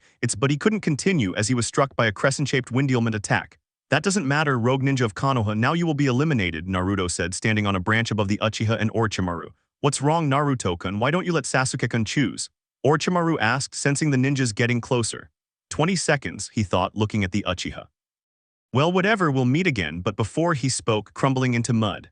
Naruto watched as Orochimaru appeared behind Sasuke and in a burst of speed aided by the Kyuubi's chakra, replaced himself with the Uchiha, receiving Orochimaru's bite. Holding back his scream, Sasuke looked worriedly at his friend as Orochimaru felt his mouth burning. He separated from Naruto, screaming in pain. Damn brat, he yelled, his mouth bleeding. He shed his skin again and began to pummel Naruto on the ground as Sasuke watched his teammate and friend receive a beating like never before. Naruto, he tried to scream or move, but he couldn't do much when Sakura fell from the sky. Shanaro. Upon impact, the earth cracked, forcing Orochimaru back. Incredible, it's like Tsunade's strength, even greater than that. Age, he thought, sweating slightly, we'll meet again. He retreated, sinking into the ground. Sakura ran towards Naruto and began treating him. Sakura, how shut up. Sakura yelled at the Uchiha, who stared at his teammate in shock. But Sakura, he insisted, damn it, you saw how they were beating him and you didn't do anything. Don't talk to me unless it's absolutely necessary. Sasuke stood watching Sakura treat Naruto, who groaned in pain from the girl's mere touch. How stupid I was, he thought, but he couldn't dwell on it as they were surrounded by several Anbu and Anko appeared. What happened here? The purple-haired girl asked. We were attacked by Orochimaru. Naruto was the most seriously injured, the pink-haired girl said as she continued treating her teammate. Anko looked at the blonde boy and felt the same pain in her neck. I'm sorry, but you'll have to leave, Anko decreed, turning to order the team to retreat. Don't even think about kicking us out, Naruto said. But Naruto, you, Sakura said, worried. Relax, little sister, we'll finish anyway, Naruto said, for the first time expressing tranquility with both his face and tone, not his usual flat expression. You can't even stand up and you want to keep going. The purple-haired girl said, annoyed. We won't retreat until our sensei orders us to, and you're not him. Come on, team, Naruto said, standing up despite the pain, impressing everyone present. Sakura stayed by his side in case of anything. Sasuke looked at his teammate, embarrassed. Come on, Sasuke, we have many plans for the future as a team and you can't fall behind, Naruto said firmly. The Uchiha looked at his teammate and nodded, then stood next to him as the pink-haired girl watched him, disappointed. Naruto Uzumaki's awakening, the preliminaries begin. After Team 7 resumed the competition, they headed straight for the tower. The tension between Sakura and Sasuke was palpable, but for now there was nothing they could do as the pink-haired girl was worried about Naruto, who was advancing silently. He hadn't said a word the entire way. Naruto, Sakura called, trying to get his attention, but he didn't respond. Naruto, Sasuke insisted, but again he didn't get through. Sakura sped up and touched Naruto's shoulder, but instead of reacting he fell forward, plummeting to the ground. Sakura tried to catch him, but she couldn't. Meanwhile, the Uchiha used a branch to propel himself and stopped his fall. They discovered he was unconscious. I wonder how long he's been in this condition, Sasuke thought, sensing Naruto's fever. It's best to find shelter and treat him, Sakura said coldly, trying to ignore the Uchiha. He simply nodded and they found a tree with a hole large enough for the entire team. Sakura cast a genjutsu at the entrance and began to check on Naruto's condition. In the protagonist's mindscape, he was meditating before the Nine Tails, who watched as black markings began to spread across the Uzumaki's body. He controlled the situation, preventing it from spiraling out of control. At the fox's feet lay fragments of a white snake, as Orochimaru had appeared in the mindscape moments before and attempted to control him. However, his visit was short-lived as the Nine Tails quickly dealt with him. I think the wisest course of action is for you to try to control the seal later, the fox commented. That means I shouldn't use chakra. Naruto replied, regulating his breathing as the markings gathered into a 3-demo seal. But that will make it more fun. Your taijutsu is more than decent at a human level, your kenjutsu is good, and above all you have fuinjutsu, the fox said, yawning. Do you want me to leave so you can sleep? What I really want is freedom, Naruto said, standing up.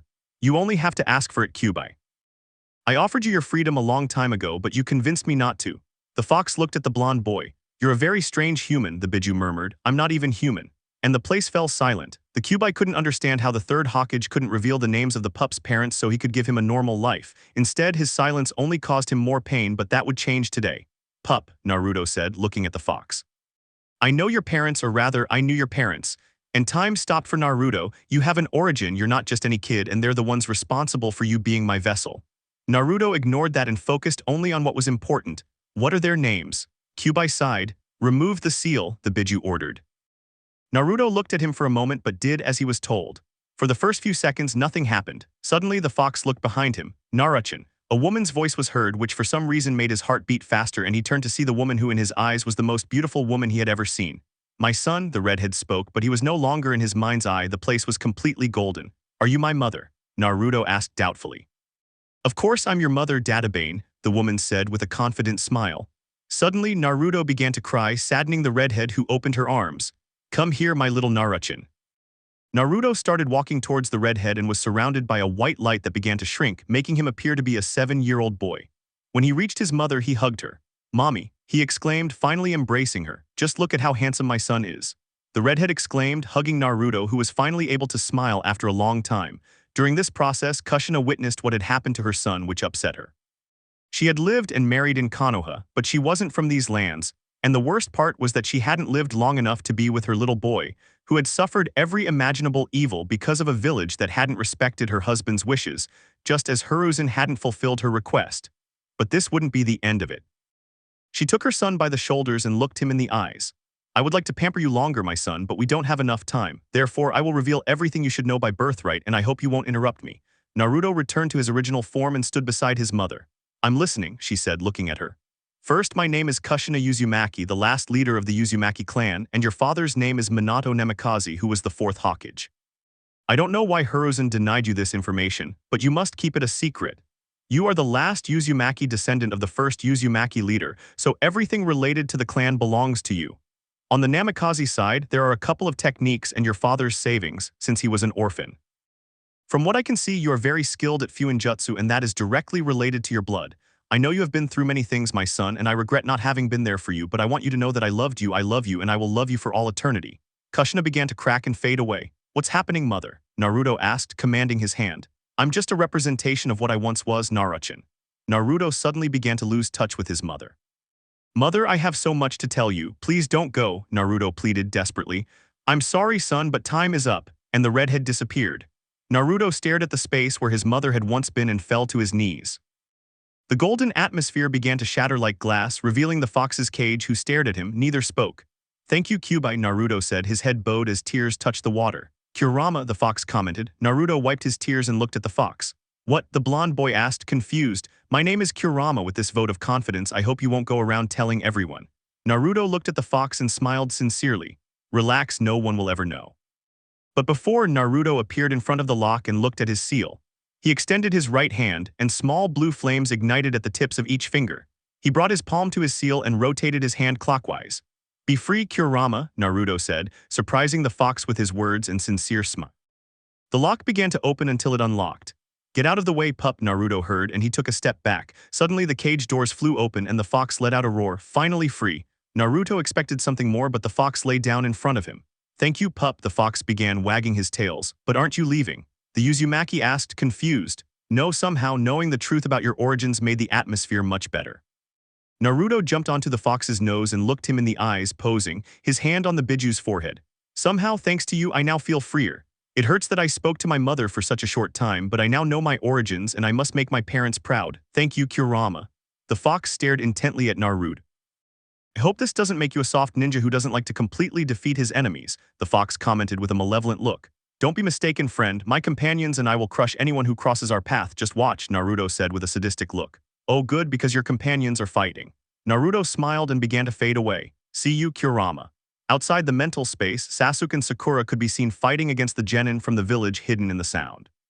Sakura was fighting the girl who was attacking her with her bells, constantly causing her to lose her balance, while Sasuke fought against the two remaining members. It was a bit difficult as the younger one was firing pulses of wind, while the other was increasing the frequency of the sounds, making him bleed from his ears. If it weren't for his Sharigan, he would have been dead. Suddenly, he heard Sakura scream. She was being held by the hair by a member of the enemy genin team. Come on, little girl, you seemed very brave a moment ago, the girl commented while hitting Sakura's face. Sakura tried to defend herself, but seeing three enemies, she was beginning to despair. Naruto, I won't let them get to you. Sasuke wanted to help her, but he wasn't in a better situation. To think that Orochimaru-sama chose you is a disappointment to us, commented one of the sound ninja. As he prepared to shoot Sasuke at point-blank range, but before she could even utter her technique, she was sent flying by a kick from Naruto, who now sported a relaxed smile. Damn, I got my sandal dirty with sound ninja, he said, dragging the foot he'd used to strike the ninja. The girl who had been hitting Sakura became annoyed and pulled out a kunai, intending to stab the pink-haired girl in the neck, but she failed to dodge Naruto's katana. Stay away from her if you want to live, he said, but she had to dodge the bandaged ninja's attack. The sound ninjas began searching for the blonde boy, finding him by arranging his companions at the base of the tree and then looking at their enemies. Well, since we don't have much time, I'll make this quick and painful, he said, smiling wildly. Team 7, after meeting up with the other Leaf Village teams, all departed for the tower. It was already the third day, so they would arrive with plenty of time. Team 7 went ahead to quickly control any surprise attacks. This continued until they reached the tower and the teams separated, each going their separate ways. Naruto removed the scrolls from the seal on his chest and opened them. After a small explosion, Uruka appeared. Congratulations, Team 7. Well done on completing the second phase of the Chunin exams. The three smiled and entered the tower. For the next 2 days, they focused on cleaning up and eating in preparation for the third stage. Today was the last day allowed to complete the second stage, and before the clock struck noon, Kabuto's team and the Sound Village team arrived at the tower, managing to stay in the competition. However, the Sound Village team kept their distance from Team 7, or more specifically, the blonde Uzumaki, who seemed happier than the last time anyone had seen him. Hiruzen, who was also present at the tower, witnessed this. I congratulate all the teams that managed to survive and pass the second stage of the Chunin exams. Now, Hokage-sama has a few words for you, so please be quiet. Everyone looked toward the balcony where the village's highest authority stood with his escort and accompanied by the various Jonin sensei of the teams present. Before telling you what the third exam is about, I'd like to explain something about the exam itself. Listen carefully, as this is something you need to understand, which is the true objective of this exam. This caught the attention of all the genin present. Why do you think the village holds this exam in conjunction with all our allies? to create the skill level of our shinobi and increase the friendship between allied nations, but it's important that you understand the true meaning. The exam is, in other words, a reenactment of the battles between the allied nations. Everyone was surprised by this detail, which no one had informed them of before participating. And what is it supposed to mean? Tenten asked. This boils down to finding a more peaceful way to measure the power levels of each village. The power of a country depends on the power of its village, and the power of the village depends on the power of its shinobi. Therefore, if the shinobi are weak, this directly affects the image and economy of a village, resulting in fewer missions. Conversely, if the shinobi prove to be strong, the benefits are greater for the village. Some tensed up, but others, like Team 7, hardened their gazes. No matter the challenge, we will fulfill or die for the mission, commented Naruto, who was standing in front of his teammates. The other Konoha rookies watched their allies change in attitude with a touch of nervousness. Kakashi, on the other hand, looked proudly at his students. Explain the details of the next stage and I'll handle anything you throw at me, Gaara said. Hiruzen coughed and a ninja appeared before him, his uniform indicating he was a jounin. Hokage-sama, before I explain what's coming, allow me to speak. I'm Hayate Gecko and I'm the proctor in charge of the third stage of the Chunin exams. Everyone looked at the newly appeared ninja. Go ahead, Hiruzen authorized the jounin, who stood up. It's good to meet you all, the proctor said, turning to face all the genin in the area. There's something I want you all to do before we begin the third stage of the exam.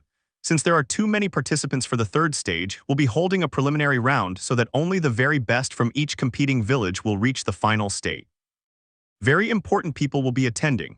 They won't want to waste their time. This will be a one-on-one fight where allied ninjas may face off. Now with that ready, a sizable screen suddenly descended from the sky displaying the names of all the ranked genin. The names of the contenders will be drawn on this screen. Those not named will advance to the next level. The room fell silent, awaiting the next step. Now, if anyone believes they are not prepared for this evaluation, this is your opportunity to withdraw. Kabuto stepped forward and raised his hand. I'm sorry, but I don't have enough chakra to face this challenge, so I withdraw. Hayate nodded and Kabuto began to leave. Hiruzen glanced at the boy and, as Ibiki had said, made a nod that caught the attention of the Jounin sensei present, especially the Jounin sensei from the village hidden in the sound, who was actually Orochimaru. What do you have planned, old man? He asked, somewhat alert. Well, if no one else wants to withdraw, the preliminaries begin now. I'm Hayate Gecko and I'm the proctor in charge of the third stage of the Chunin exams. Everyone looked at the newly appeared ninja. Go ahead, Hiruzen authorized the Jounin, who stood up. It's good to meet you all, the proctor said, turning to look at all the genin in the area. There's something I want everyone to do before we begin the third stage of the exam. Since there are too many participants for the third stage, we'll hold a preliminary round so that only the very best from each competing village will reach the final stage. Because very important people will be attending who won't want to waste their time, this will be a one-on-one fight where there's a possibility that allied ninjas will face each other. Now with that ready, a screen of considerable size suddenly began to descend from the sky, displaying the names of all the ranked genin. The names of the contenders will be drawn on this screen. Those whose names aren't drawn must advance to the next level. The place fell silent, awaiting what would happen next. Now, if anyone believes they don't have what it takes to face this evaluation, now is your chance to withdraw. Kabuto stepped forward and raised his hand. I'm sorry, but I don't have enough chakra to face this challenge, so I withdraw. Hayate nodded and Kabuto began to leave. Hiruzen looked at the boy and, as Ibiki had said, made a nod that caught the attention of the Jounin sensei present, especially the Jounin sensei from the village hidden in the sound, who was actually Orochimaru. What do you have planned, old man? He asked, somewhat alert. Well, if no one else wants to withdraw, the preliminaries begin now. I'm Hayate Gecko and I'm the proctor in charge of the third stage of the Chunin exams. Everyone looked at the newly appeared ninja. Go ahead, Hiruzen authorized the Jounin, who stood up. It's good to meet you all, the proctor said, turning to look at all the genin in the area. There's something I want everyone to do before we begin the third stage of the exam. Since there are too many participants for the third stage, we'll hold a preliminary round so that only the very best from each competing village will reach the final stage. Because very important people will be attending who won't want to waste their time, this will be a one-on-one fight where there's a possibility that allied ninjas will face each other. Now with that ready, a screen of considerable size suddenly began to descend from the sky, displaying the names of all the ranked genin.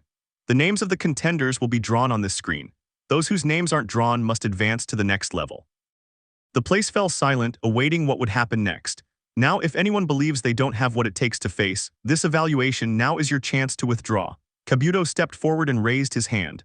I'm sorry, but I don't have enough chakra to face this challenge, so I withdraw. Hayate nodded and Kabuto began to leave. Hiruzen looked at the boy and, as Ibiki had said, made a nod that caught the attention of the Jounin sensei present, especially the Jounin sensei from the village hidden in the sound who was actually Orochimaru.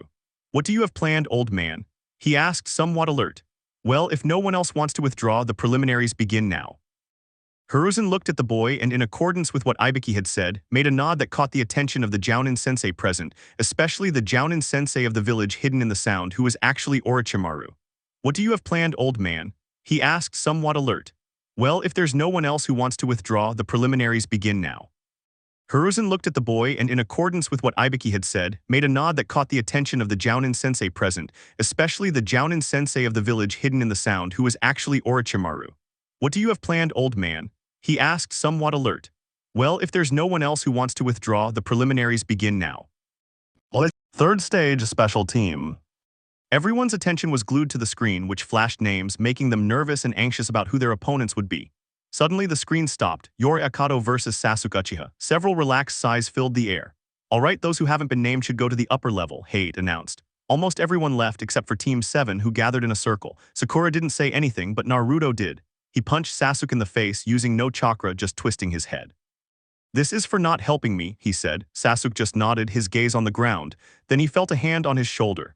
"Now kill that traitor. It's your duty as a Konoha ninja, but especially because you're a member of Team 7. Sasuke looked at Naruto and saw a smile. "Yes," was Sasuke's simple reply, and he nodded as well. Naruto stepped back a little and waited for Sakura, who stood in front of Sasuke. "Don't disappoint me again," she said. "Sasuke, if you betray us again, you'll forget we were ever friends." Sasuke nodded. "It won't happen again," Sasuke said as Sakura walked past him. "It won't happen again because family always comes first." Sakura smiled, as did Naruto. "You win, brother." Naruto said loudly, surprising everyone except Kakashi, who was informed of what had happened. But his team was special. Whatever happened to the team solved it. "Sometimes I think my role has been very small for you guys," the Jounin said in a low tone. "You're wrong, Kakashi-sensei. You were a key piece in this, since thanks to you this team was formed, and it wouldn't be the same without you," said Sakura, who landed next to the Jounin with Naruto. "Don't worry, sensei, you did the right thing for us." Kakashi nodded with a slight smile on his face as he thought about his previous team. "It seems I was finally able to do things right, Sensei Rin and Albedo." Sasuke looked at his rival, whose face was covered. It was impossible to tell if whether he was serious or relaxed. Sasuke had a mission to accomplish. "All right, here begin the preliminaries. First, the battle ends when I say so, when one of the two fighters is unconscious or dead, but if I interrupt, my decision is final. With that said, are you ready?" Sasuke nodded, as did Yor.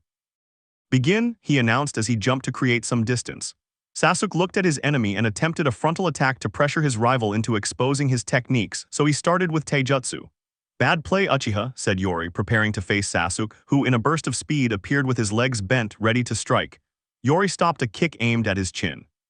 Sasuke was about to retreat, but he felt his chakra begin to be absorbed, so with his other leg, he delivered a precise blow to his opponent's head, which forced Yori to release him. He took a step back and prepared his technique taught by his sensei, complete the mission or die for it. He repeated as his Sharigan ignited. Those present began to see electricity accumulating in the Uchiha's palm. "Kakashi, you taught a killer technique to a genin with almost no experience." Guy asked seriously. "They're my students, Guy. I'll see what I teach them," Kakashi replied, looking at his book. "Chidori," Sasuke said, flexing his legs slightly, and with a burst of chakra he shot off at a speed worthy of an experienced chunin. Hate was about to stop the battle, but he heard a metallic clang in the stands and saw Naruto slam his katana against the railing. "Sensor, the battle is over," Kakashi said, pointing behind him. Hate turned and saw Sasuke with his hand on his enemy's chest. This shocked the Konoha genin, as they weren't yet used to taking lives. "Winner, Sasuke Uchiha," Hate declared. Sasuke withdrew his hand, letting the body fall to the ground. He turned and left with his team. "Mission accomplished," the Uchiha said, receiving a nod from his teammates. The genin nearby looked at the Uchiha with fear. More than one was heard throwing up their breakfast, but no one said anything since not even the Hokage reacted to that, and the following matches proceeded. Second match, Zaku Abumi versus Shino Aburame. Winner, Shino Aburame. Third match, Misumi Tsurugi versus Kenkuro. Winner, Kenkuro. When the fourth match arrived and the names appeared on the screen, everyone was surprised. "Of all of us here, I had to get stuck with her," Sakura thought, watching Ino being advised by her sensei. "Give up, Ino, it's for the best. Kakashi's team is crazy." But Ino dismissed it. "Don't worry, sensei, Sakura was never much for fighting. She's more of a bookworm, it'll be easy." Sakura looked at her sensei. "Don't kill her, just defeat her, please," Kakashi said in a low tone. "Okay, sensei." Kakashi sighed in relief and smiled at her. Then came Naruto, writing something on a piece of paper. "I know you'll do the right thing," he said, tapping her on the head. Fuin, he whispered, only heard by his team, just in case they want to read your mind.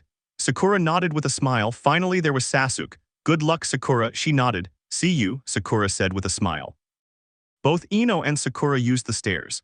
This fight is pointless, there are only two of them. Mediocre destined to be mediocre, Neji commented. Seriously, sensei, I don't know how they allow a blind girl to compete in these exams, generating laughter around the world and annoying Hyuga who was stopped by his sensei. Naruto, that's not right. You shouldn't make fun of other people's misfortune, Kakashi commented, shaking his head. You two finish up already, maybe you'll end up with a kid just like him, Sasuke said, and the three of them finished laughing. Alright, let's continue with the fourth match, Sakura Haruno versus Ino Yamanaka. Ready? Sakura nodded as she adjusted her gloves. Yes, the sooner this starts, the sooner I can enjoy Sasuke-kun. The named Sasuke pretended not to notice, looking at his Chokyudo. Sakura got into a taijutsu stance and waited for the signal. Give it your all, Ino, or you could die, Sakura warned. Hey, wouldn't lose sight of Team 7 this time, they already had a casualty and it wouldn't look good if the semi-final turned into a massacre. He observed both girls, raised his hand and let it fall. Begin. Ino was about to grab her kunai when Sakura was already in the air, diving towards her position. Shanero, she shouted, preparing her strike. Ino prepared to stop her. Ino, move or you'll die, she yelled. Asuma, but Ino remained still in place. Sakura changed direction at the last minute, but no one expected Asuma to grab the pink-haired girl's arm and throw her in another direction. Sasuke appeared behind Sakura to stop her advance, and Naruto appeared in front with his katana in a defensive stance. The winner of the match by intervention is Sakura Haruno of Team 7, Hate declared. Asuma was still in front of his student, but he felt pressure on his shoulder. Don't you ever touch my student again, Asuma.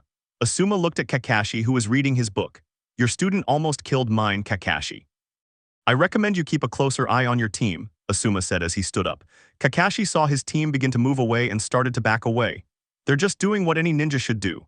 Ino didn't know what was happening since she was about to retaliate, but her sensei, Asume-sensei, why did you intervene? Don't you trust me? She asked sadly, feeling disadvantaged. She went in with intention. To kill Ino, that was too much for you. Ino just lowered her gaze and nodded. Winner Sakura Haruno, and so the fights progressed. Fifth match, Tenten vs Temari. Winner Temari. Sixth match, Shikamaru Nara vs Kintsuchi. Winner Shikamaru Nara. The truth was that the following matches weren't particularly exciting for anyone. They only demonstrated the level appropriate to the level they wanted to apply for, but nothing that justified promotion. Although Shikamaru's display of strategy was commendable, the screen began scrolling through the names of the remaining contestants. The truth is that everyone was more anxious from this point on since Gaara was still to come, and for the senseis there was still Naruto, who to worsen the situation was cleaning his katana, ignoring the surroundings. Before the screen froze, Naruto stood up. My turn, he said, drawing his team's attention and began walking to the arena. The screen stopped and the names Naruto Uzumaki versus Kiba Inuzuka appeared. Yes, finally I can get my revenge on that good-for-nothing. Kiba shouted, cheered on by Akamaru. Kiba, you'd better retire. Kakashi's team is no ordinary team, Kurenai warned him. Hinata looked at Naruto, blushing but agreed with her sensei. Shino, on the other hand, already knew the outcome of the match, but no matter how many warnings he gave his teammate, it wouldn't do any good. Relax, sensei, I don't think one of the Kings of Drank missions can beat a member of the team with the most crank missions. He climbed onto the railing and jumped to land next to Hate, who was watching Naruto intently. Naruto, hands in his pockets, looked at his opponent with no interest.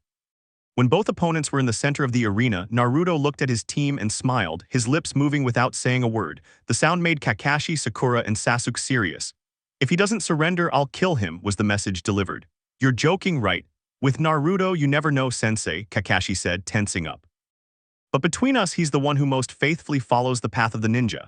Sakura looked at her brother. Sasuke said nothing, but Sakura spoke only the truth. Kurenai stared intently at Kakashi's student. Of the three, he was the most dangerous, not only because of his skill but also because of what he possessed. Naruto looked at Kiba with an innocent smile and pointed at him.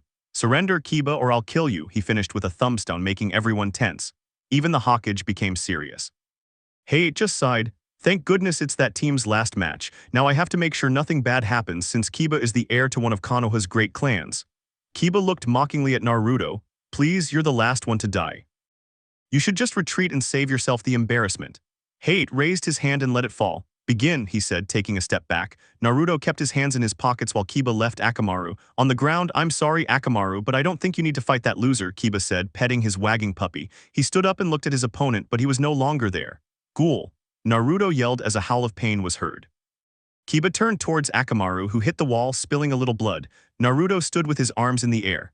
Akamaru, Kiba yelled, glaring angrily at Naruto. Damn it, I thought I'd just beat you, but I'll do it. He didn't finish before receiving a kick to the chest, sending him stumbling back. Surrender, Kiba, or I'll kill you.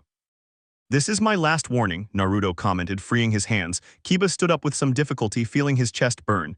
I won't give up until I make you fall, you bastard. He assumed an animal stance. Gatsuga. He shouted, launching himself at Naruto, spinning at high speed and creating a tornado. Everyone expected Naruto to block the attack, but he took it directly. The Konoha Genin looked at Team 7, but none of them reacted to the constant attacks the blonde-haired boy was receiving. Kurenai, withdraw your student, Kakashi said, his eyes fixed on the large amount of dust Kiba's attack was creating. Relax, Kakashi, if Kiba goes too far, I'll stop him, he said with a confident smile. Well, I warned you. From the dust cloud, a body shot out. Everyone expected to see Naruto, but when the body stopped, they found Kiba. Well, Kiba, I've let you attack me. Now it's your turn to take one of my attacks, Naruto said, his clothes somewhat broken. Kiba began to stand. You're a monster, Kiba whispered angrily. Naruto took his katana and infused it with wind chakra. He looked at his opponent and made several cuts in the air. At first, no one saw anything, but out of nowhere, several cuts appeared on the ground in the direction of the Inuzuka, who tried to dodge the attack. However, due to the damage he had received, it was impossible, and to make matters worse, Akamaru was behind him. He closed his eyes and prepared to scream, but a wall of earth rose up in front of him. His sensei and the stage manager, who was carrying Akamaru, appeared beside him. When the technique impacted, the wall of earth crumbled to pieces. Naruto appeared in front of the three, katana in hand, but first he looked at Sakura, who had her hands on the ground. She was the one who defended Kiba. Blue and Jade Green faced each other in a battle of glances, which Naruto ended up winning when Sakura lowered her gaze. Due to interference, this battle is declared a draw. This surprised everyone. Everyone including Naruto, but Sakura was about to speak, but Naruto spoke first. I think so, excuse me, he said with his usual attitude as he began to leave the arena. Instead of returning to his team, he headed for the exit, avoiding everyone's gaze. Naruto, wait, Hiruzen called out. Yes, Hokage-sama, he replied, looking at the old man with his usual expression. Why didn't you complain? Everyone paid attention. As a ninja, I live to obey, not to question orders. With that, he continued on his way. Sensei, I didn't mean to, Sakura said sadly. You weren't paying attention to the direction of the cuts, Sakura, Kakashi commented. Sakura and Sasuke observed the marks on the ground and discovered what Naruto had done. No cut was going to get near Kiba, Sasuke whispered in surprise. It seems this time Naruto really did trick us, Kakashi commented seriously. Sakura just lowered her gaze. After this strange moment, the battles continued, but Team 7 was no longer paying attention to the fights. One of their own fell, and worse, it wasn't an enemy but one of their own.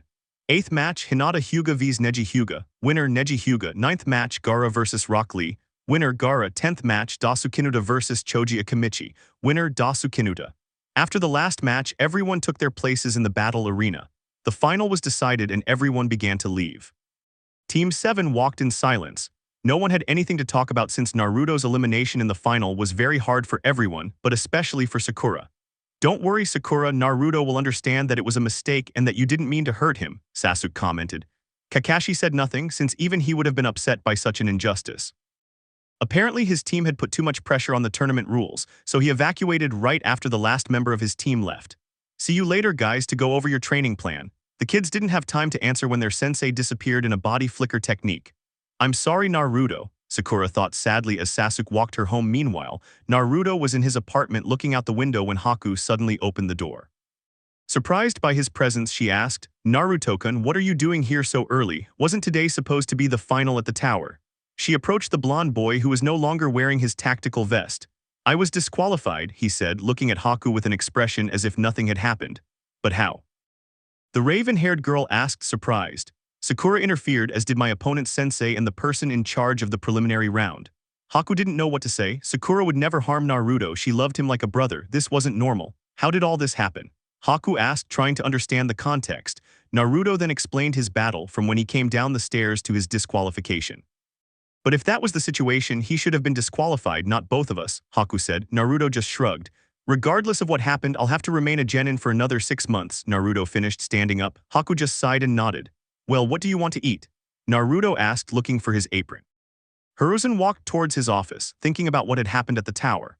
At first, he too had feared for the outcome of the battle, but as it unfolded, he realized Naruto never attacked to kill. Even when he launched his final attack, none of his cuts landed on Kiba. He simply wanted him to surrender. He spoke with hate about his hasty decision, but officially Naruto was already disqualified and nothing could be done. He sighed wearily. Now what will I do with a genin of such potential? He wondered, exhaling a puff of smoke. Hokage-sama, he heard a voice from behind him. What is it, Naruto?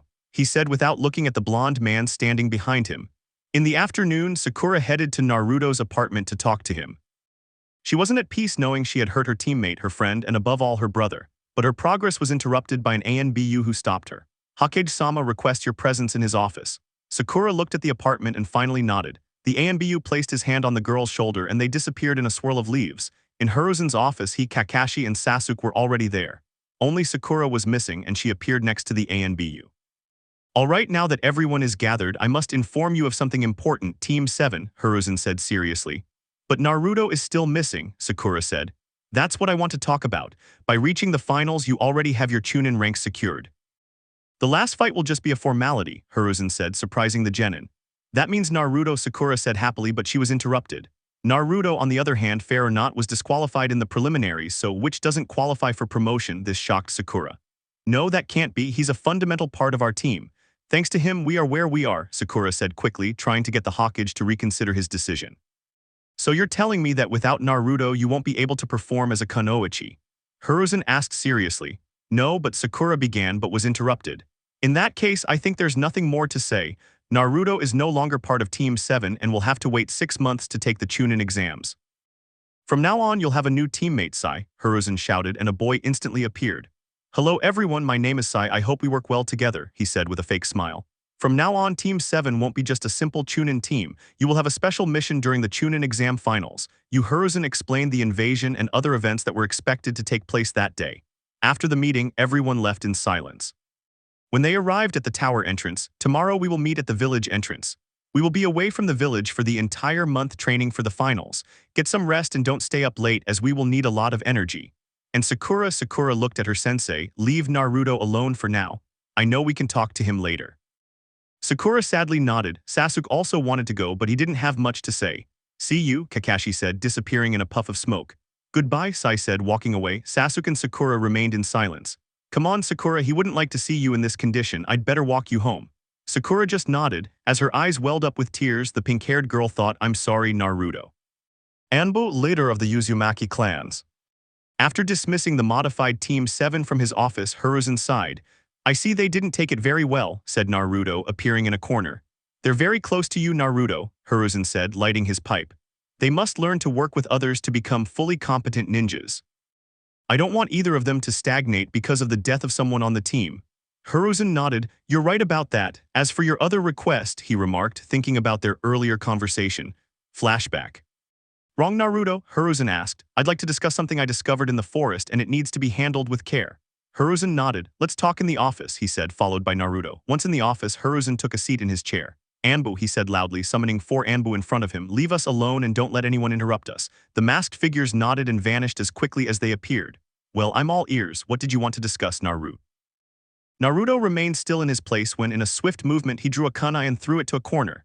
Spy, he said, looking in the direction where a masked figure landed with the weapon to his forehead, but not like those guarding the Hokage. Root, Hiruzen said. Now we're alone, Naruto said, putting his hands in his pockets. I want everything that belongs to the Uzumaki clan and the 4th Hokage, Naruto blurted out, making Hiruzen cough. Could it be, did I say something wrong?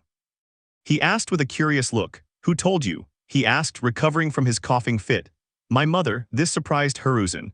Don't lie, Naruto, your mother and father died in the Kyuubi attack, so you were deceived, Hiruzen said, trying to end the conversation. Kushina Uzumaki, last known descendant of the first leader of the Uzumaki clan, second Jinchuriki of the Kyuubi, wife of Minato Namikaze, the 4th Hokage, and above all my mother, a woman who in her last moments begged for her son's care from a man she saw as her grandfather, and well, he did what he could. Well, that's the summary, Naruto finished, looking at the photo of his father. I see, Hiruzen commented in a subdued tone. If you already know the truth, all that's left for me is to apologize for all the mistakes I made with you and for not giving you a normal childhood as your mother would have wanted, Hiruzen said, removing his hat. I'm not interested in talking about the past. I only want to focus on the future, and that is to revive my clan. Mother, Naruto said with a confident smile. For that you need to marry several wives or have several descendants, the old man said, observing the boy's change in attitude. You're forgetting something very important, Hokage-sama. The Uzumaki clan isn't like any other clan in the village. It's a foreign clan that even to this day supports Konoha with its specialty Fuinjutsu. Therefore, the village laws don't apply to the Uzumaki. Hiruzen was surprised by this fact. He had completely forgotten that detail. I see, you're right, so what is it you want? Naruto smiled slyly. I already told you, Hokage-sama, I want everything belonging to the Uzumaki clan, and also to the fourth Hokage, Hiruzen sighed. This will bring a lot of paperwork and pointless meetings, the old man said, defeated.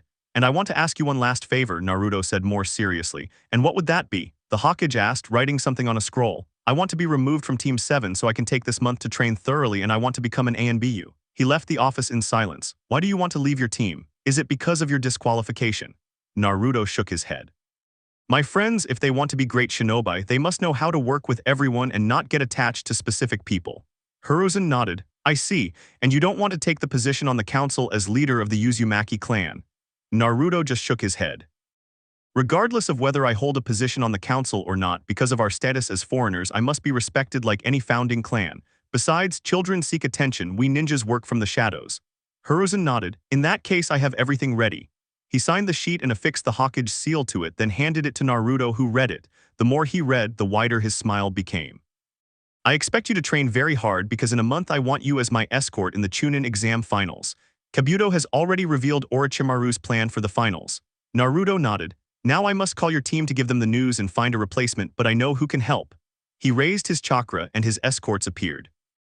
I need you to go after Team 7, but first. He wrote something on a piece of paper and held it out to an ANBU. Take him to Danzo Shimura as well as his ANBU, he said, pointing to a corner where the dead ninja lay. Well, Hokage-sama, I think I'll stay a little longer to check on my team, Naruto finished, heading to a corner and being swallowed by the shadows. Then he handed it to Naruto, who read it. The more he read, the wider his smile became. I hope you train very hard because in a month I want you as my escort in the Chunin exam finals. Kabuto has already revealed Orochimaru's plan for the finals. Naruto nodded. Now I must call your team to give them the news and find a replacement, but I know who can help. He raised his chakra and his escorts appeared.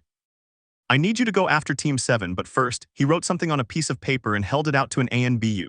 Take this to Danzo Shimura as well as his ANBU, he said, pointing to a corner where the dead ninja lay. Well, Hokage-sama, I think I'll stay a little longer to see my team, Naruto finished, heading to a corner and being swallowed by the shadows. Then he handed it to Naruto, who read it. The more he read, the wider his smile became. I hope you train very hard because in a month I want you as my escort in the Chunin exam finals. Kabuto has already revealed Orochimaru's plan for the finals. Naruto nodded. Now I must call your team to give them the news and find a replacement, but I know who can help. He raised his chakra and his escorts appeared. I need you to go after Team 7, but first, he wrote something on a piece of paper and held it out to an ANBU. Take this to Danzo Shimura as well as his ANBU, he said, pointing to a corner where the dead ninja lay. Well, Hokage-sama, I think I'll stay a little longer to see my team, Naruto finished, heading to a corner and being swallowed by the shadows. End flashback. Well, I'm leaving now. Haku was a little annoyed, thinking the original was with her. See you in a month, Hokage-sama, said Naruto, disappearing in a shunshin. I'm too old for this, commented Hiruzen as his assistant came in with a large number of files. Kill me, he said, crying, making the woman shake her head. The next day, Team 7 was waiting at the village entrance for their sensei so they could depart for their month of training. Sai and Sasuke were relaxed, although the Uchiha eyed the other black-haired boy with suspicion. It was strange not being on a team with Naruto. As for Sakura, with dark circles under her eyes, she hadn't slept well after what had happened in the preliminaries. Just look how easily they forget about the poor, they heard from the top of a tree.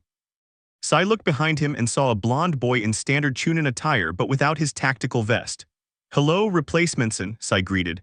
Hello, Root Stumpson, Naruto replied, making Sai's fake smile disappear. Naruto, Sakura said, but Naruto vanished only to reappear next to Sasuke. You're in charge, Sasuke, this is your team and it must remain complete. Sasuke nodded, somewhat surprised. As for you, he said, looking at Sakura, I hate you. Sakura lowered her gaze. It wasn't my intention for that to happen, I really thought you'd kill him, Naruto said, approaching Sakura and gently tapping her head. Killing our comrades wasn't part of the mission, your mistake was forgetting that. You still need to mature, but I know you can fix it, you're the smartest in the group after all. Sakura nodded. Well, little sister, brother-in-law, keep training and don't make me an uncle too soon, ho ho ho ho, Naruto said, watching Sakura blush like a tomato. Don't make jokes like that, Baka. Sakura yelled while Sasuke smiled, though his cheeks were flushed from the joke. Sakura was about to prepare a punch, but Naruto got there first and stood close to her. You have to take care of yourself, I won't be there to watch your back anymore. Sakura remembered that detail and her spirit sank. But don't forget that I love you, he said, kissing her forehead, surprising Sakura, who smiled and responded with a hug. I see you're in better spirits, that's good. You'll need it, Kakashi said as he approached, reading his book. Good luck. Kakashi-sensei, said Naruto. Hokage-sama already gave me the news, good luck this month. Naruto nodded. Alright team, let's go so we can reach our destination by sunset. The new Team 7 nodded and started walking away. Sasuke, said Naruto, stopping the black-haired boy. Tell me, he replied, halting the rest of the group. I don't want to be an uncle too soon. As soon as the joke ended, he had to dodge a tree thrown by Sakura. Idiot, yelled the pink-haired girl. After this, the team resumed their journey and quickly moved away from the entrance while Naruto watched them disappear into the distance. He glanced to the side and said, what does Jujutsu want from the Sannin? In the frame of the large door stood the aforementioned, leaning against it with his arms crossed and a sly smile. Sensei told me you already know the truth about your origins and that you'll be his escort in the Chunin exams finals. Naruto nodded. Well, you're in luck. I was your father's sensei and I want to offer to be your teacher, he said, looking at the boy who was holding his gaze. And why would I want to train the Kyuubi child? Naruto asked. Because I'm your godfather, Jujutsu finished seriously. During the month, all the finalists dedicated themselves fully to their training. Some stayed with their clans, others returned to their countries, and finally, Team 7 underwent intense training designed by Kakashi. He already knew that Naruto was being trained by a Sannin, someone far more qualified than himself. But this only meant that to maintain balance within the original team, he had to demand double or triple what Sasuke and Sakura could normally give. Meanwhile, Naruto focused on Fuinjutsu, where thanks to Jujutsu he was able to make some progress. This, along with the library in his new home with Haku, the Uzumaki mansion, allowed him to review everything from the basics to fully utilize sealing techniques. His relationship with Jujutsu was initially complicated, as the man constantly begged for forgiveness for abandoning him when he was just a baby. Finally, after much insistence, Naruto forgave him but asked for information about Ika. Jujutsu gave him a complete collection of his books with the warning never to leave. His beautiful books were displayed in the sight of the women, since they did not understand his art. In addition to Fuinjutsu and Ika, he learned more Winstall jutsus, not many, but powerful ones. He also discovered his second element, the fire element, which according to Kurama was due to his presence within him. Here he had to learn everything from scratch since he never expected to have the same element as his friend and brother.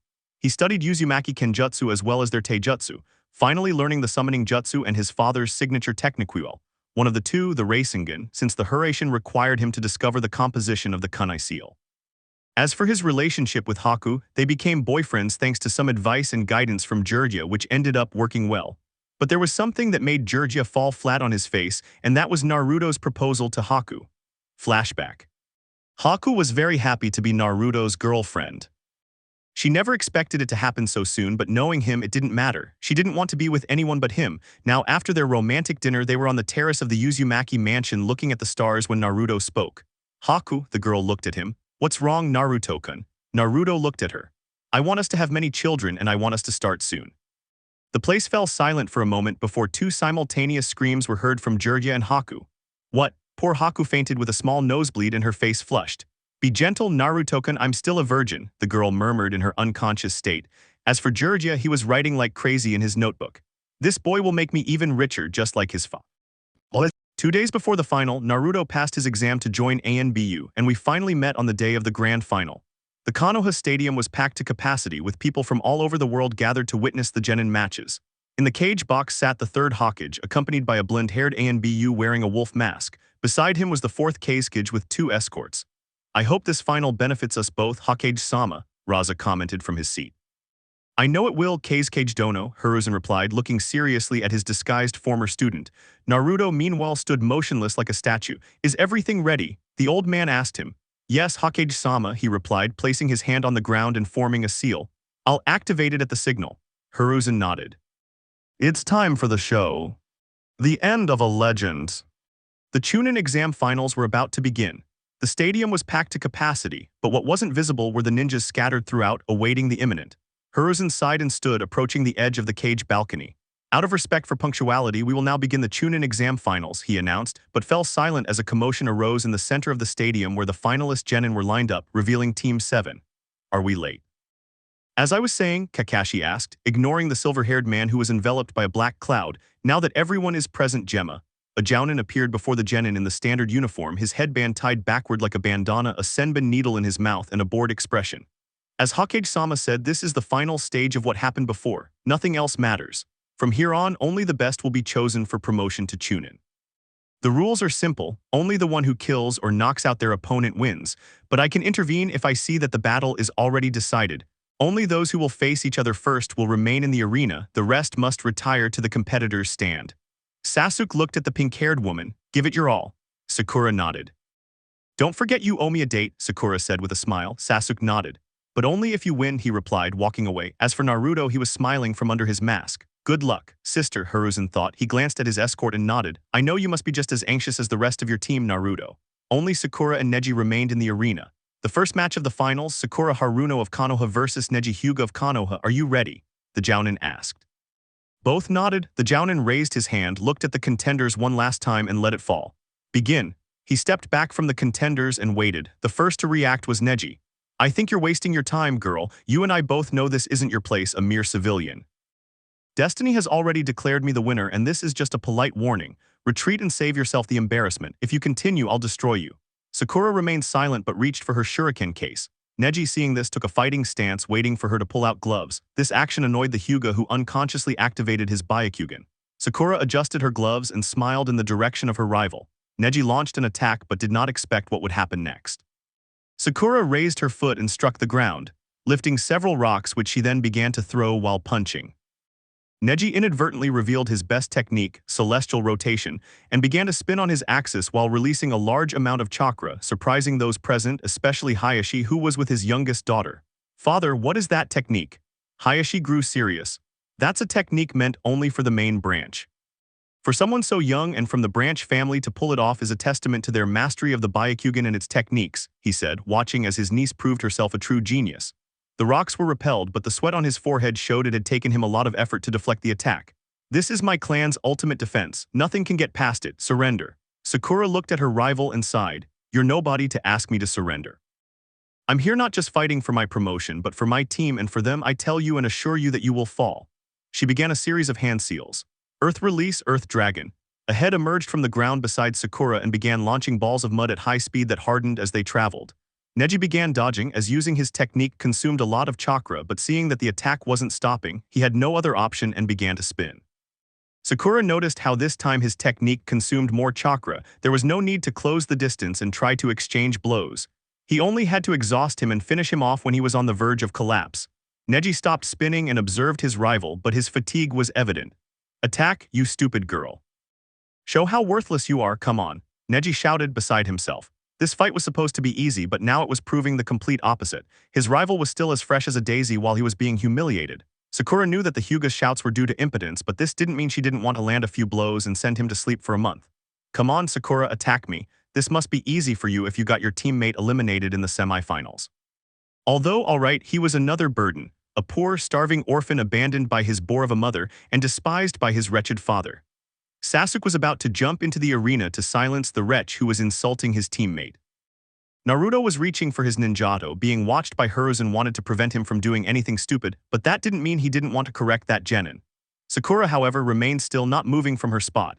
She clenched her fists and glared at the Hyuga with hatred. You're dead, you wretch, and launched herself at full speed towards him. He was about to exchange blows, but something held him back. He looked down and saw his opponent's gloves. He looked up, but it was too late. The pink-haired girl punched him in the ribcage and the entire stadium heard something shatter.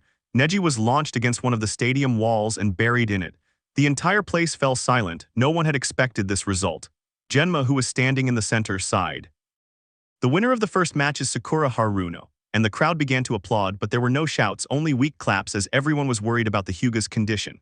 Sakura calmly began to leave. That damned boy would have several months of recovery and she wouldn't help him at all. When she reached the competitors' hall, everyone stared at her but no one said a word. She stood next to Sasuke and he smiled. If you hadn't done it, I would have. Sakura looked at him and smiled. You owe me a date. Sasuke smiled and nodded. As for Naruto, he looked at the spot where the Hyuga had fallen. I hope you survive, you bastard, he thought with his red eyes. Concentrate, wolf. He heard the Hokage's voice and sensed the change in the blonde's aura. I'm sorry, Hokage-sama, the other members of his generation who were in the stands said. They didn't know what to think. They definitely hadn't expected that from their teammate. Neji was lucky to still be alive. The Hyuga's teammates had already declared him the winner before the fight even started, but nothing prepared them for seeing their teammate dragged from the arena more dead than alive. Next came Shikamaru's matches, where he demonstrated his ability to create strategies, although he ultimately surrendered but showed he had the capacity to lead. Shino won by forfeit. Kankuro ignored all the boos coming from the stadium. Now came the most anticipated fight, the last Uchiha versus the Kasuke's youngest son, who was said to be the most powerful genin present. Now the last match of the afternoon, said Genma, looking at the Hawkage, who nodded. Are you ready? Gaara said nothing. Sasuke nodded. Begin, he said, taking a step back. Hiruzen looked at the Kazekage. Kazekage dono, he said. The Kazekage looked at him. When will he reveal his true intentions? The Kazekage began to laugh. So you figured it out, sensei, he replied. Hiruzen lightly touched the shoulder of the Anbu beside him. Naruto placed his hand on the ground and infused chakra into a seal. A barrier rose from the walls of the arena, trapping Sasuke, Genma, and Gaara, who was looking around wildly. Konoha ninja appeared throughout the stadium and attacked the undercover ninja from the villages of Suna and Odo in the stands. The civilians were in shelters. The Kazekage removed his robes and revealed the traitorous Sannin Orochimaru, who glared with hatred at his former sensei. Surrender, Orochimaru, your invasion cannot be carried out. By now everyone should be dead. Orochimaru relaxed his expression and smiled maliciously again. While I wanted to destroy this village, my greatest prize was killing you. Orochimaru lunged at his sensei but had to dodge the Anbu's slash. Hiruzen took advantage of the Sannin's distraction and leapt into the battle, donning his battle attire.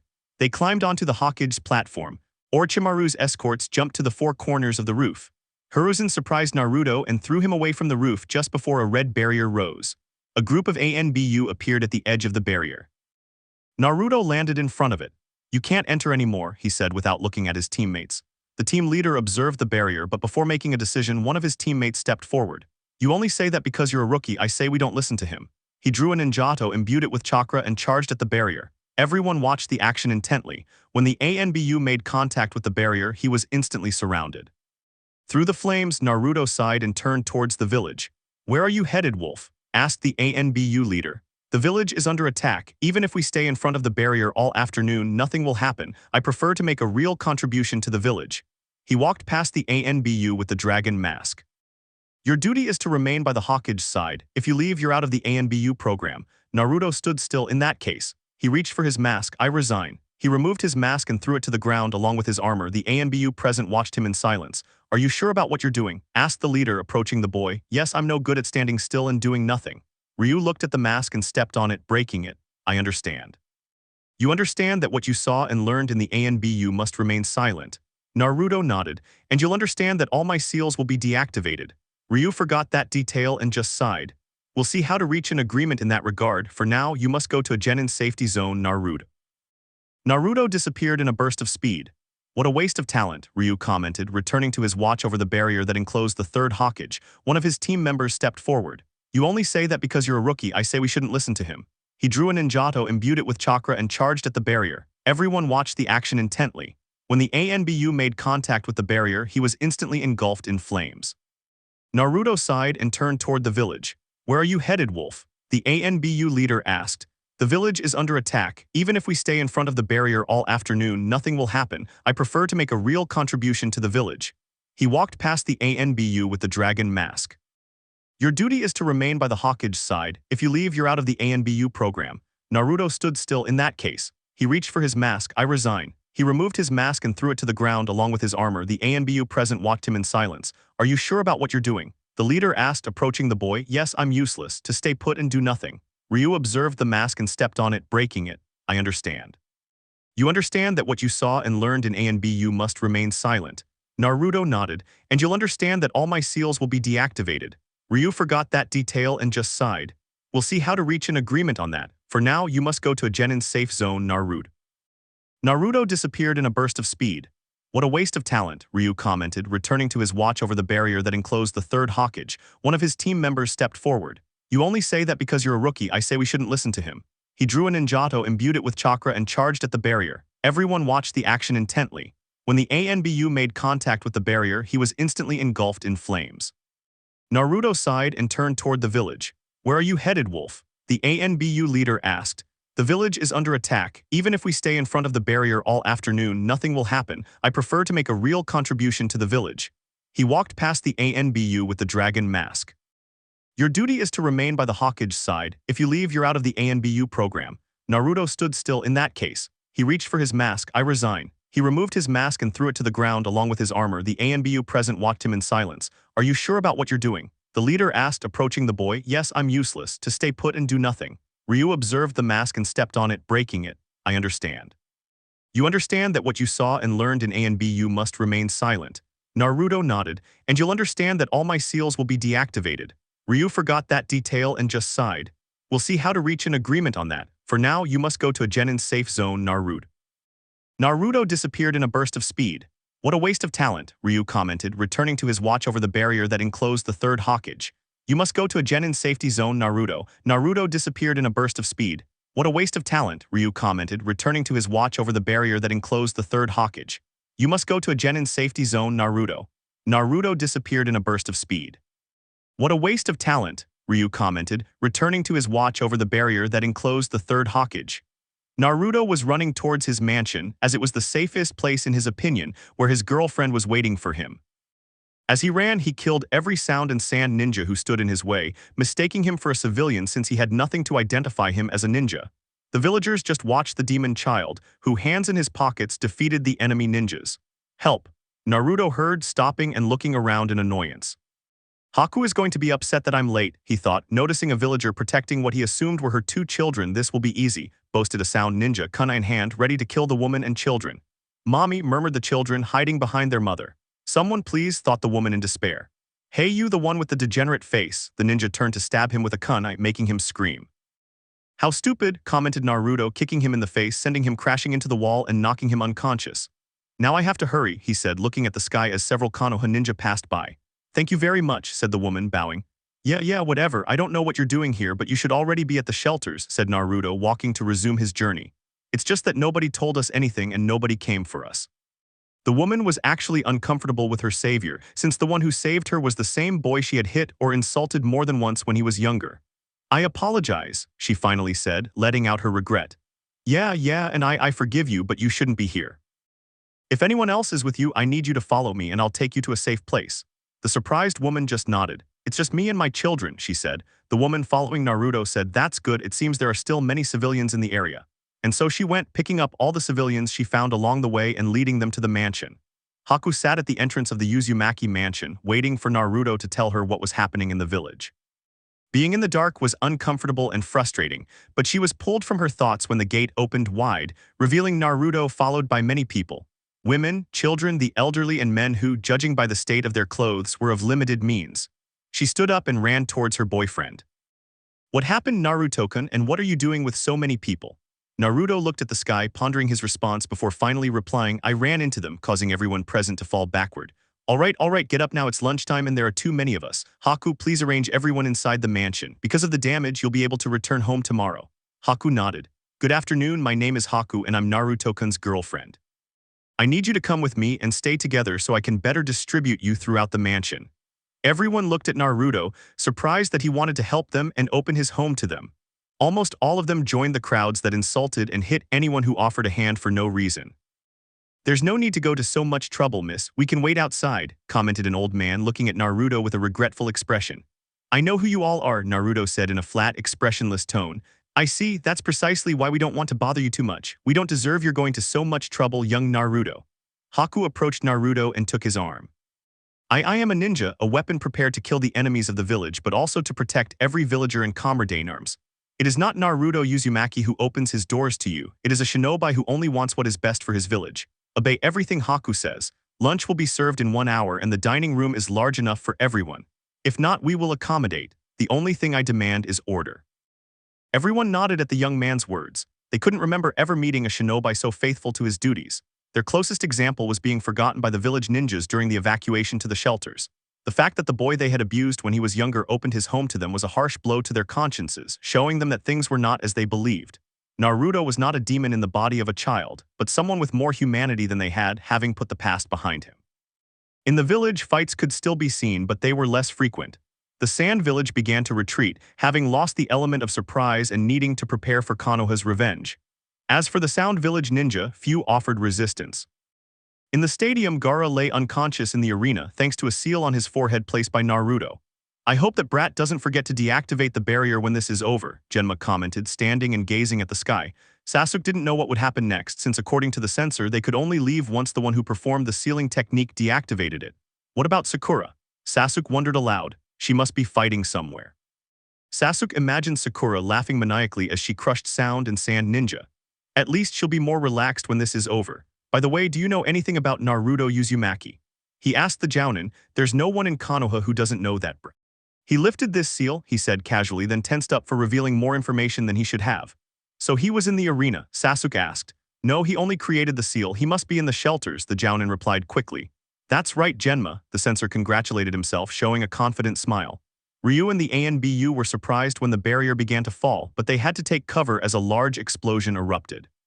When the smoke cleared, it revealed a large number of trees and a waterfall that was beginning to lose water. But in a clearing was the one no one expected to see fall, the third Hokage lying face up with a slight smile. Ryu approached to confirm what he already suspected. He's dead, he informed the rest of the team. He observed the right hand where there was a storage seal that said Ryu at the top. He applied some of his blood and chakra so that a scroll appeared in a burst of smoke. He opened it to read its contents. It seems you won't be able to give up, Wolf, he said, putting the scroll away. The village remained silent all night. Everyone was already aware of the Hokage's death, as well as the other ninjas who died repelling the attack from the two villages. At the Uzumaki mansion, it was the same. Naruto watched the Hokage monument from his bedroom balcony. Thank you, Jiji, Naruto thought, looking at the third Hokage's face before returning to his room.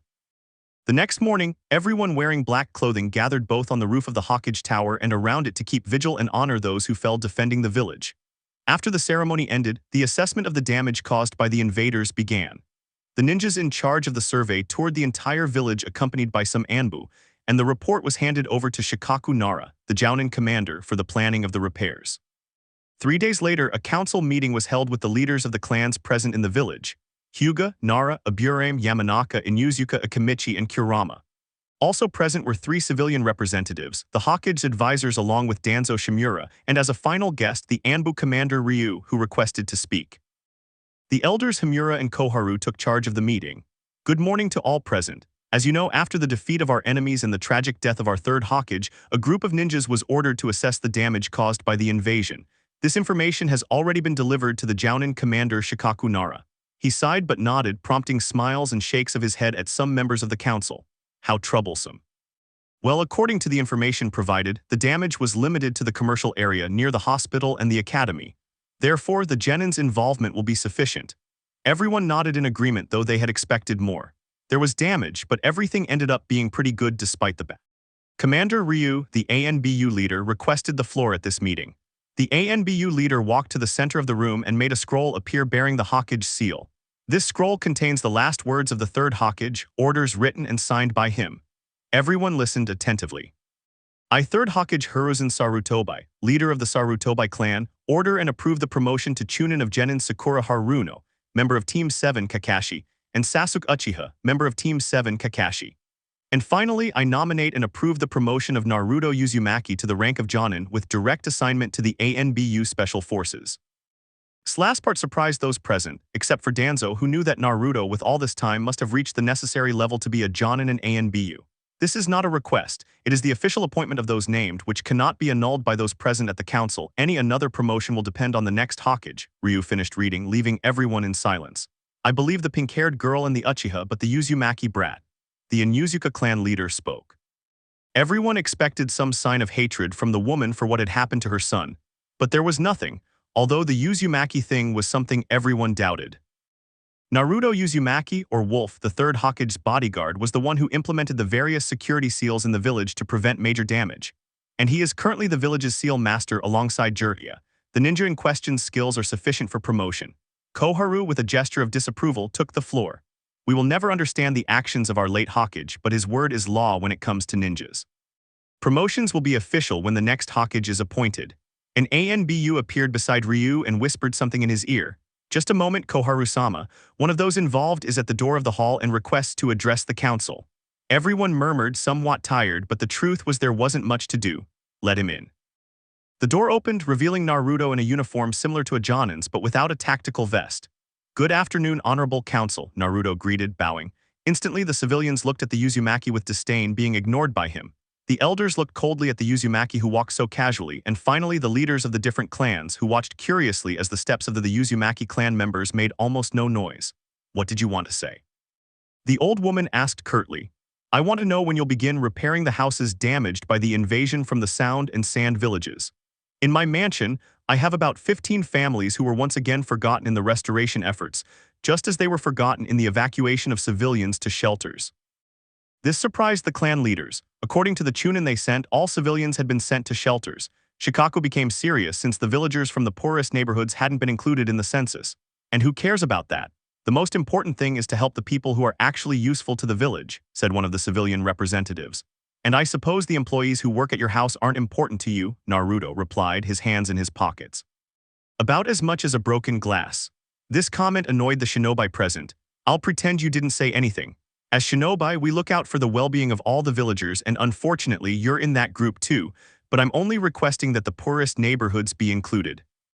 Shikaku nodded. Don't worry kid, I'll correct the data and send personnel to that area. Trustworthy people. Naruto nodded and started to leave without saying goodbye, annoying the civilian representatives along with Koharu and Himura. Leaving that aside, this meeting is adjourned. And so the attendees left. Shikaku approached Ryu. I want you to help me with an investigation, please. Ryu nodded. The ninja's skills are sufficient for promotion, Koharu said with a disapproving gesture. We will never understand the actions of our late Hokage, but his word is law when it comes to ninjas. Promotions will be official once the next Hokage is appointed. An Anbu appeared beside Ryu and whispered something in his ear. Just a moment, Koharu-sama. One of those involved is at the door of the hall and requests to address the council. Everyone murmured wearily, but there wasn't much to do. Let him in. The door opened, revealing Naruto in a uniform similar to a Jonin's but without a tactical vest. Good afternoon, honorable council, Naruto greeted, bowing. Instantly, the civilians looked at the Uzumaki with disdain, which he ignored. The elders gave the Uzumaki cold looks as he walked so casually, and finally, the leaders of the different clans watched curiously as the Uzumaki's steps made almost no noise. What did you want? Say, the old woman asked sharply. I want to know when you'll begin repairing the houses damaged by the invasion from the Sound and Sand villages. In my mansion, I have about 15 families who were once again forgotten in the restoration efforts, just as they were forgotten in the evacuation of civilians to shelters. This surprised the clan leaders. According to the Chunin they sent, all civilians were sent to shelters. Shikaku became serious since the villagers from the poorest neighborhoods weren't included in the census. And who cares about that? The most important thing is to help the people who are actually useful to the village, said one of the civilian representatives. And I suppose the employees who work at your house aren't important to you, Naruto replied, his hands in his pockets. About as much as a broken glass. This comment annoyed the shinobi present. I'll pretend you didn't say anything. As shinobi, we look out for the well-being of all the villagers, and unfortunately you're in that group too, but I'm only requesting that the poorest neighborhoods be included. Shikaku nodded. Don't worry kid, I'll correct the data and send personnel to that area. Trustworthy people. Naruto nodded and started to leave without saying goodbye, annoying the civilian representatives along with Koharu and Himura. Leaving that aside, this meeting is adjourned. And so the attendees left. Shikaku approached Ryu. I want you to help me with an investigation, please. Ryu nodded. The ninja's skills are sufficient for promotion, Koharu said with a disapproving gesture. We will never understand the actions of our late Hokage, but his word is law when it comes to ninjas. Promotions will be official once the next Hokage is appointed. An Anbu appeared beside Ryu and whispered something in his ear. Just a moment, Koharu-sama. One of those involved is at the door of the hall and requests to address the council. Everyone murmured wearily, but there wasn't much to do. Let him in. The door opened, revealing Naruto in a uniform similar to a Jonin's but without a tactical vest. Good afternoon, honorable council, Naruto greeted, bowing. Instantly, the civilians looked at the Uzumaki with disdain, which he ignored. The elders gave the Uzumaki cold looks as he walked so casually, and finally, the leaders of the different clans watched curiously as the Uzumaki's steps made almost no noise. What did you want? Say, the old woman asked sharply. I want to know when you'll begin repairing the houses damaged by the invasion from the Sound and Sand villages. In my mansion, I have about 15 families who were once again forgotten in the restoration efforts, just as they were forgotten in the evacuation of civilians to shelters. This surprised the clan leaders. According to the Chunin they sent, all civilians were sent to shelters. Shikaku became serious since the villagers from the poorest neighborhoods weren't included in the census. And who cares about that? The most important thing is to help the people who are actually useful to the village, said one of the civilian representatives. And I suppose the employees who work at your house aren't important to you, Naruto replied, his hands in his pockets. About as much as a broken glass. This comment annoyed the shinobi present. I'll pretend you didn't say anything. As shinobi, we look out for the well-being of all the villagers, and unfortunately you're in that group too, but I'm only requesting that the poorest neighborhoods be included.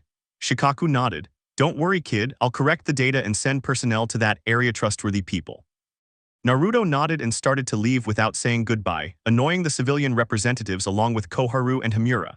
Leaving that aside, this meeting is adjourned. And so the attendees left. Shikaku approached Ryu. I want you to help me with an investigation, please. Ryu nodded. One of those involved stood at the door of the room and requested to address the council. Everyone murmured somewhat wearily, but the truth was there wasn't much to do. Let him in. The door opened, revealing Naruto in a uniform similar to that of the Jonin but without a tactical vest. Good afternoon, Honorable Council, Naruto greeted, bowing. Instantly, the civilians glared at the Uzumaki with disdain, which he ignored. The elders looked coldly at the Uzumaki who walked so casually, and finally, the leaders of the different clans, who watched curiously as the Uzumaki's steps made almost no noise, asked, "What did you want to say?" The old woman asked curtly, "I want to know when you will begin repairing the houses damaged by the invasion of the Sound and Sand villages. In my mansion, I have about 15 families who were once again forgotten in the restoration efforts, just as they were forgotten in the evacuation of the civilians to the shelters." This surprised the clan heads, according to the Chunin. Shikaku became serious, saying that all the civilians were sent to shelters since the villagers from the poorest neighborhoods were not considered in the census. And who cares about that? The most important thing is to help the people who are actually useful to the village, said one of the civilian representatives. And I suppose the employees who work at your house aren't important to you, Naruto replied, his hands in his pockets. About as much as a broken glass. This comment annoyed the shinobi present. I'll pretend you didn't say anything. As shinobi, we look out for the well-being of all the villagers, and unfortunately you're in that group too, but I'm only requesting that the poorest neighborhoods be included. Shikaku nodded. Don't worry, kid, I'll correct the data and send personnel to that area, trustworthy people. Naruto nodded and started to leave without saying goodbye, annoying the civilian representatives along with Koharu and Himura. Leaving that aside, this meeting is adjourned. And so the attendees left. Shikaku approached Ryu. I want you to help me with an investigation, please. Ryu nodded. One of those involved stood at the door of the room and requested to address the council. Everyone murmured somewhat wearily, but the truth was there wasn't much to do. Let him in. Door opened, revealing Naruto in a uniform similar to that of the Jonin but without a tactical vest. Good afternoon, Honorable Council, Naruto greeted, bowing. Instantly, the civilians glared at the Uzumaki with disdain, which he ignored. The elders looked coldly at the Uzumaki who walked so casually, and finally the leaders of the different clans who watched curiously as the Uzumaki's steps made almost no noise asked, "What did you want to say?" The old woman asked curtly. I want to know when you will begin repairing the houses damaged by the invasion of the Sound and Sand villages. In my mansion, I have about 15 families who were once again forgotten in the restoration efforts, just as they were forgotten in the evacuation of the civilians to the shelters. This surprised the clan heads, according to the Chunin. Shikaku became serious, saying that all the civilians were sent to shelters since the villagers from the poorest neighborhoods were not considered in the census. And who cares about that? The most important thing is to help the people who are actually useful to the village, said one of the civilian representatives. And I suppose the employees who work at your house aren't important to you, Naruto replied, his hands in his pockets. About as much as a broken glass. This comment annoyed the shinobi present. I'll pretend you didn't say anything. As shinobi, we look out for the well-being of all the villagers, and unfortunately you're in that group too, but I'm only requesting that the poorest neighborhoods be included. Shikaku nodded. Don't worry, kid, I'll correct the data and send personnel to that area, trustworthy people. Naruto nodded and started to leave without saying goodbye, annoying the civilian representatives along with Koharu and Himura. Leaving that aside, this meeting is adjourned. And so the attendees left. Shikaku approached Ryu. I want you to help me with an investigation, please. Ryu nodded. They watched curiously as the Uzumaki's footsteps made almost no noise. What did you want to say? I want to know when you'll begin repairing the houses damaged by the invasion from the Sound and Sand villages, the old woman asked curtly. In my mansion, I have about 15 families who were once again forgotten in the restoration efforts, just as they were forgotten in the evacuation of civilians to shelters. This surprised the clan leaders. According to the Chunin they sent, all civilians had been sent to shelters. Shikaku became serious since the villagers from the poorest neighborhoods hadn't been included in the census. And who cares about that? The most important thing is to help the people who are actually useful to the village, said one of the civilian representatives. And I suppose the employees who work in your house aren't important to you, Naruto replied, his hands in his pockets, about as important as a broken glass. This comment annoyed the shinobi present. I'll pretend you didn't say anything. As shinobi, we look out for the well-being of all villagers, and unfortunately you're in that group too, but I'm simply asking that you include the poorest neighborhoods, Shikaku nodded. Don't worry, kid, I'll correct the data and send personnel to that area, trustworthy people. Naruto nodded and started to leave without saying goodbye, annoying the civilian representatives along with Koharu and Himura. Leaving that aside, this meeting is adjourned. And so the attendees left. Shikaku approached Ryu. I want you to help me with an investigation, please. Ryu nodded. They watched curiously as the Uzumaki's footsteps made almost no noise. What did you want to say? I want to know when you'll begin repairing the houses damaged by the invasion from the Sound and Sand villages, the old woman asked curtly. In my mansion, I have about 15 families who were once again forgotten in the restoration efforts, just as they were forgotten in the evacuation of civilians to shelters. This surprised the clan leaders. According to the Chunin they sent, all civilians had been sent to shelters. Shikaku became serious since the villagers from the poorest neighborhoods hadn't been included in the census. And who cares about that? The most important thing is to help the people who are actually useful to the village, said one of the civilian representatives. And I suppose the employees who work in your house aren't important to you. Naruto replied, his hands in his pockets, about as important as a broken glass. This comment annoyed the shinobi present. I'll pretend you didn't say anything. As shinobi, we look out for the well-being of all villagers, and unfortunately you're in that group too, but I'm simply asking that you include the poorest neighborhoods, Shikaku nodded. Don't worry, kid, I'll correct the data and send personnel to that area, trustworthy people. Naruto nodded and started to leave without saying goodbye, annoying the civilian representatives along with Koharu and Hamura. Leaving that aside, this meeting is adjourned. And so the attendees left. Shikaku approached Ryu. I want you to help me with an investigation, please. Ryu nodded. But I'm only requesting that the poorest neighborhoods be included. Shikaku nodded. Don't worry, kid, I'll correct the data and send personnel to that area, trustworthy people. Naruto nodded and began to leave without saying goodbye, annoying the civilian representatives along with Koharu and Hamura. Leaving that aside, this meeting is adjourned. And so the attendees left. Shikaku approached Ryu. I want you to help me with an investigation, please. Ryu nodded. But I'm only requesting that the poorest neighborhoods be included.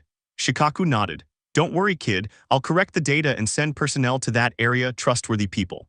Naruto nodded and began to leave without saying goodbye, annoying the civilian representatives along with Koharu and Hamura. Leaving that aside, this meeting is adjourned. And so the attendees left. Shikaku approached Ryu. I want you to help me with an investigation, please. Ryu nodded. 5th Hokage Tsunade Senju. After 5 days, the villagers Naruto had sheltered were finally able to return home. They didn't know how to thank the young man who had done so much for them. He had opened his home to them, fed them, and provided them with clothing. His girlfriend, who had medical knowledge, had treated all their wounds. During those days, they felt safer than in their own village. When the day came to return home, everyone thanked the young couple, although Naruto's response made them fall flat on their faces. Get out of here, cockroaches, or I'll destroy you. He earned a smack from his girlfriend, but the smile on his face showed it was just another one of his jokes. Naruto took advantage of these quiet days to study his father's Kane seal. At first glance, it was a complex object teleportation seal, similar to the summoning jutsu, but it opened a gap between the user and the point of reception. While several hand seals were necessary, it also involved the use of blood as the chakra for execution. This made the technique special and unique. He would have to return to the origin of it all, to the second Hokage's technique. His version was easier to understand, and that's why during his training with Jiraiya he asked him for this favor. Although it was difficult to convince him, the Sannin agreed, as he too was curious about what he could achieve. He then asked to see the spacetime techniques from the second Hokage's timeline, all in exchange for the autographed golden version of his book. With this, the third Hokage gave him the key to the storage room where he kept the scroll and ordered him to lock it from the outside when he left. After this, Naruto was able to develop a technique similar to his father's, but it was still in progress. He could only use one kunai and leave his mark on a maximum of 2 people at a time. He could only transport himself and prepare for landing. Jiraiya was in the Hokage's office with the council elders. Tell me what you want from me, the Sannin asked curtly. Truth was, none of the elders knew how much the white-haired man disliked them. As you know, the village cannot survive without a Hokage. This would make it appear weak to potential enemies. Therefore, we want you to be the 5th Hokage. You are currently the most powerful of our shinobi, Koharu said. I'm not interested in the position. I'm more important to the village from the outside with my spy network. But there is someone else who can take the position, another Sannin loyal to the village, Tsunade Senju. The elders became serious, but she hasn't returned to the village since the deaths of her boyfriend and younger brother. Besides, there are many rumors about her that she loves to squander her money in casinos and that she's more alcohol than blood, Hamura said, slightly irritating Jiraiya. I offer to bring her back to take the position. Give me 2 weeks, the elders thought about it and nodded. An ANBU team will accompany you, Koharu proposed. No, I'll take John and Naruto Uzumaki with me. He'll be more than enough, Jiraiya said, turning his back on them. We refuse. He's a very precious asset to the village. If we let him leave, he could, but Hamura was interrupted. Run away, please. Naruto is as loyal to Konoha as you are, if not more so. While you turned your backs on the poor people of the village, Naruto opened his home to them. When no one remembered them when their houses needed repairs, he spoke up for them. I don't know about you, but between him and you, my decision is more than obvious. That's my condition. I'm going with Naruto, or you'll have to find another way to bring her back. He was about to leave when he was stopped. Fine, but whatever happens will be your responsibility. Jiraiya smiled. It's always like this, a pleasure negotiating with you. He finally disappeared in a puff of smoke, revealing himself to be a shadow clone. Naruto was practicing Uzumaki Kenjutsu. Truthfully, it relaxed him immensely. This style was a part of him, one with him. The same was true of his taijutsu. His mastery of the katas was almost perfect, but it was much more than that. It was centuries upon centuries of knowledge put into practice. The perverted sage has arrived, he heard Kurama's voice. Naruto nodded. Kurama was on the same wavelength, observing the changes in Naruto's body, the fluctuations in blood pressure, the constant movement of chakra, the breathing. Every movement was connected to the practitioner's body. He was definitely witnessing the ancient clan's knowledge at its finest. Naruto sealed his sword and put on his shirt. Hey, perverted sage, he said to the air, and in a swirl of leaves the Sannin appeared with a vein throbbing on his forehead. I'm not a perverted sage, I'm a super pervert. He shouted, striking dramatic poses. I knew it, Jiraiya-sama's a dirty old man, Haku commented, appearing in the garden. I'll pretend I didn't hear anything, kid, we have a mission. Naruto stopped joking and became serious. And what would that be? Jiraiya placed his hand on his shoulder. We must find Tsunade Senju to become the 5th Hokage. Naruto sighed. Seriously, Jiraiya, are things so bad that we want a spendthrift, money-grubbing woman as our leader? Do you understand that I'll be her escort? He commented, somewhat irritated. Understanding feelings was a bit complicated for him, but he was getting used to it. Yeah, it's not that big of a deal, he tried to lighten the mood. We both know you're dying for her breasts and her round ass, just like you describe it in your Akatsuki kanju. Seriously, I still don't know how people can't connect the names. Jiraiya laughed nervously. She already knows, and she beat me to a pulp when she accidentally found Sensei reading my book, he thought nervously. But you accept. Naruto sighed. Fine, will I go as a Jonin or as an ANBU? Jiraiya gave a slight smile. Neither. Deception is one of a ninja's greatest weapons. Naruto saw his smile and sighed. What have I got myself into? We can see Jiraiya and Naruto ready to travel while Haku was there to see them off. Damn pervert, I look like a firefly. Naruto complained, glancing at the Sannin every few seconds. Come on, Naruto, it's not that bad, but Haku could be heard trying to hold back her laughter. Relax, Naruto-kun, you don't look that bad. Naruto looked at her. If you laugh, the same thing will happen as last time. Haku blushed and remained silent. The truth is, she hadn't expected Naruto to do so many things to her. Without realizing it, blood started dripping from her nose. Damn brat, what did you do? Jiraiya asked, notebook in hand. What happened was that while Haku was on her knees cleaning the dojo floor, I approached her from behind but he couldn't continue because he had to dodge several ice spikes. Don't say things like that in public, Baka. The girl shouted, red as a tomato. See you, Haku-chan, I hope you're ready to continue experimenting. Naruto shouted from a distance, while Jiraiya sighed in disappointment as Haku said goodbye with flushed cheeks and a slight smile on his lips. I'll be waiting for you eagerly, Naruto-kun. So Naruto and Jiraiya continued on until they reached the city where Jiraiya's informants had spotted Tsunade. After 4 days, they arrived in Tansaku, a city known for its casinos and bars, something quite appealing to someone like Tsunade. Speaking of Tsunade, in one of the city's casinos, we see her being ejected. What's wrong with you, you idiot? I was about to win. She yelled. From the entrance, a short man could be seen laughing at her outburst. Please, in all the years I've been in this casino, you've never won a thing, and your debt just keeps going up and up. So either you pay your debt or you're banned from this place, and I'll talk to the other casino owners so they won't admit you. Now get lost. The man went back inside, then a girl with black hair came out carrying a piglet. Are you all right, Tsunade-sama? The blonde just grunted, let's go, this place wasn't that great, Shizune. The named woman just nodded nervously, I need a drink. Jiraiya and Naruto entered a bar for a drink. Well, Jiraiya did, since Naruto was still in his childish role. I think you just want to find her to see her breasts, you perverted sage, Naruto commented, tripping Jiraiya.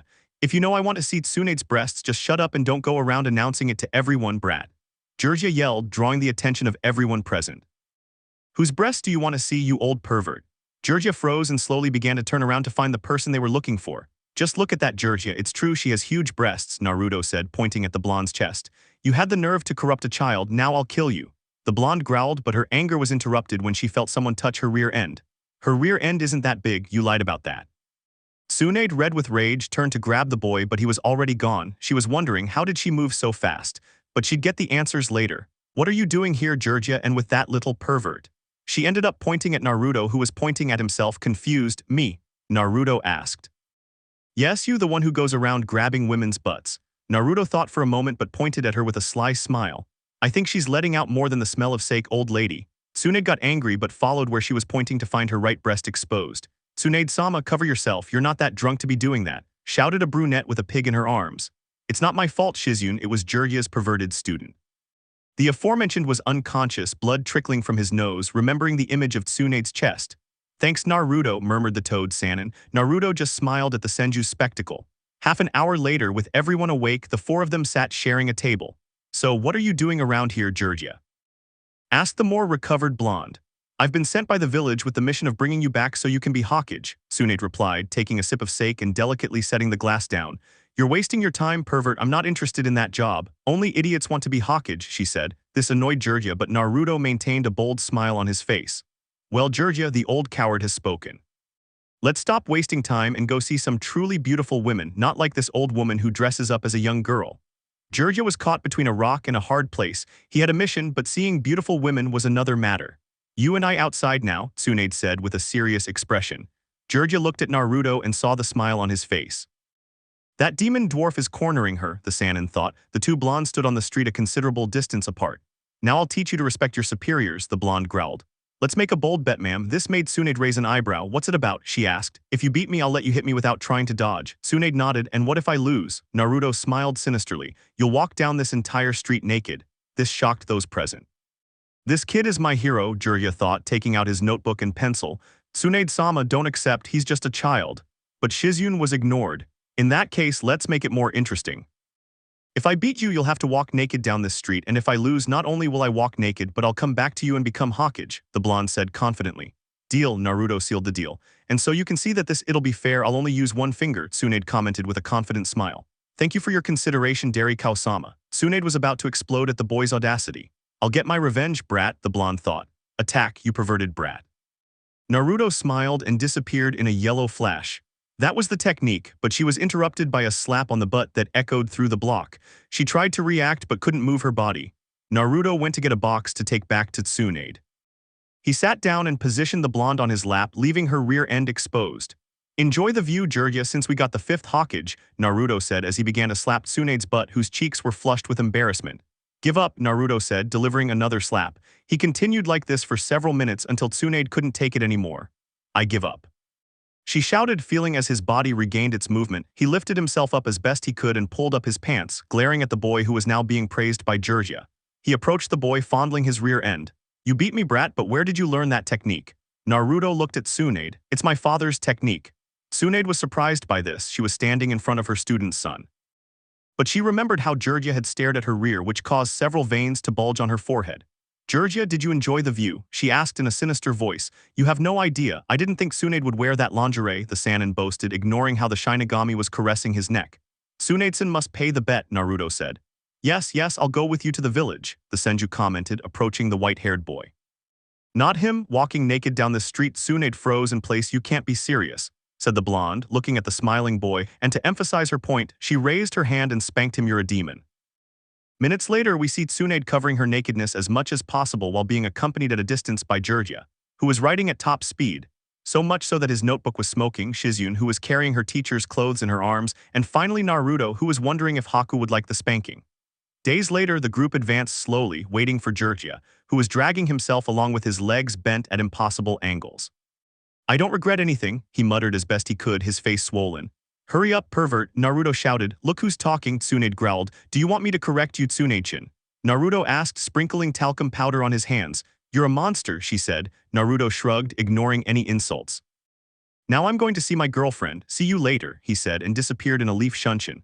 "I suppose we have to go to the Hokage Tower," Tsunade commented, grabbing Jirya by the collar of his robes and dragging him to the tower to announce that he had accepted the position.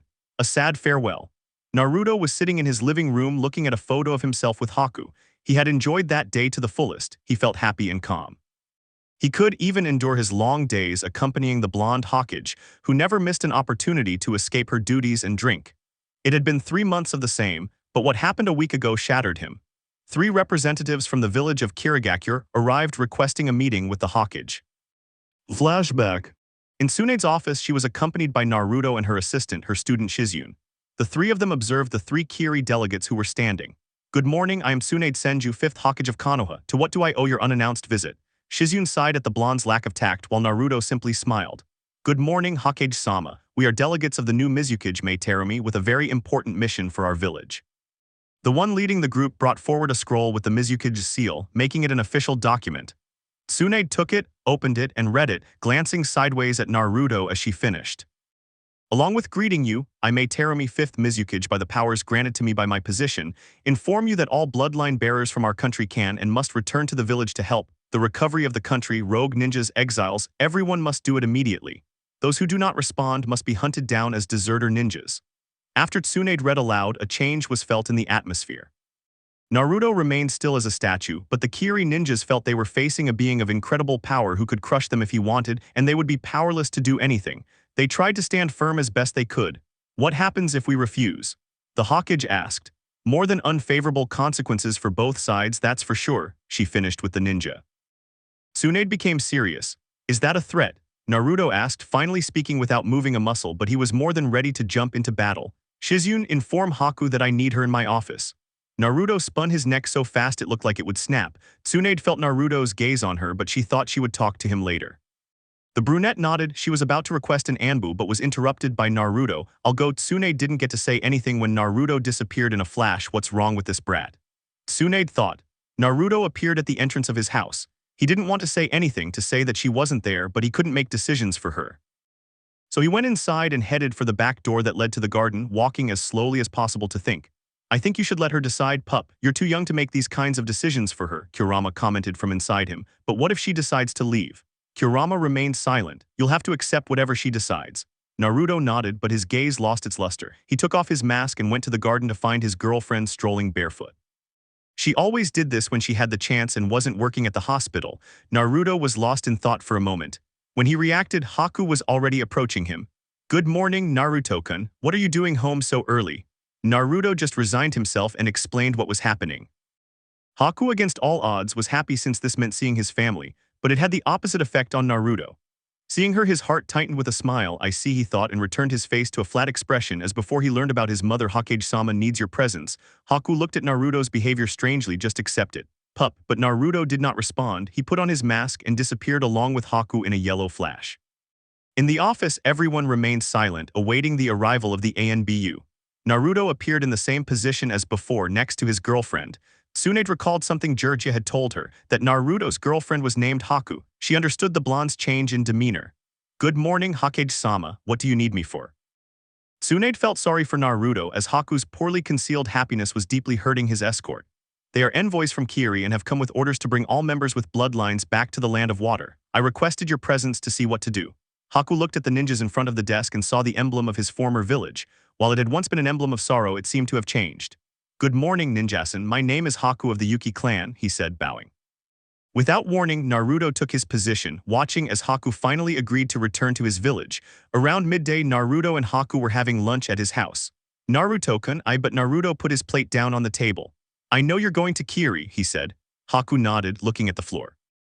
The truth was, after the initial happiness, she remembered her boyfriend. I see. I was wondering if you wanted to come with me on my trip. Naruto put his plate down and looked at her.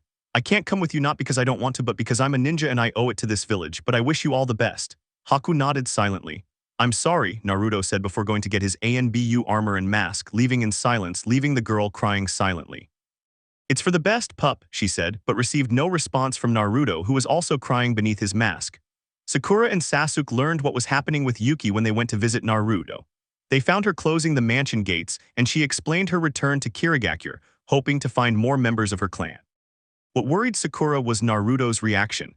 They accompanied her to the village entrance where the 3 Kirigakure ninja were waiting.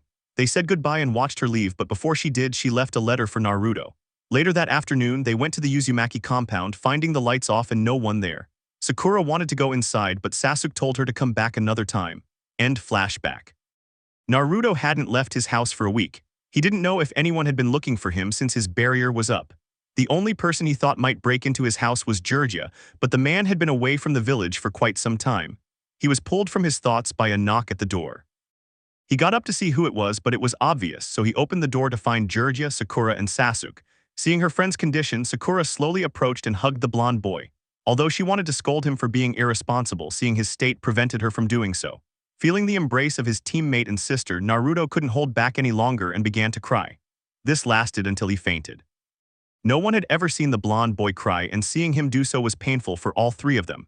Giorgio was there because Tsunade had asked him to be, but he couldn't ignore his godson's condition. Sakura was carrying Haku's letter. Although she was against reading the mail, she felt she had to. The letter's contents would only further devastate her.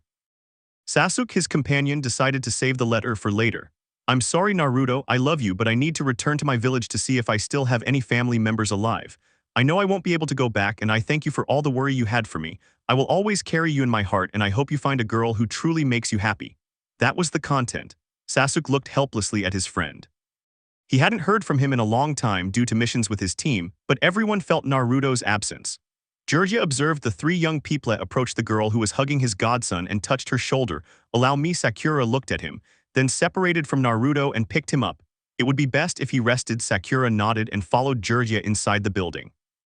Sasuke closed the door. Later that night, Tsunade, Kakashi, and Giorgio were in silence at the Hokage Tower.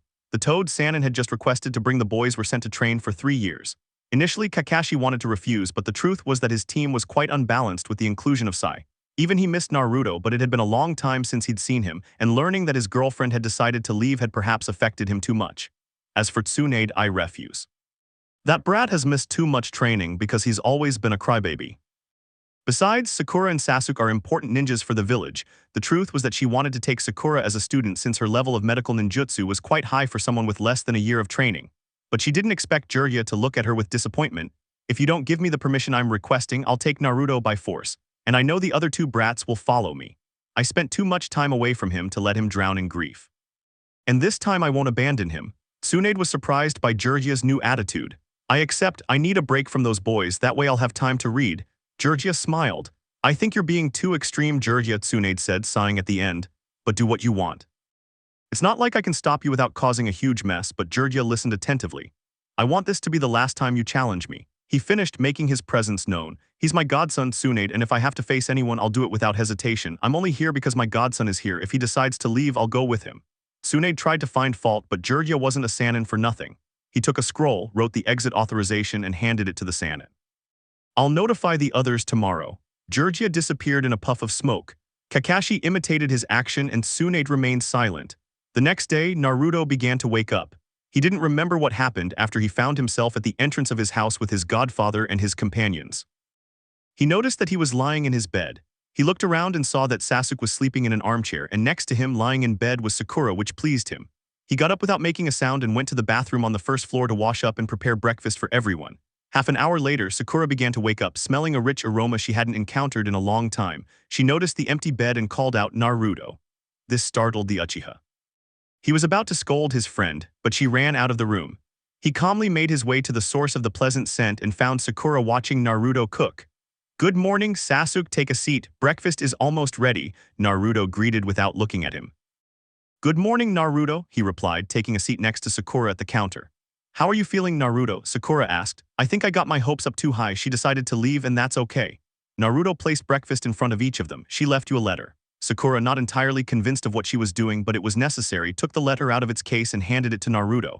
He took it, read it, and against all odds, burned it, surprising the others. "Oops," he said, taking a break. "I sat down and had breakfast." "Why did you burn it?" Sakura asked. "She doesn't say anything I haven't already said or understood, and I don't want to think about it." Sasuke nodded. "I think we should train," he commented, drawing the attention of the other two. "Does my brother-in-law want me to kick his ass so early?"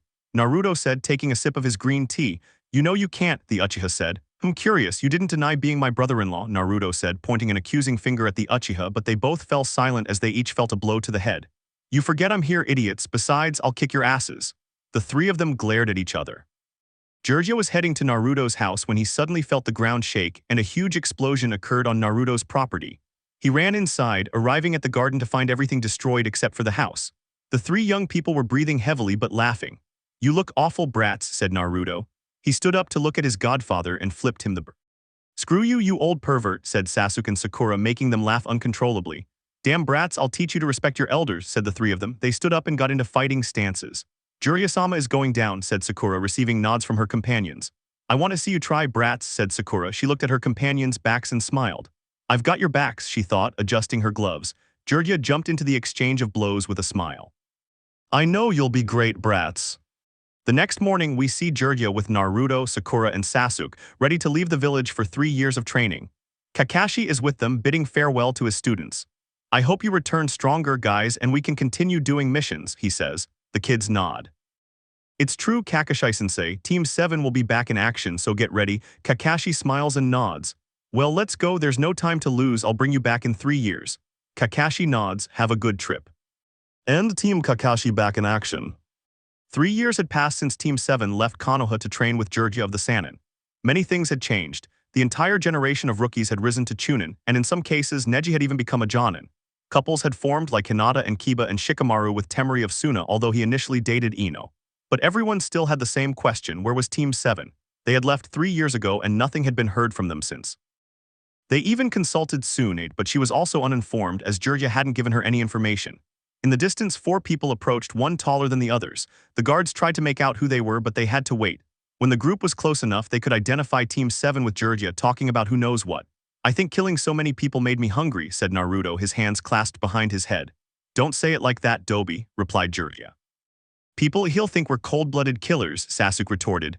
"Aren't we?" Naruto retorted. "No, Baka, we just hunt rogue ninjas for money," Sakura corrected. "Mercenaries was the term," Sasuke corrected himself.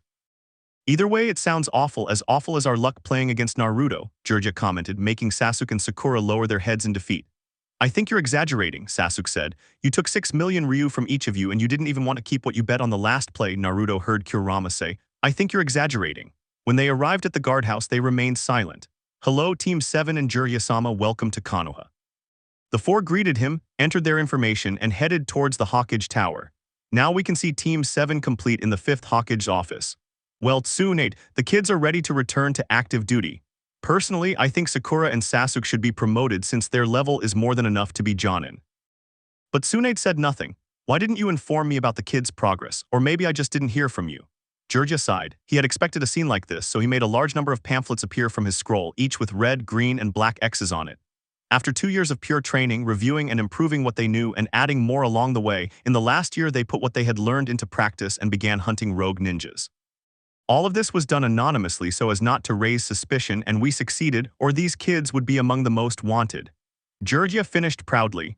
"I won't believe it until I see it, so if Jiraiya is right, they will get their promotions. As for you, Naruto lent attention, you will return to your position as my escort." Naruto looked at her, then at Jiraiya.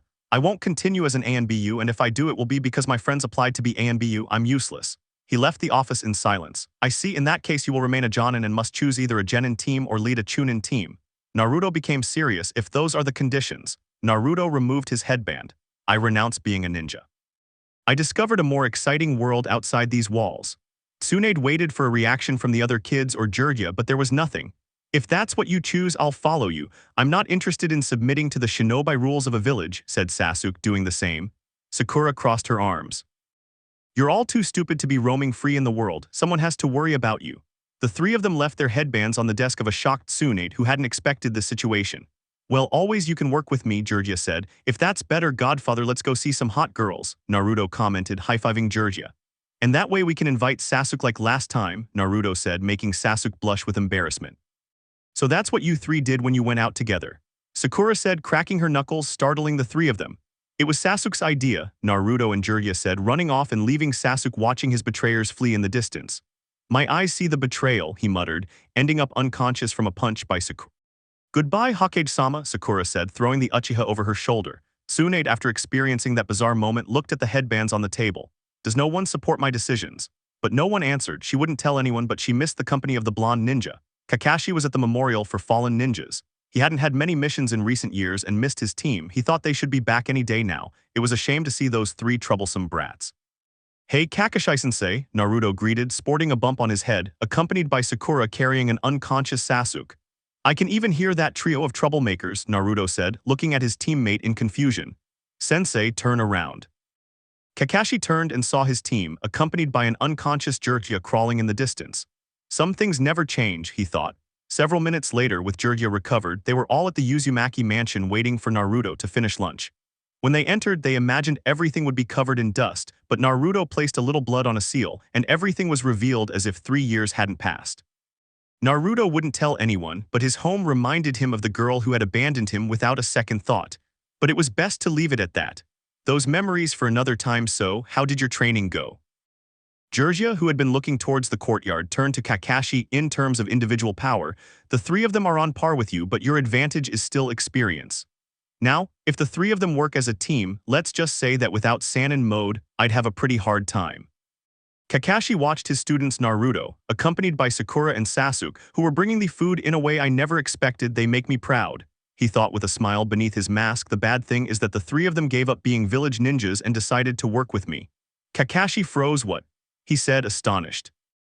Georgia explained what had happened in Tsunade's office, since the blonde hadn't considered what the Uzumaki wanted, which, over these 3 years, was the most radical change in Naruto. His determination to achieve goals multiplied, something that was contagious to his teammates. But the best part is that Naruto helps me with my novels, of course. Sasuke is the mastermind. Georgia received a blow to the head from the black-haired boy. Don't lie, pervert. While behind the black-haired boy was Sakura cracking her knuckles. Naruto masterfully said, lunch is ready. Sakura was annoyed, sitting at the table looking at her plate of sushi. Yes, there are definitely some things that don't change. I won't tell anyone. Team 7 had already been working independently of the village for a month. Although Tsunade tried on more than one occasion to convince them to return to active duty, she was unsuccessful. On the other hand, the team was preparing for something much bigger, hunting down the Akatsuki.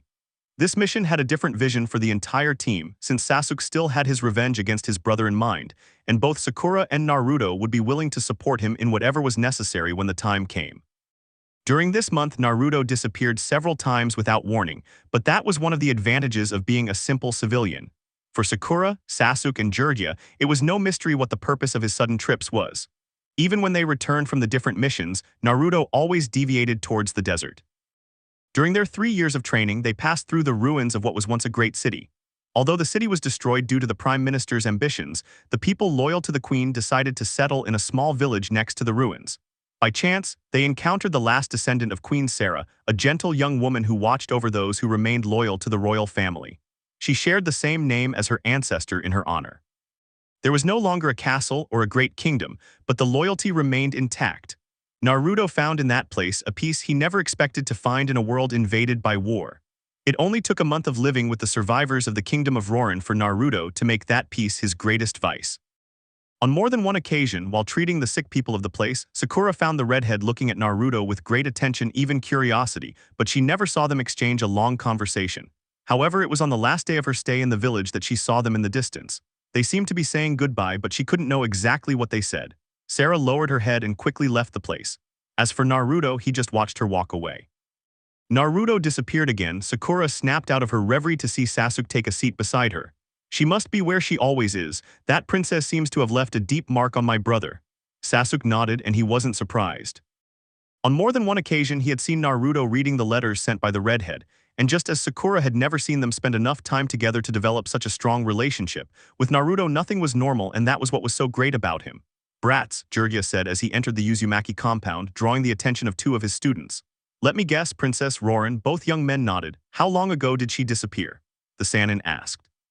2 days, Sakura replied. Well, in 3 more days we'll go hunting for Akatsuki. I'll try to contact him so we can meet along the way and make him turn back willingly, the Sannin finished, before disappearing in a puff of smoke.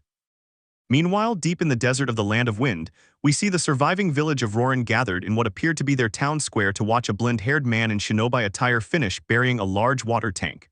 No one understood how someone from outside their community could do so much. He always arrived with something: medicine, food, clothes for the children, toys, but this time he had surpassed all previous gifts. He had brought them something incredibly difficult to obtain in such a dry place as their home: water, lots of water. Naruto looked up at the sky and wiped the sweat from his brow. He hadn't expected working in the desert to be so hard, but he quickly hit his head. It was a desert. Things were already more difficult. He looked around at the villagers surrounding him, so he did the most logical thing. Hello, people of Rattan. He raised his hand in greeting.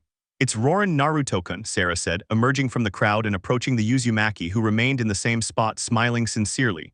The princess stopped in front of Naruto and looked at him, somewhat nervous, though her flushed cheeks expressed more than any words. It was no mystery to anyone in the village what was happening between the princess and the Uzumaki. It was plain to see. Why are you doing all this, Naruto-kun? This question required a great deal of courage from the young woman, as she knew from Sakura that Naruto had a different way of seeing things and didn't want to misunderstand anything. Hello Sarah, well I'm doing this for you all. Since you didn't agree to move somewhere else, I wanted to contribute by giving you some comforts. Sarah lowered her gaze and nodded. It was to be expected. For a moment she thought that perhaps the blonde ninja might feel something for her, but and for you too, I don't want you to suffer so much because of your village's needs. Look at them, they're very ugly from the exposure. Look at that child. He pointed to an old woman. He's all wrinkled and ugly. This offended the woman but made everyone laugh at the Uzumaki's antics, but Sarah was left with one thought, that this was for her, and a small sign of hope was born in her heart. Thank you Naruto-kun, but you should rest. Working too much in the sun isn't good for you. Come on, let's go home.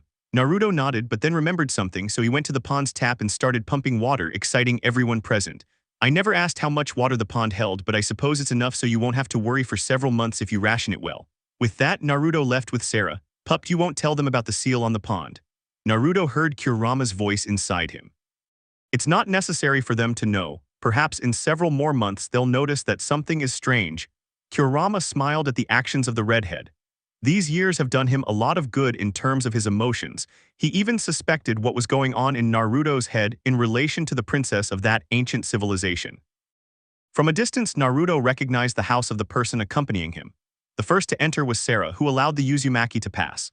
Naruto looked at the simplicity of the place. It wasn't that it bothered him, but he believed that someone should always seek comfort.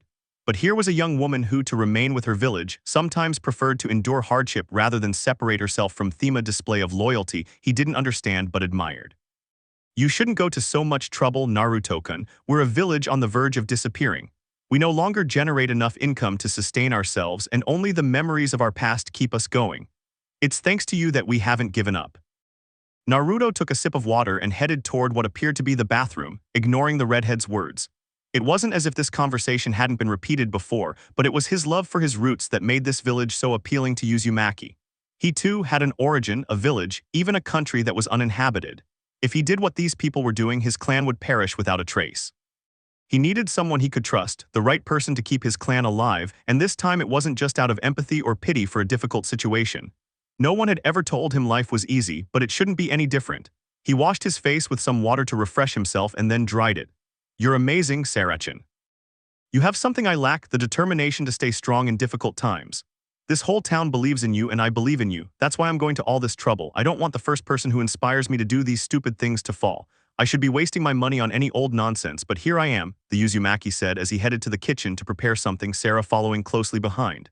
But I didn't ask you to do everything you've done for us, the princess replied. But I wanted to do it because I want you to live, I want you to remain present, not so much for your people, I want you to live for me, replied the Uzumaki. I don't understand the word love very well, but I think what I feel is quite close to what I've written. Sarah looked at the Uzumaki in shock. This was one of the declarations of love she never expected to hear. But I have nothing to offer you. I'm not asking for anything material. But we live in very remote places. I can make this trip several times in one day. You'll meet other girls. If it's true, and here Sarah stared at Uzumaki, he looked at her for a moment and smiled. I think you're misinterpreting my answer. And what if I'm not good enough for you? Naruto stopped looking at the ingredients he would use to cook and looked again at the redhead, approaching the princess almost touching noses. I'm not asking for anything more, and without waiting for a response he kissed her. It was a short kiss, but for Sarah it was much more. Little by little her face turned as red as her hair. Now go wash your hands so we can cook something delicious. Sarah nodded silently and went to do as he was told. As evening fell, Naruto stood atop one of the remaining pillars. The desert sunset was something special, but everything was interrupted by the appearance of a messenger toad from his godfather. Naruto received the note and the toad vanished. He read its contents and burned it. It seemed they were about to begin what he considered his most important mission. Naruto-kun, let's go home. It's starting to get cold, Sarah called out, receiving a nod from the Uzumaki, who took one last look at the sunset before descending and landing next to the redhead. Sarah extended her hand towards the Uzumaki. Naruto saw her smile and returned the gesture. This was the tranquility he needed in his life. This was the life he wanted to have after finishing his shinobi career if he didn't die in the process, but well, death was part of being a shinobi. 3 days later, with the sun still hidden on the horizon, we can see two people on the outskirts of Rorin's village. Sarah and Naruto looked at each other. The redhead was carefully arranging his clothes, trying to make this one of the best memories of her life. Perhaps there would be others in the future, but no one could guarantee if there would even be a future. Only hope remained, but for now she would enjoy these moments. Well, I think it's time to get to work, Naruto commented, smiling. Sarah nodded, but her moist eyes contradicted what she should be feeling. She was saddened to see him leave. Promise me you'll take care of yourself and take care of others. I want you to come back to me even if you have to crawl, you hear me, Naruto Uzumaki. Naruto nodded and without warning hugged the redhead. This will be our secret, our biggest secret, Sarah smiled at Uzumaki's remarks, but if he said it, it must be for a reason, so she caressed his face and kissed him. See you later, Naruto-kun. Naruto set her down and looked in the direction he needed to go to meet his team.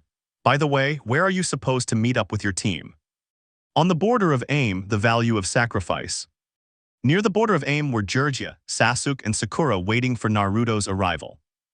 The meeting time was almost here, and well, their companion never arrived before or after the appointed time.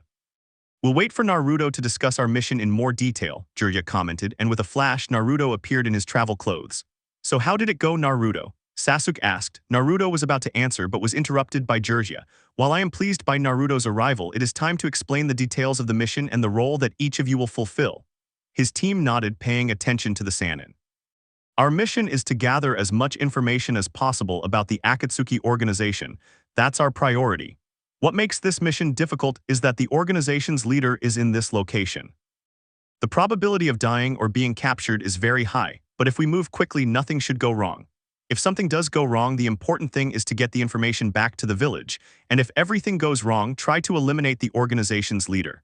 A suicide mission was the thought of the three young people, something they rarely had to do, although they all came away with some memory of it. Relax, Sensei. If the situation gets difficult, I'll get you out without any problems, Naruto commented, standing up and creating 3 clones. From what I can see, we'll have to split up, so don't separate from these clones who have enough chakra to carry you and get you out quickly in case of emergency. The Uzumaki smiled as if this were something commonplace. And what will happen to you? Jiraiya asked. If the clones had enough chakra to perform the Flying Thunder God Jutsu twice, it meant the chakra portions weren't equal, but perhaps the Jutsu would also work with the Nine-Tailed Fox's chakra. You guys stay calm and I'll be nervous, he said, but Sakura hit him on the head. Get serious, Naruto, any one of us could die in that place. Naruto stopped smiling to look at those present. I swear on my life that I will not leave any of you behind, and if it is necessary to drag you back to the village, so be it. No one will die today, he said seriously, remembering his conversation with Sarah. Well, at least we have a backup plan now. Now, Naruto, I need one of your kunai.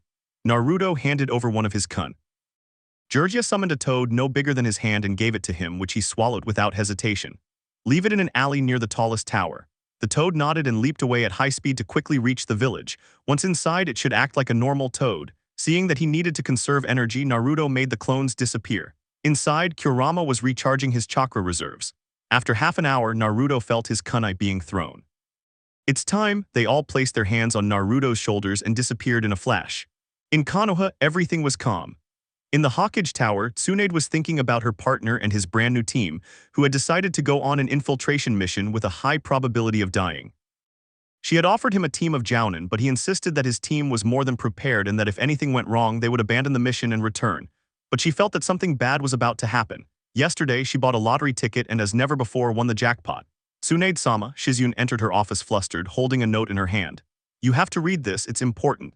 She handed the note to Tsunade and quickly became serious.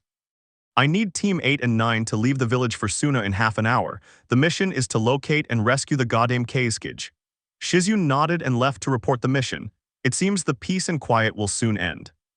Jiraiya's team had been infiltrated for over an hour. Naruto, Sasuke, and Sakura met up at the Aimkage Tower, and they all had nearly the same information. A god guarded the city, always accompanied by an angel, and thanks to them, the village remained safe and standing. However, they were very secretive about sharing information. Apparently, travelers weren't common in this place, and any stranger was considered suspicious, even if they hadn't committed any crime. They quickly searched the entire office but found nothing out of the ordinary, making their infiltration a waste of time. It's time to leave, Naruto commented, scattering long-range seals around the office as a distraction. He passed near the only painting in the office, which depicted a full moon.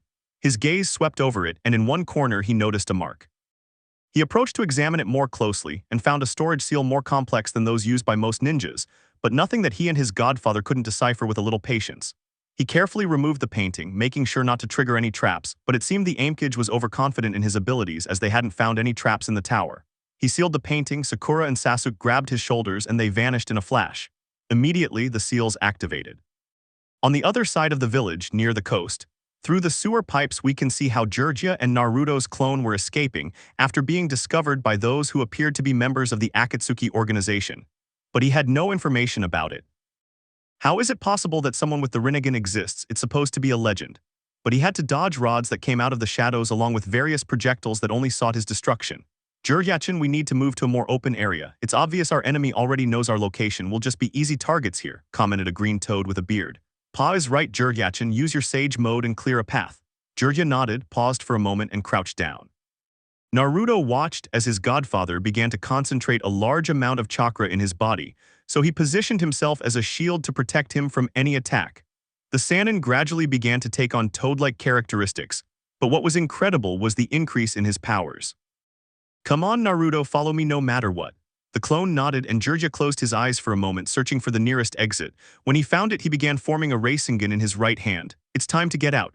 He slammed his attack into the wall, opening a large hole and revealing another pipe. 5 more, he muttered, but he had to dodge more projectiles.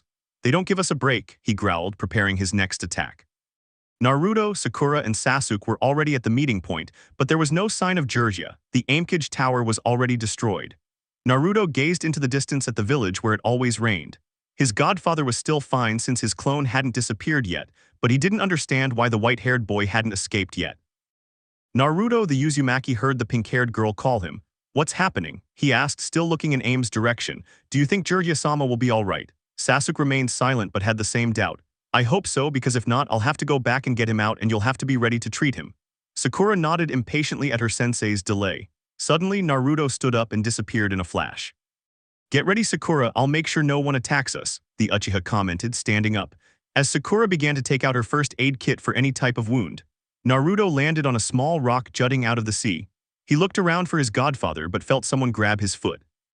He looked at the person responsible and saw his godfather bleeding heavily from his amputated arm. Get out of here, idiot. He tried to shout but a large amount of blood hampered his action. Naruto looked up and saw them. Wow, Jiraiya-sensei, you've saved us the trouble of going in search of the Jinchuriki of the nine-tailed fox, Naruto exhaled deeply. Please, Kurama the fox, who had been attentive to the situation his host was facing, took a meditative position. Remember that you still don't master this jutsu. Naruto appeared in front of him and nodded. He understood the risks, but he needed a good distraction. Besides, when he arrived at that place, he lost track of the location of the seal his friends were carrying. There was some kind of barrier blocking any signal from the inside. Naruto prepared his hand just as Kakashi prepares his Chidori, and small spheres of different colors began to gather on his back, forming a black sphere. Both Pain and Jiraiya sensed the concentration of power, so the 6 Rinnegan wielders quickly attacked simultaneously. Naruto saw the size of his attack and closed his fist, waiting for the right moment to launch his own. Jiraiya watched helplessly as his godson would die with him right there. Naruto felt the chakra concentration begin to burn his hand, and unable to bear it any longer, he launched his attack. Bijudama, and a great concentration of chakra came out in the form of a laser against his enemy, hitting 3 of the 6. He sensed the location of his friends again, grabbed his sensei by his clothes and disappeared in a flash. You're someone very difficult to eliminate, sensei, commented the one with the shortest hair.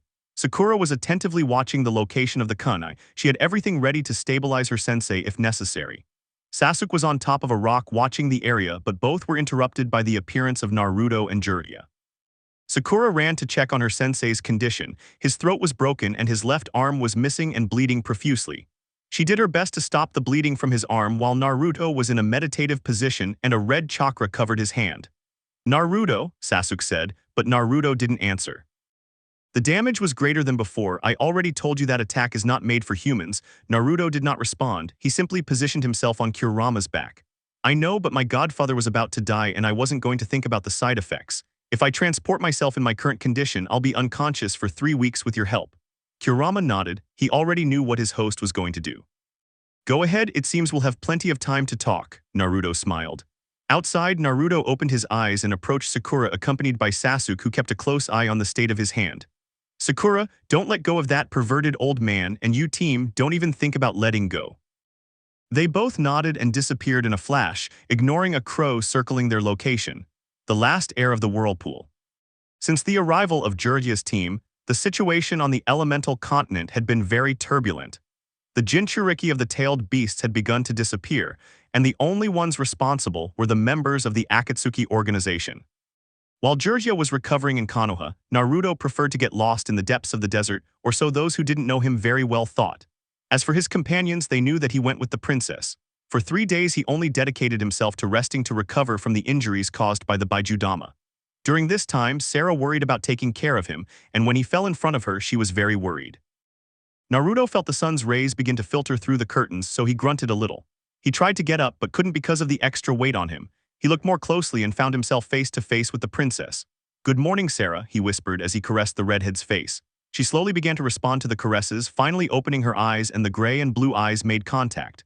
For a few seconds neither reacted until Roran's heiress smiled more calmly. "I asked you to come back to me even if you had to crawl, not that you had to do it like that, Baka." Naruto let out a slight laugh.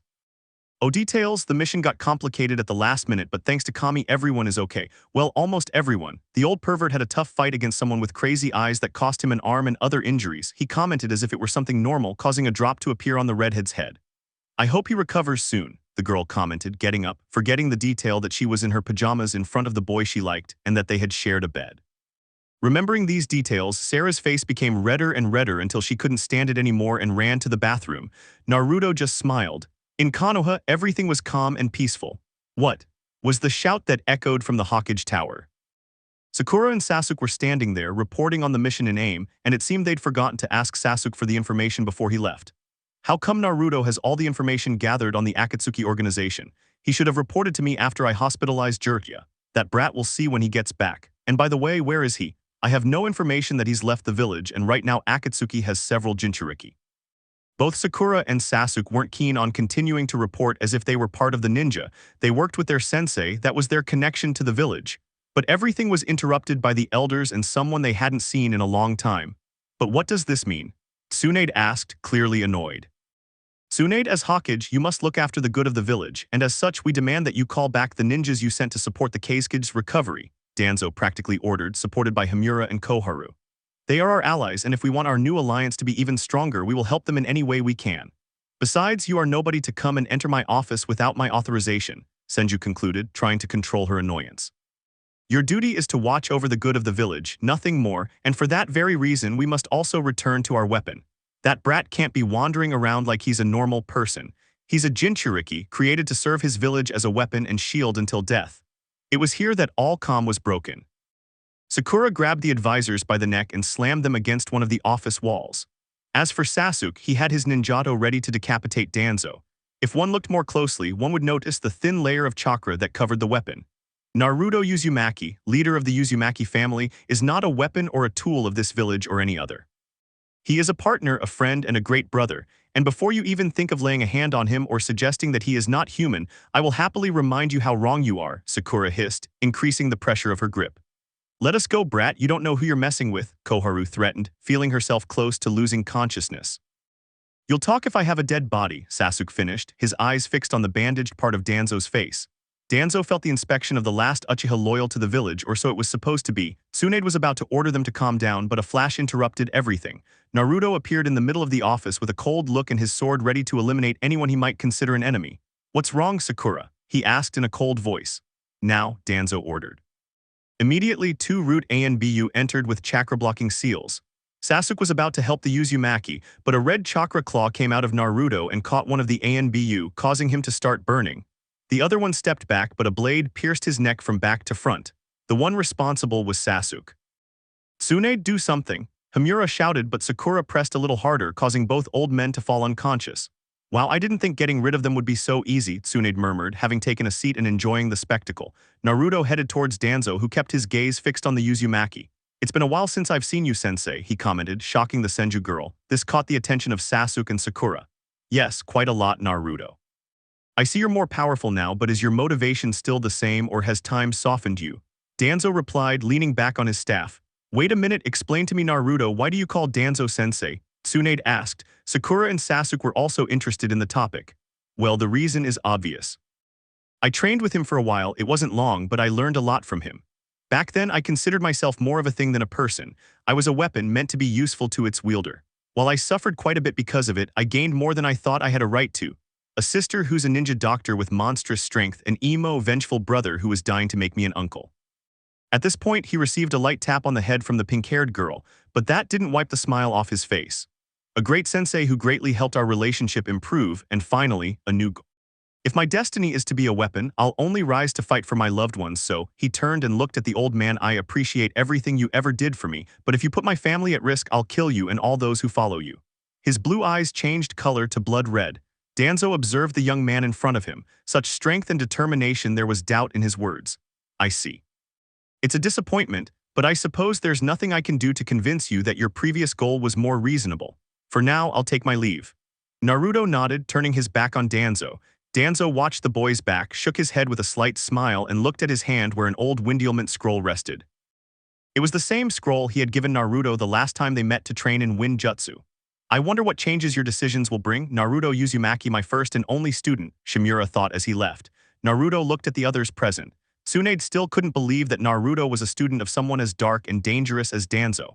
Sakura and Sasuke, on the other hand, looked at Naruto with acceptance. It wasn't really information they needed to know. That was long before they were the family they were now. By the way, you old drunk, when Hiroshinen wakes up, tell him Naruto sent him this. From among his clothes, he pulled out a sheet of paper with a small seal in the middle, applied some chakra, and the painting they took from the Aimkage office appeared, the full moon. Well, with this done, see you in a few days. Before anyone could say anything, Naruto exploded into smoke, revealing that he was a clone, the end of a cycle. A new day was beginning in Konoha, and all was calm. The ninjas were out on missions or searching for one, the merchants were preparing their shops and stalls to serve customers, and the Hokage was sleeping at her desk after a long night of drinking. Not again, Shizune sighed, seeing her sensei's state. She had just arrived at the tower and already found her like this. She approached to try to wake her up but couldn't, so she made sure to close the door so that no one else would see her in that state. She seems more like my daughter than my teacher, she murmured with a drop of sweat on her forehead. Several meters away from the village entrance, two people could be seen walking calmly in the direction of the village, one shorter than the other. One had blonde hair while the shorter figure had darker red hair. The guards prepared to search them upon their arrival. Stop, state your names and the reasons for your visit to Konoha, a Chunin asked. The girl hid behind the blonde boy who remained calm. Our names don't matter to them and the reason. He paused, creating a tense atmosphere. Damn, I can't think of anything, he said, embarrassed, making everyone fall backward at the stupidity of his answer. Get serious, Naruto-kun, they might not let us in, Sarah commented, and Naruto nodded. I am Naruto Uzumaki, former ninja of Konoha, and this is my future fiancée Sarah, princess of the kingdom of Rorin. Kneel commoners, he finished with a confident smile. By the way, your shoelaces came undone, he pointed to the Chunin's sandals, who looked in the same direction as his companion. Naruto took Sarah's hand and disappeared in a flash. The place fell silent. Seriously, dude, you're too stupid if you fell for that joke. What do we do now? Kakashi was reading his novel on top of the control booth. He had sensed a very familiar chakra and he wasn't wrong. He smiled. His sense of humor hasn't changed, it seems, he thought, turning the page. Hey, he called out to get the attention of the guard outside the booth, who looked up and saw the silver-haired man. Don't worry about him, he's loyal to the village. As for what happened with your shoelaces, the guard became nervous as Kakashi's shadow began to envelop him. After several minutes of conversation, Kakashi started to leave with the new addition of Ika Ika. I think I'm feeling a bit sick. It's best if I stay home for a few days, he said, and calmly walked away. Naruto and Sarah appeared in front of a gate bearing the Uzumaki clan emblem. Naruto approached and touched the wood. I'm back, he murmured. Sarah simply watched Naruto's actions. She didn't know much about the Uzumaki's past. Welcome to my humble abode, Sarachin, Naruto said, opening the two leaves of the gate. The redhead nearly fell over backward at the size of the structure. Humble, yes, but they were surprised by a slight tremor that startled the redhead but pleased Naruto. Come on, it seems they're already training, the Uzumaki commented, taking his guest's hand and practically dragging Sarah along. Calm down, Naruto-kun, the girl shouted. Damn perverts, Sakura growled at Sasuke and Jiraiya, who were tied up and kneeling in front of her. The pink-haired girl was in pajamas, but that didn't make her any less intimidating. Come on, Sakura, I think you're exaggerating, Sasuke commented, earning the full murderous intent of the pink-haired girl. You think so, Sasuke-kun? Because when I woke up and found the living room all messed up with several sake bottles and unknown women scattered everywhere, while you were resting on the breasts of one of them, I think my anger is more than justified, she growled, cracking her fists. Both Sasuke and Jiraiya saw the image of Shinigami behind the pink-haired girl. I told you, Sakura, Sasuke was always the mastermind behind all the womanizing escapades. I was just a victim, Jiraiya pleaded, tears streaming down his face. Sasuke stared, shocked by his sensei's cowardly actions. I see in that case, but Sakura was interrupted by someone who was waiting for her return. What did that pervert Sasuke do this time? The three looked in the direction of the voice and found Naruto accompanied by the Princess of Raren. All of Sakura's anger disappeared, replaced by happiness. She ran to hug her brother. As this was happening, a clone of Naruto appeared behind the captives and began to free them. The first one he freed was Sasuke. He quickly handed him the kunai so the Uchiha could free the Sannin, but the black-haired man ignored the clone's sinister smile as he was about to cut the ninja cable that restrained Jiraiya. Look, Sakurachin, that pervert Sasuke is escaping from his punishment. Naruto shouted, startled. Sakura looked in her boyfriend's direction, and just as her brother said, the black-haired boy was about to cut Jiraiya's restraints, who was still crying, although inside he was smiling at his pupil's bad luck. For her part, Sarah only had a drop of sweat on her forehead because of the Uzumaki's behavior and his family, although seeing the smile on the Uzumaki's face made her very happy. Am I surrounded by traitors? Sasuke asked, feeling the shadow of death looming over him. He realized too late when a sandal hit him square in the face, causing him to fall backward. Wow, Sakurachin, that's great aim. Naruto congratulated him. After Sasuke and Jiraiya tidied up the living room, Naruto prepared a hearty breakfast for everyone. After joking a little more about what happened last night, Naruto showed the Raren native one of the rooms so she could rest from her long journey. Now that everything was calmer, Jiraiya spoke up. I believe the best course of action for your interests as well as for the village is for us to begin hunting down the members of the Akatsuki organization. We already know the supposed leader, but in addition to that, we know almost all of its members. Since they are S-rank ninjas, this mission will be carried out by the three of you. In my current situation, I would only be a burden, Jiraiya said seriously. Naruto, Sasuke, and Sakura nodded without hesitation. Trust us, Irasanin, Naruto commented, supported by his companions. I believe you will be the ones to lead this great change that will occur in the ninja world, Jiraiya thought, observing his pupils, especially his godson, the child of prophecy. If your mission is to face S-rank ninjas, you'll need to train much more pup. Your enemies will no longer be simple rogue ninjas. They all have power close to what you call cages, Kurama commented. I understand, commented Naruto, who appeared on his back. But don't worry, I'll do my best so we can be at peace. My wish is that we can live in peace and you can regain your freedom, said the Uzumaki. The fox simply listened in silence. He trusted the Uzumaki more than anyone else. And if the situation arose where he couldn't be completely free, he wouldn't object to accompanying the cub for the rest of his earthly life. Although I won't be able to accompany you, I will teach you a new technique. This caught the attention of the three young men. I will teach you the summoning jutsu. In a cave near the border of Aim and Hai no Kuni, the members of Akatsuki were gathered. We are getting closer to our goal. We only need 3 more Jinchuriki to start. The teams in charge are determined, Go Pain ordered. When the place was empty, a masked man appeared from a whirlwind. What do you need, Madara? Asked the violeted man. I'm only concerned that the plans are carried out to the letter. Pain nodded. By the way, I have a very special mission for you. A sinister laugh began to be heard in the place. You'll see, Fourth Hawkage, your sacrifice was stupid. I told you that I would keep the power of the fox and kill your son because his time is approaching, the masked man thought. For a week, both Sakura and Sasuke obtained their contracts.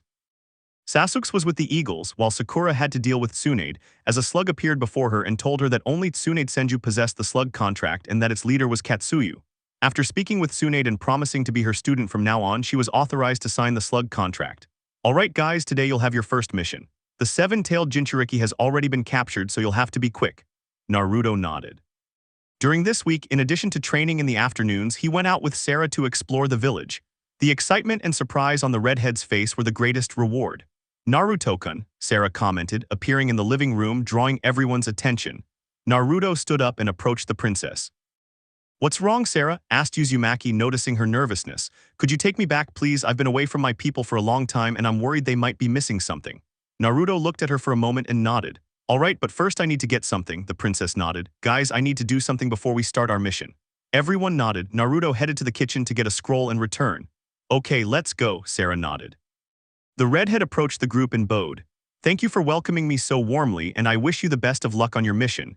Please take care of Naruto-kun and take care of yourselves as well. Sasuke nodded and Jiraiya smiled. As for Sakura, he stood up from his seat and hugged her. Don't worry, sister-in-law. When all this is over, you can have my idiot brother all to yourself, so you can restore the Uzumaki clan as well as the kingdom of Rorin. She said the last part in a whisper that was only audible to the princess, who was redder than a tomato, and a few drops of blood were running from her nose. How perverted you are, Sarachin. Maybe I shouldn't leave my brother with you, Sakura commented seriously. Hey Sakurachin, don't embarrass the future aunt of your children with Sasuke, Naruto commented, dodging a kunai that whizzed past his face. The culprit was a blushing Sasuke. Anyway, I'll take Sarah home and when I get back we'll leave. Get everything ready for a long mission. Sakura, as always, you'll be in charge. This time Naruto spoke without joking. Sakura nodded and Sasuke stood up. Jiraiya also stood up. He had to inform Tsunade about what was about to happen. "Come on, Sarachan," Naruto asked, extending his hand toward the redhead. She nodded and took the Uzumaki's hand, who concentrated for a moment before disappearing in a flash. Sarah opened her eyes and found herself at the entrance of her village. Everything was calm. Apparently her worry was just an exaggeration. She looked at the Uzumaki and stared at him with concern. This time her mission seemed to be more complicated than the previous ones. Naruto-kun, but she remained silent upon seeing the Uzumaki's gaze focused on the village. "What would you be willing to do if your people were at risk of disappearing?" asked the Uzumaki this time with a somber look. Sarah was initially surprised by the question but tried to find some meaning in it. "I would give my life in exchange for theirs. That's what my grandmother would do. I am the heir to this kingdom. You see people and I see history made flesh. A princess without a kingdom is not necessary in these times," she commented firmly, forgetting all shyness. Naruto looked at her for a moment and caressed her face. "This mission we're about to begin will take quite some time, and I don't know when we'll see each other again. I want you to forget me and move on with your life. I won't ask you to wait for me." He held out the parchment he was carrying, making the redhead take it. "In this parchment there's food for everyone. I've been saving everything for a while now. There's also money. I know you'll put it to good use." But he fell silent when he saw tears streaming down the princess's cheeks. "Why are you doing this, Naruto-kun? Is this your way of pushing me away?" the redhead asked. Naruto just remained silent. "Most likely we won't all return from this mission, or perhaps none of us will. I know how difficult life can be for the people of your village. My wish is to live with you for the rest of my life or until you no longer want me." But Sarah grabbed his face, drew near, and kissed him almost desperately. "But if it's so dangerous, don't go and stay with me. No one will be able to find us," the redhead suggested. "Just as you would give your life for your people, I would give my life for my family." "Ask for your forgiveness, Sarah," the Uzumaki commented, taking a step back from the redhead. "I love you," the Uzumaki whispered before disappearing. "Only by defeating this enemy will you be able to live, and perhaps if Kami allows it, I will be able to see you again," Naruto thought as he arrived home. Sarah remained in the same spot, observing where the Uzumaki had stood just moments before. The presence of curved figures hovering above the village was unknown to her and the rest of the village.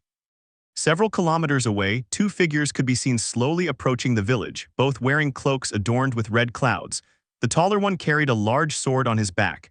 At this rate, as night fell, they would reach the ruins of an ancient kingdom. "Are you sure about this, Itachi?" "I think we're exposing ourselves too much," Kizame commented. "It wasn't necessary for you to come, Kizame. This is a personal matter with my brother. Coming to this town is only to get his attention. I know that the Jinchuriki of the Nine-Tailed Fox can teleport with Sasuke." Kizame nodded. "In that case, will I be able to kill some people to get their attention even more?" asked the former Kiri ninja. "Do whatever you want, but don't interrupt me," Itachi replied, making his partner laugh. The end of a cycle, II. Nobody expected things to end like this. Sakura was doing her best to save Naruto's life. Behind them, a village was in flames. Next to her was Katsuyu, and Sarah was crying desperately.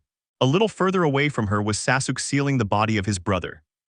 His partner used a suicide technique and with it eliminated the entire village, and here they were trying to save the Uzumaki's life. Sarah approached Uzumaki and took his hand. "Naruto-kun, please don't abandon me, don't leave me, I have no one else left," Rorin's sole survivor spoke in a broken voice. "Don't worry, I won't let this idiot die," Sakura tried to sound convincing, but the damage was too much, as was her blood loss. As for Sasuke, he was only thinking about what had happened. They had established the places where they could supposedly find the Akatsuki, but it didn't go as they wanted, although there were already 2 less Akatsuki. Finally, he took revenge, but not only for what happened to his blood family. He witnessed how Itachi almost killed Naruto and awakened an ability of his Mangekyo Susanoo. Flashback. Naruto, Sakura, and Sasuke were heading to their first investigative location. The first name on their list was Deidara, the Iwa bomber. They had Sasuke's elemental affinity, lightning, as an advantage over their enemy. They were currently camped, preparing to continue their journey first thing tomorrow morning. "Naruto," Sakura said, seeing her brother so distracted. "MHP," he replied, looking in their direction. "What's wrong? You seem distracted," asked the pink-haired girl. "I wonder if Sarah understood what I told her. She told me to stay with her and forget all this." Sakura approached Uzumaki and sat down next to him. "The fact that you're here makes me guess the answer," Sakura commented, resting her head on his shoulder. "For a moment I thought about it, but there were also you all. Doing that meant abandoning you and I wouldn't be able to. But there was also the situation we're living in now, an organization that threatens the world. No matter where we were, we couldn't live in peace. The only option I had left was to fight and try to prevent the end of the world as we know it or die trying." Sakura listened attentively to the Uzumaki. His commitment and loyalty to them, they were not just comrades, they were family. "Guys, I think," but Sasuke was interrupted by Naruto. "Sarah is in danger," he said seriously, standing up to move to the princess's side, but he felt someone grab his arm and a hand rest on his shoulder. He looked at his companions and they both nodded. Quickly, the three of them disappeared in a flash. Minutes ago in the ruins of Rorin, the desert was completely calm, the moon shone immensely, illuminating everything around it. It was a beautiful night for everyone except Sarah, who was looking out of her bedroom window. The sadness of Naruto's departure pained her. She loved Naruto and wanted him by her side, but it seemed they weren't destined to be together. As a ninja, he had his duties to fulfill, and she had to watch over her village. Naruto-kun, she called his name to the wind to see if her message would reach her beloved, but everything was interrupted by a huge explosion near her house. The screams of fear and despair were immediate. Without waiting for anything else, she ran out to see what was happening, and when she opened her door, she saw several houses covered in flames. "Sarasama, ninjas are attacking us, we must escape," shouted a man, but quickly explosions surrounded the village, trapping everyone inside. Sarah watched in shock as her village was engulfed in flames. When they saw a safe way out without thinking too much, they began to run. The men ran at the front of the group as well as at the back, making sure not to leave anyone behind. "Look, Itachi, I told you, those idiots used the most obvious way out." These words were accompanied by laughter that frightened those present. "Now let's see if the Jinchuriki reacts to this." The taller man reached for his straw hat and removed it, throwing it into the air. "Don't forget, Kasame, this is to get the attention of the nine-tailed fox's Jinchuriki. Don't overdo it," the shorter man remarked, remaining calm and ignoring his companion as he began walking toward the civilians. Sarah moved through the crowd, finally reaching the front, ignoring everyone's pleas for her to stay hidden. She was the one watching over them, she had to protect them no matter what. When she reached the front, she looked at those who were attacking her people. "Can I know who you are attacking my village?" The redhead asked with all the determination she could muster, quickly catching the attention of both Itachi and Kasame. If they remembered correctly, according to the information gathered by Itachi's crow, she was the last one to speak with her target. "Speak up, brat, who are you?" Kasame asked, halting his advance. "I am the Princess of Rorin, my name is Sarah, and I demand that you leave our lands. We are not a rich people, so you have nothing of value to steal." Kasame looked at her for a moment before starting to laugh again. "Brat, we're not here to steal anything. Rather, we want to use you to attract the attention of our target, and look what we found, the princess who was able to tame the beast." "Tell us, girl, where is the Jinchuriki of the nine-tailed fox?" demanded the rogue ninja of Kiri. "I don't know what you're talking about, I don't know any Jinchuriki, this is a civilian village and it's very strange that ninjas are passing through here," Sarah replied. "Naruto Uzumaki, that's the name of the Jinchuriki. Inside him is a Biju, the most powerful one in fact, and our mission is to capture it. If you hand it over, no one will have to die, but if you resist, well, my partner won't be so civilized with you, princess," Itachi replied, looking at those present. Murmurs quickly arose among the people. Sarah heard them very well and didn't like what she heard. Sarah-sama approached one of the men protecting the group. "No one here knows Naruto Uzumaki, and even if that were the case, we're not traitors to betray anyone," he replied forcefully. Itachi sighed and lowered his gaze as Kasame resumed walking. Sarah remained in front of the group, awaiting her inevitable end. "It doesn't matter if they don't cooperate, we just need the princess to get the attention of that fox brat, the rest can go to hell," the Kiri renegade finished, disappearing in a burst of speed and reappearing behind the princess, swinging his sword and killing those within its range. Blood and screams were immediate. Sarah turned and found herself surrounded by the bodies of those who had remained loyal to her. Kasame was about to repeat his attack but felt a blow to the back of his neck. He looked for the culprit and found the princess, feeling the blood trickle down her neck. "Leave them alone," Sarah said, but the trembling of her hands betrayed her terror. Kasame looked at her for a moment, then turned and slapped her, sending the princess flying towards Itachi and landing near his feet. "A woman with character, calmly wait your turn, you two will accompany them." The swordsman of mist was about to continue his killing, but a flash distracted him. "Kasame, be careful, he's arrived and it seems he's not alone," commented Itachi as he landed beside them. Naruto appeared in front of them along with Sakura and finally Sasuke. Without waiting, the pink-haired girl began to check on the princess who was unconscious. "Itachi," Sasuke said, activating his Sharigan. This was the opportunity he had been waiting for. Instead, his older brother looked at him as he always remembered, as if it wasn't a challenge for him, but that would change today. "Your revenge lies before you, Sasuke. I will face the other one," Naruto commented, drawing his ninjato. "Well, you little fox brat, you saved us from having to go looking for you. It's a shame I couldn't kill more people, but work is work," so he placed his samehada on the ground. "Surrender voluntarily and no one will suffer, which is the most boring option, or you can refuse and you'll force me to cut off your legs and arms so you can't escape. Plus I'll kill everyone present, finishing with the princess." Naruto nodded as if he were evaluating the situation. "Go to hell," he quickly launched himself at the rogue ninja of Kiri. Itachi was about to intervene but had to dodge a rain of kunai that were thrown by Sasuke. "I am your rival," the younger Uchiha clarified. Itachi looked at his brother and stood there. "And you think you have what it takes to get revenge?" but he had to dodge Sasuke's first slash. "You will not get through today, brother. You must pay for your betrayal and no one but me will execute you." And so the two-sided fight continued. Kasame was only resorting to Kenjutsu since his affinity element was not present in the desert. Or so it was when he felt moisture in the air. He kicked the Uzumaki to be able to find the water source, and passing between the houses with fire, he reached the center of the village where there was a key. Naruto, who followed him, kept distance, but Kasame with a kick broke the key that allowed water to be drawn. Who would imagine finding water in a place like this, right? He smiled as he began a sequence of seals. Sasuke was no better than his brother. He was considered a genius of the ninja arts, one of the strongest ninjas the village ever produced. He had talent, but his brother's was different. "You're still weak, Sasuke," Itachi commented, looking at his brother on the ground, but any conversation was interrupted by a large bubble of water. "That Kasame, he's overdoing it again," Itachi remarked, but he had to dodge a blow that was going straight for his head. It was the pink-haired girl who had attended to the princess. When the blow hit the ground, it kicked up a lot of sand, which caught the attention of the older Uchiha. Sakura approached Sasuke and helped him to his feet. "We must hurry, it seems he needs our help." Sasuke grunted for a moment, seeing that he was still far from his target, but he hadn't yet used his secret weapon. However, if his brother had defeated him without activating his Sharigan, it meant that revealing his Mangekyo would be foolish. Finally, he nodded. "I'm sorry, but I can't allow you to interrupt my partner. You won't get past this point." But he had to dodge a fireball, then another attack from his brother's partner. Sasuke didn't hesitate and joined Sakura in physical attacks.